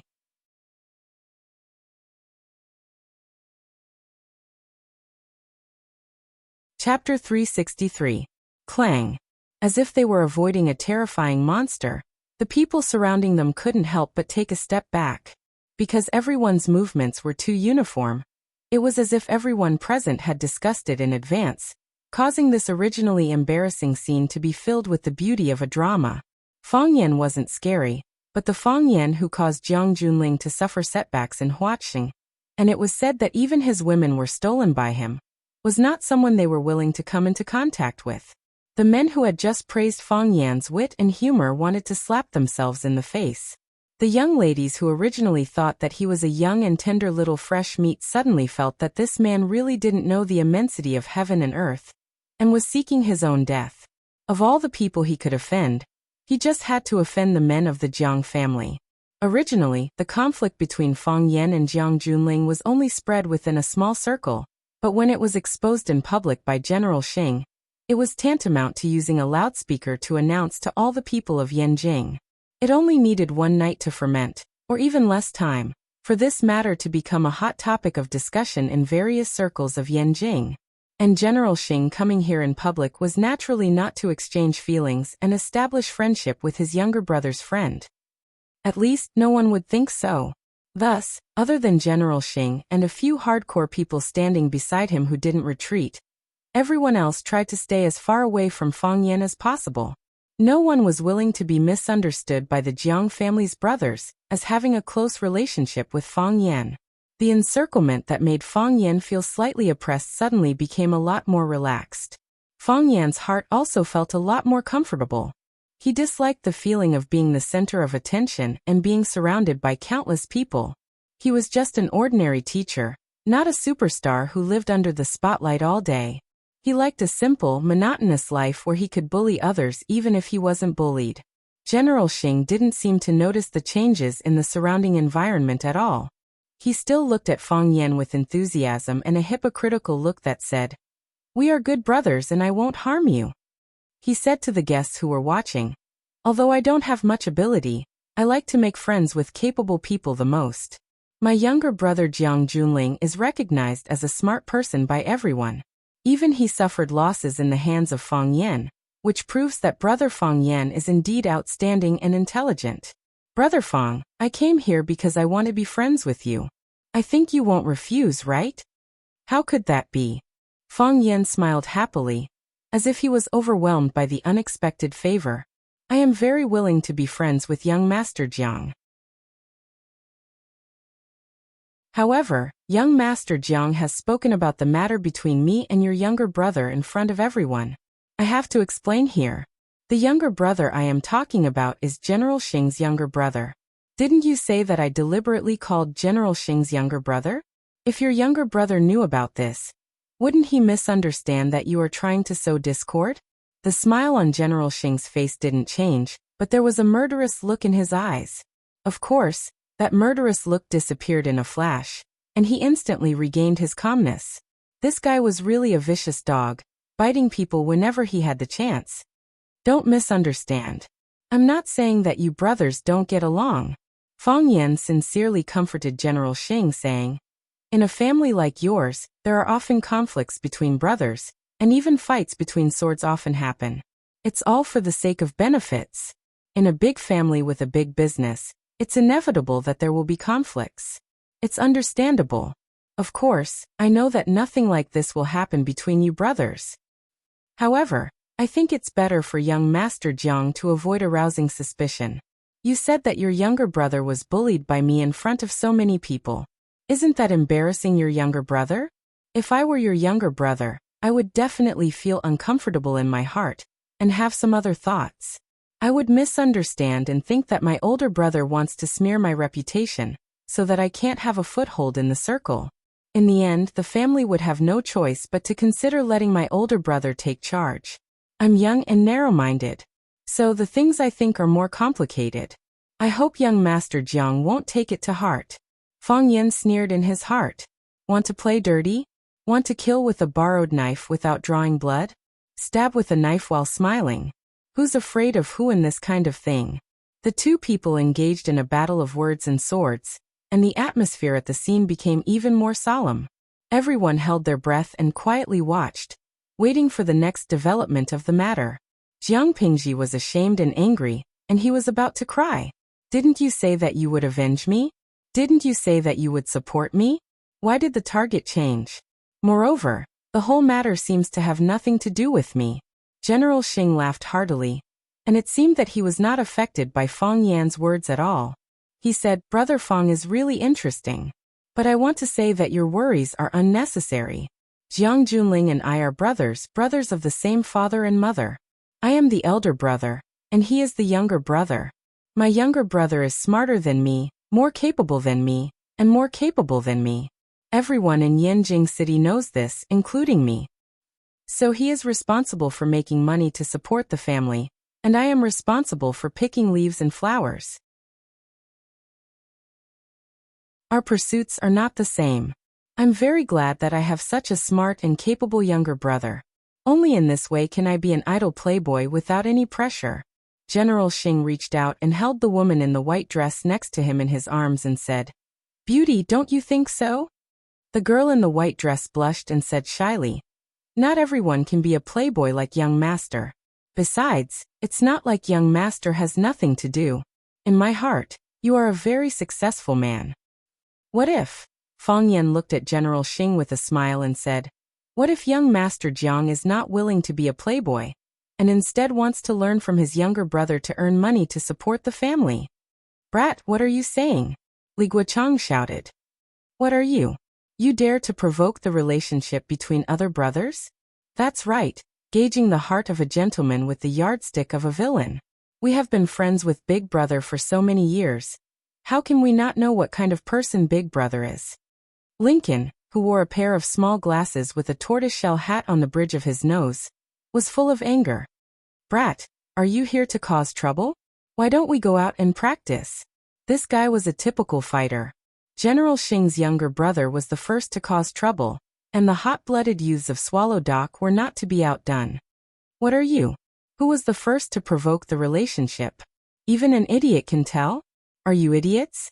Wang Kaishuan's father's generation were all soldiers, so when he opened his mouth, sparks flew everywhere. Gauging the heart of a gentleman with the yardstick of a villain? These days, people's hearts are really not what they used to be. Any Tom, Dick, or Harry has the nerve to call themselves a gentleman. Your online name is Gentleman, right? If you don't put your face over, who would be willing to put in the effort to slap you? The hand that slaps the face also hurts. Yi Fengsheng, this guy, was also a natural bastard, someone who would rather die than suffer a loss. If others scolded him once, he would scold them back 10 times. Even if the quality wasn't as good as others, the quantity was still far greater than the other. Everyone stopped talking. Who was the one who said to go out and practice? Whoever doesn't go is a grandson. The belligerent Zhu Zidon waved his hand, and was about to make a move. Fighting with people from Swallow Dock. Was there something wrong with these people's brains? The younger brothers of both sides were busy fighting, but the leaders of both sides were still looking at each other with deep affection. General Xing looked at Fang Yan and said, I have no enmity, I just want to make friends. Not everyone is qualified to be my friend. I think so too, Fang Yan said. Everyone is qualified to be my friend, but most people didn't pass the test. When I make friends, I don't care about age or gender, I don't care about status or wealth, I only care about personality. When I make friends, I only care about congeniality. Some people make friends based on congeniality. The difference between the two is quite big. So, I belong to the group that didn't pass the test. General Xing asked with a smile. How could that be? Fang Yan shook his head and said, I didn't take the test at all. Everyone was silent. Fang Yan's words were too hurtful. Ordinary people still had a chance to take the test, but the young master of the general family, General Xing, didn't even have a chance to take the test. Even General Xing, who had a good temper, couldn't take it anymore. The smile on his face gradually disappeared, and he looked at Fang Yan with a gloomy expression. Everyone knew that as long as Jiang Junling gave the order, the bodyguards behind them would rush over and drag Fang Yan out of the venue. However, General Xing didn't do that. He looked at Fang Yan with sharp eyes and said, You are full of hostility towards me. Young Master General, why aren't you? Fang Yan said with a smile. You are a successful person, a respectable person, a gentleman and a gentleman.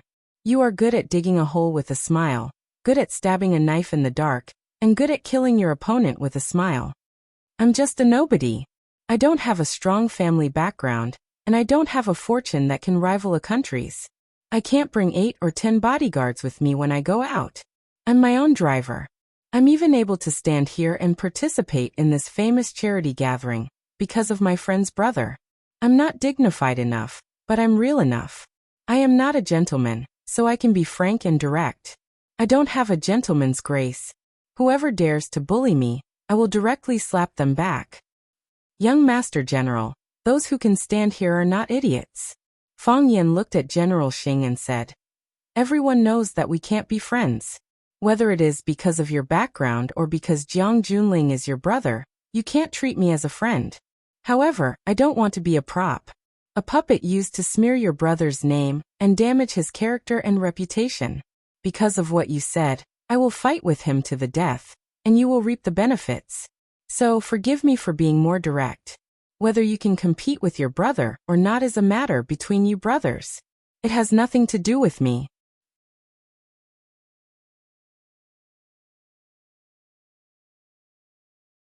Chapter 364. You're courting death. Li Guoqiang shouted angrily. Several black-clothed bodyguards behind him immediately rushed over and surrounded Fang Yan and his friends. Clang, clang, clang. The black-clothed bodyguards moved nimbly and stood in position quickly. They only needed one order, and they would attack together. The hot-blooded teenagers of Swallow Dock were not to be outdone. They set up their carriages and horses, ready to fight. Swords were drawn. Whether it was General Xing or Fang Yan, they only needed to make a gesture or give a simple order, and the two sides would fight together. The onlookers retreated to avoid being involved. The security guards of the Maple Leaf Club rushed to the scene. Seeing that the leader of the trouble was General Xing, they hesitated whether to stop them now or to stop them when they really started fighting. Or should they wait for General Xing to beat them up first, and then clean up the mess? General Xing stared at Fang Yan for a long time. His dignified expression turned cloudy. Then he shook his head and said with a smile, It seems that you have a deep misunderstanding of us. We the Jiang brothers are not as petty as you think. My brother and I are not as indifferent as you think. Today we are gathered here to participate in a charity auction that is about to start, to help the people who are suffering from the disaster in Guangnan. Since it started because of my kindness, then let it end here. What I want to say is that I really have no malice. General Xing glanced at Fang Yan and said, See you in a while. He took the lead to turn around and walked in the original direction. Li Guoqiang and others glared at Fang Yan fiercely and followed him to leave. The other guests felt that their breathing was smooth. They clinked their glasses and drank again, chatted and laughed, and followed behind General Xing to the main venue. Li Guoqiang walked beside General Xing and whispered, Are we just going to let it go? It's not good for us to make trouble, General Xing said with a smile. Have you forgotten our original plan? It's fine if we can't steal the chicken, but we can't help to scatter the rice for the chicken. We can't do such a stupid thing. We will be laughed at. I really don't want to, Li Guoqiang said in a low voice full of anger. In Yanjing City, they had never been bullied like this. This isn't the only thing that I'm unwilling to accept, General Xing said calmly. However, after this incident, they have become lone guests in this banquet, right? Everyone will more or less give the Jiang family some face. General Heng was right. Anyone who offended the Jiang brothers wouldn't be welcomed at any gathering. With so many people seeing Fang Yan arguing with General Xing, who would be willing to come into contact with him? Other than the few brothers he brought with him, no one else would come into contact with them, right? The crowd around them was surging, but no one was willing to exchange greetings or even a friendly look with you. This kind of gathering was really a test of a person's endurance and self-esteem. The area where Fang Yan was located had become a Shura hell, and everyone kept a respectful distance from him. Fang Yan and the others took the initiative to walk towards a certain area. The person who was originally standing there immediately pretended to casually walk away. Fang Yan and the others were speechless. They just wanted to walk over to get some food. They didn't want to talk to them. Did they have to be so obvious? Looks like we're not welcome here, Yi Fengxing said with a bitter smile. Fang Yan, you're a star of disaster. Wherever you go, you attract the arrival of the god of disaster. We just wanted to see Li Qi. How did we end up like this? You can't blame me this time, right? Fang Yan said. It was clearly you who had a conflict with that guy called Jiang Pingji. What happened between the two of us isn't even a problem, Yi Fengxing said impatiently. Someone like General Xing would cause trouble for me because of a small matter with Jiang Pingji? It's obvious that he came for you. Fang Yan smiled awkwardly and said, You guys also know that I had a small conflict with his brother. It's understandable that he came to look for trouble. However, I can see that he didn't come to support his brother. It's more like he came to stab his brother in the chest. Wang Kaixian curled his lips and said, These rich families only have such a small matter, and they still pretend to be hypocrites who stand aloof from worldly affairs. Uft. Lu Qian looked at the surrounding crowd and asked, Are we going to continue wandering around here? Although I really want to see Li Qi, I don't want to see them rolling their eyes at me. Why not? Zhu Zaidan said. If we leave, won't we let General Xing and the others have their way? The more they dislike us, the more we have to show off in front of them. Otherwise, others will think that we're afraid of them. When have the men of Swallow Dock been afraid of anyone? Zaidan is right. We can't leave. If we leave, we'll lose, Yi Fengxing said in agreement. Anyway, Fang Yan has already bullied his brother, so let's bully his brother as well. We have to treat everyone equally and be fair. Fang Yan. A sweet voice suddenly sounded. Fang Yan turned around and saw Xia Xia, who was wearing a long white dress, leisurely walking towards them. Yi Fengxing's eyes widened as he stared at Xia Xia and asked, Fang Yan, do you know her? Pil King Zhu Zi and the others also looked at Xia Xia, who was walking towards them, with faces full of astonishment. They didn't understand how Fang Yan could be related to the national goddess. And from the looks of it, their relationship seemed to be very close. Xia Xia quickly walked in front of Fang Yan, her eyes curved into a smile, and said, Why are you here? I heard that there's going to be a charity auction here, so my friends and I wanted to come and make a contribution to the people affected by the disaster. Fang Yan said. Xia Xia smiled even more happily and said, In any case, I won't believe you no matter what you say. However, if I knew you were coming, I would have pulled you along with me. When I got off the car just now, I didn't even have a male companion by my side. How embarrassing. The national goddess said that she doesn't have a male companion. I don't believe such words either. Fang Yan said. In a situation where he was being ignored everywhere, suddenly having such a big star come over to chat and joke with him made Fang Yan feel the warmth of spring. No wonder everyone called her Xia Xia goddess. At this moment, Xia Xia really became golden and beautiful in Fang Yan's heart. The arrival of Xia Xia caused a commotion in the venue. The most low-key national goddess was extremely popular even in the circle of the rich and famous. Moreover, Xiaxia's background was also not simple.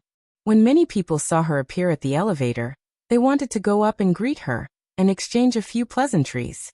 What was shocking was that Xiaxia completely ignored the strange or expectant gazes of others and walked straight to Fang Yan, who had been rejected or ignored by them. It seemed that they got along very well. What's going on? Why is Xiaxia so close to that kid? She must not know what happened in the summer. Should we go and inform her? It wouldn't be good for a kind woman like Xiaxia to be used by others. Those brats were really sinister. Where did they come from?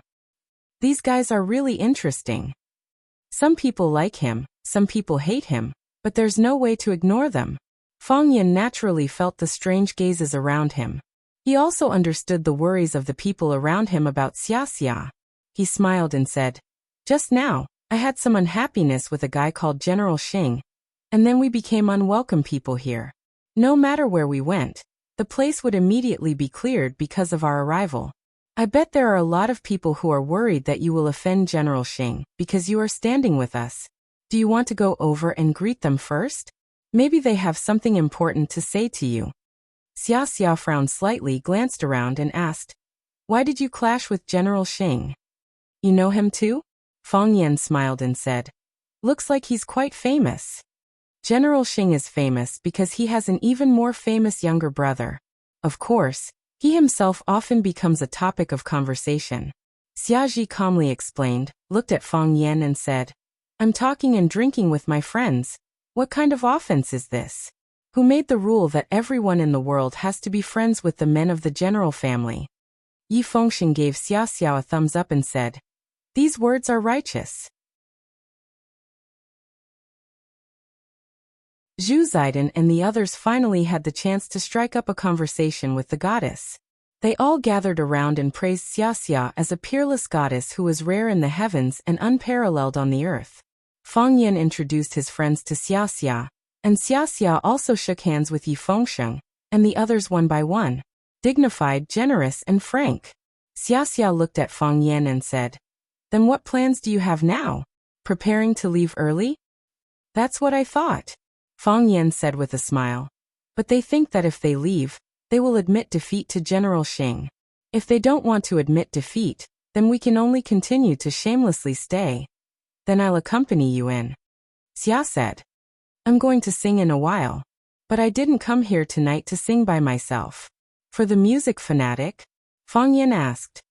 "Yes, it's for the music fanatic," Xiaxia said with a face full of anticipation. The lingering sound lingers for 3 days.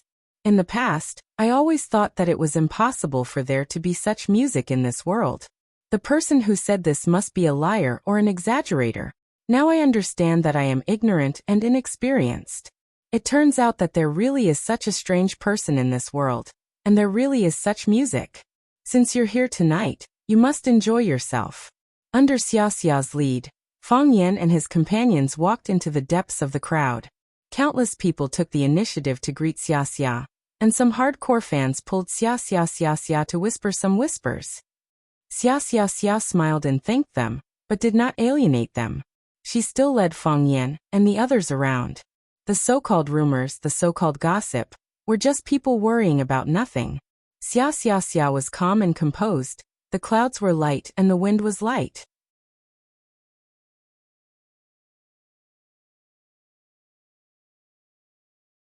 Chapter 365. A guy who became successful by selling successful studies once said that a millionaire's friends were all millionaires, and a multimillionaire's friends were all multimillionaires. Fang Yan felt that this sentence was bullshit. For example, he had 1 billion strings of coins on his waist, and he was a very rich person. Wan Qian, this pretty boy, probably wouldn't even have 1 million even if he searched his entire body. The others also didn't have that much money, but this didn't affect the deep friendship between them at all. However, Fang Yan still clearly felt that there were circles between people. At this moment, at this place, the people who gathered together in groups of 3 to 5 formed small circles. These circles were closely connected, and there was me and you and me. What was worse was that Fang Yan didn't belong to any of these circles. Well, if this circle had to be defined, it could only be Swallow Dock Teen Idol Group. They all came from Swallow Dock, a great and glorious yet low-key place. Many people present didn't even know that there would be such a small village on the map, and that there would be such a tribe.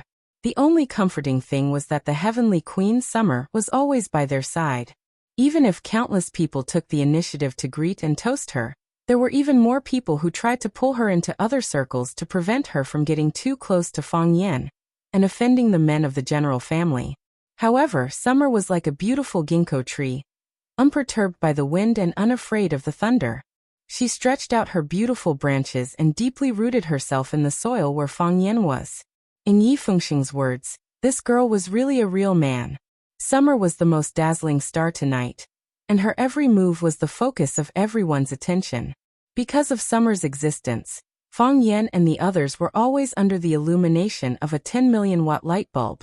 General Xing naturally discovered Summer's existence, and someone had already reported her provocative behavior to him. Why don't I go have a drink with her? Li Guochang squinted his eyes as he sized up Summer and said aloud. General Xing waved his hand and said, "This kind of thing can't be forced. It's not a big deal to socialize with friends." Li Guochang stopped talking and started to chat with the people around him. This was indeed a high-standard charity banquet. Countless celebrities had gathered here. Ma Tian, who had just become the richest man in Wuxia because his e-commerce website was listed in the United States, Pan Shirtu, the real estate magnate, the chairman of Huatian Entertainment, and some business and entertainment celebrities that Fang Yan found familiar but couldn't name. Bruce Lee also came. Bruce Lee was older than Fang Yan and the others. During the summer vacation, Bruce Lee brought his girlfriend back to Swallow Dock to play. Fang Yan, Yi Fengxing and the others even had a water fight naked in Shihizi. They didn't have much in common, and didn't have many opportunities to interact with each other. However, they were all children who grew up in Swallow Dock, so at least they were familiar with each other. Bruce Lee came with his friends. There were 3 middle-aged men about his age. They were talking and laughing behind him. They seemed to be having a good time. However, the one walking in front of them was a young man who was much younger than them. This young man looked to be about the same age as Fang Yan and the others. Fang Yan and Bruce Lee stood up to greet him. This was the proper etiquette. Bruce Lee had a square face and thick eyebrows. He looked very dignified. He looked at Li Xiaotian and asked, "Your breath reeks of alcohol. You didn't drive, did you?" "Not much. Less than 2 pounds per person." Bruce Lee smiled and said, "I didn't dare to drive. I got a driver to send us here." Bruce Lee nodded and turned to look at Fang Yan. He said with a smile, "I heard you broke through again?" "I don't know if it's good or bad," Fang Yan said in distress. "There's no one to lead the way. I can only find my own way." "It's always a good thing," Bruce Lee said with a smile. "But there's a balance between work and rest. Let's have fun tonight. If you need anything, just come to me. As your big brother, I have to take care of you in Yanjing City. I don't want to hear your gossip when I get back." "Thank you. I'll definitely trouble Brother Xiaolong if there's anything." Fang Yan thanked Bruce Lee for taking care of them. "Bruce Lee, are these your friends?" The young man who came with Bruce Lee stared at Fang Yan and the others and asked curiously. "Young Master Qin, they're the children of my neighbors. They're my younger brothers." Bruce Lee originally didn't want to introduce Fang Yan and the others to his friends. They weren't in the same circle anyway. There was no point in introducing them. But since young Master Qin took the initiative to ask, he had to stand up and introduce them. Bruce Lee pointed at Li Xiaotian and said, "My younger brother Li Xiaotian. Xiaotian, this is Qin Xiaofeng. You can call him young Master Qin too." "Hello young Master Qin." Li Xiaotian smiled and greeted Qin Xiaofeng. He could tell that his brother cared a lot about Qin Xiaofeng's attitude. Qin Xiaofeng nodded. They got to know each other. Bruce Lee pointed at Fang Yan and said, "Fang Yan, Fang as in square and upright, Yan as in Yan Huang. He's a teacher in Huaqing. This is Zhu Zaidan." Wait. Qin Xiaofeng, who had snow-white skin and delicate features, waved his hand and said. He stared at Fang Yan and said, "Fang Yan? Huaqing's teacher. Fang Yan?" Fang Yan looked at him warily and didn't answer his question. He thought, where did this brat jump out from? Let's hear what he has to say first. If he's my enemy, I'll point at General Xing and say he's Fang Yan. If he's my admirer and also point at General Xing and say he's Fang Yan, then they might start fighting. How nice. Bruce Lee looked at Fang Yan in surprise and thought, how did this brat get so famous? Even young Master Qin knows his name and background? You're looking for Fang Yan? Yi Fengsheng also stared at Qin Xiaofeng cautiously and asked. Fang Yan had too many enemies. As his brothers, they had to be on guard to not get ambushed.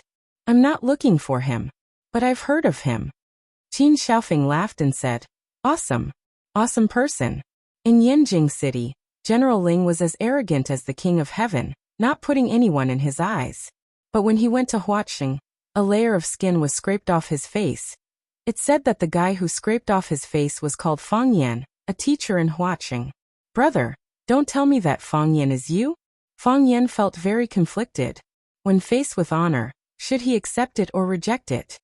That's him. Yi Fengsheng said proudly, he's that Fang Yan. To Yi Fengsheng, his brother's honor was his honor. He was very proud now. Ha ha ha ha, it's really you, Qin Xiaofeng laughed. As he laughed, his face darkened and said, I see General Xing all right, let's not stand with this guy, lest those petty people from the Jiang family bear a grudge. Then he turned around and walked toward where General Xing was standing. As soon as Qin Xiaofeng left, the middle-aged people who were chatting with Bruce Lee also left. A hint of panic flashed in Bruce Lee's eyes. He looked at Fang Yan and asked, do you have a conflict with Jiang Junling? Something unpleasant happened, Fang Yan said frankly. This kind of thing couldn't be hidden even if he wanted to. He just couldn't understand. The conflict between him and Jiang Junling was very hidden. Only those people in Huaqing knew about it. How did it spread to Yanjing? Fang Yan wouldn't believe that there wasn't a murderer behind the scenes. But which family did this? If he and Jiang Junling had a conflict, who would benefit the most? The Jiang family? Their family was the most likely. After all, the four families of Huaqing, the Lu family and the Gu family had formed an alliance with him because of the Rubik's Cube technology. Only the Jiang family's ambition didn't die. They actually held on to the thigh of the Jiang family. And the two families seemed to be connected by marriage. However, if this news was really released by the Jiang family, weren't they afraid of offending Jiang Junling, the most promising person in the Jiang family? Among these rumors, Jiang Junling's reputation was the most severely damaged.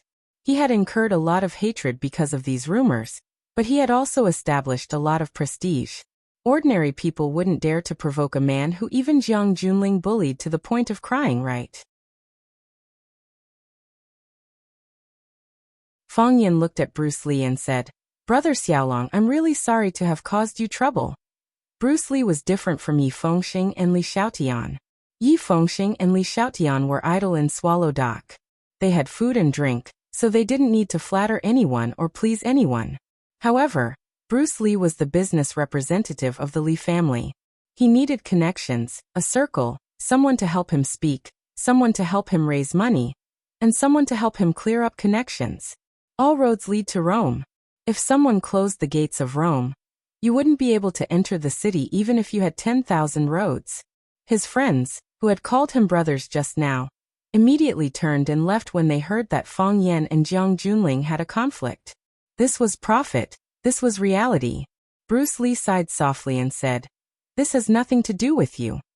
A middle-aged man couldn't bear to see him like this. He turned and walked to Bruce Lee and said, Xiaolong, we are businessmen.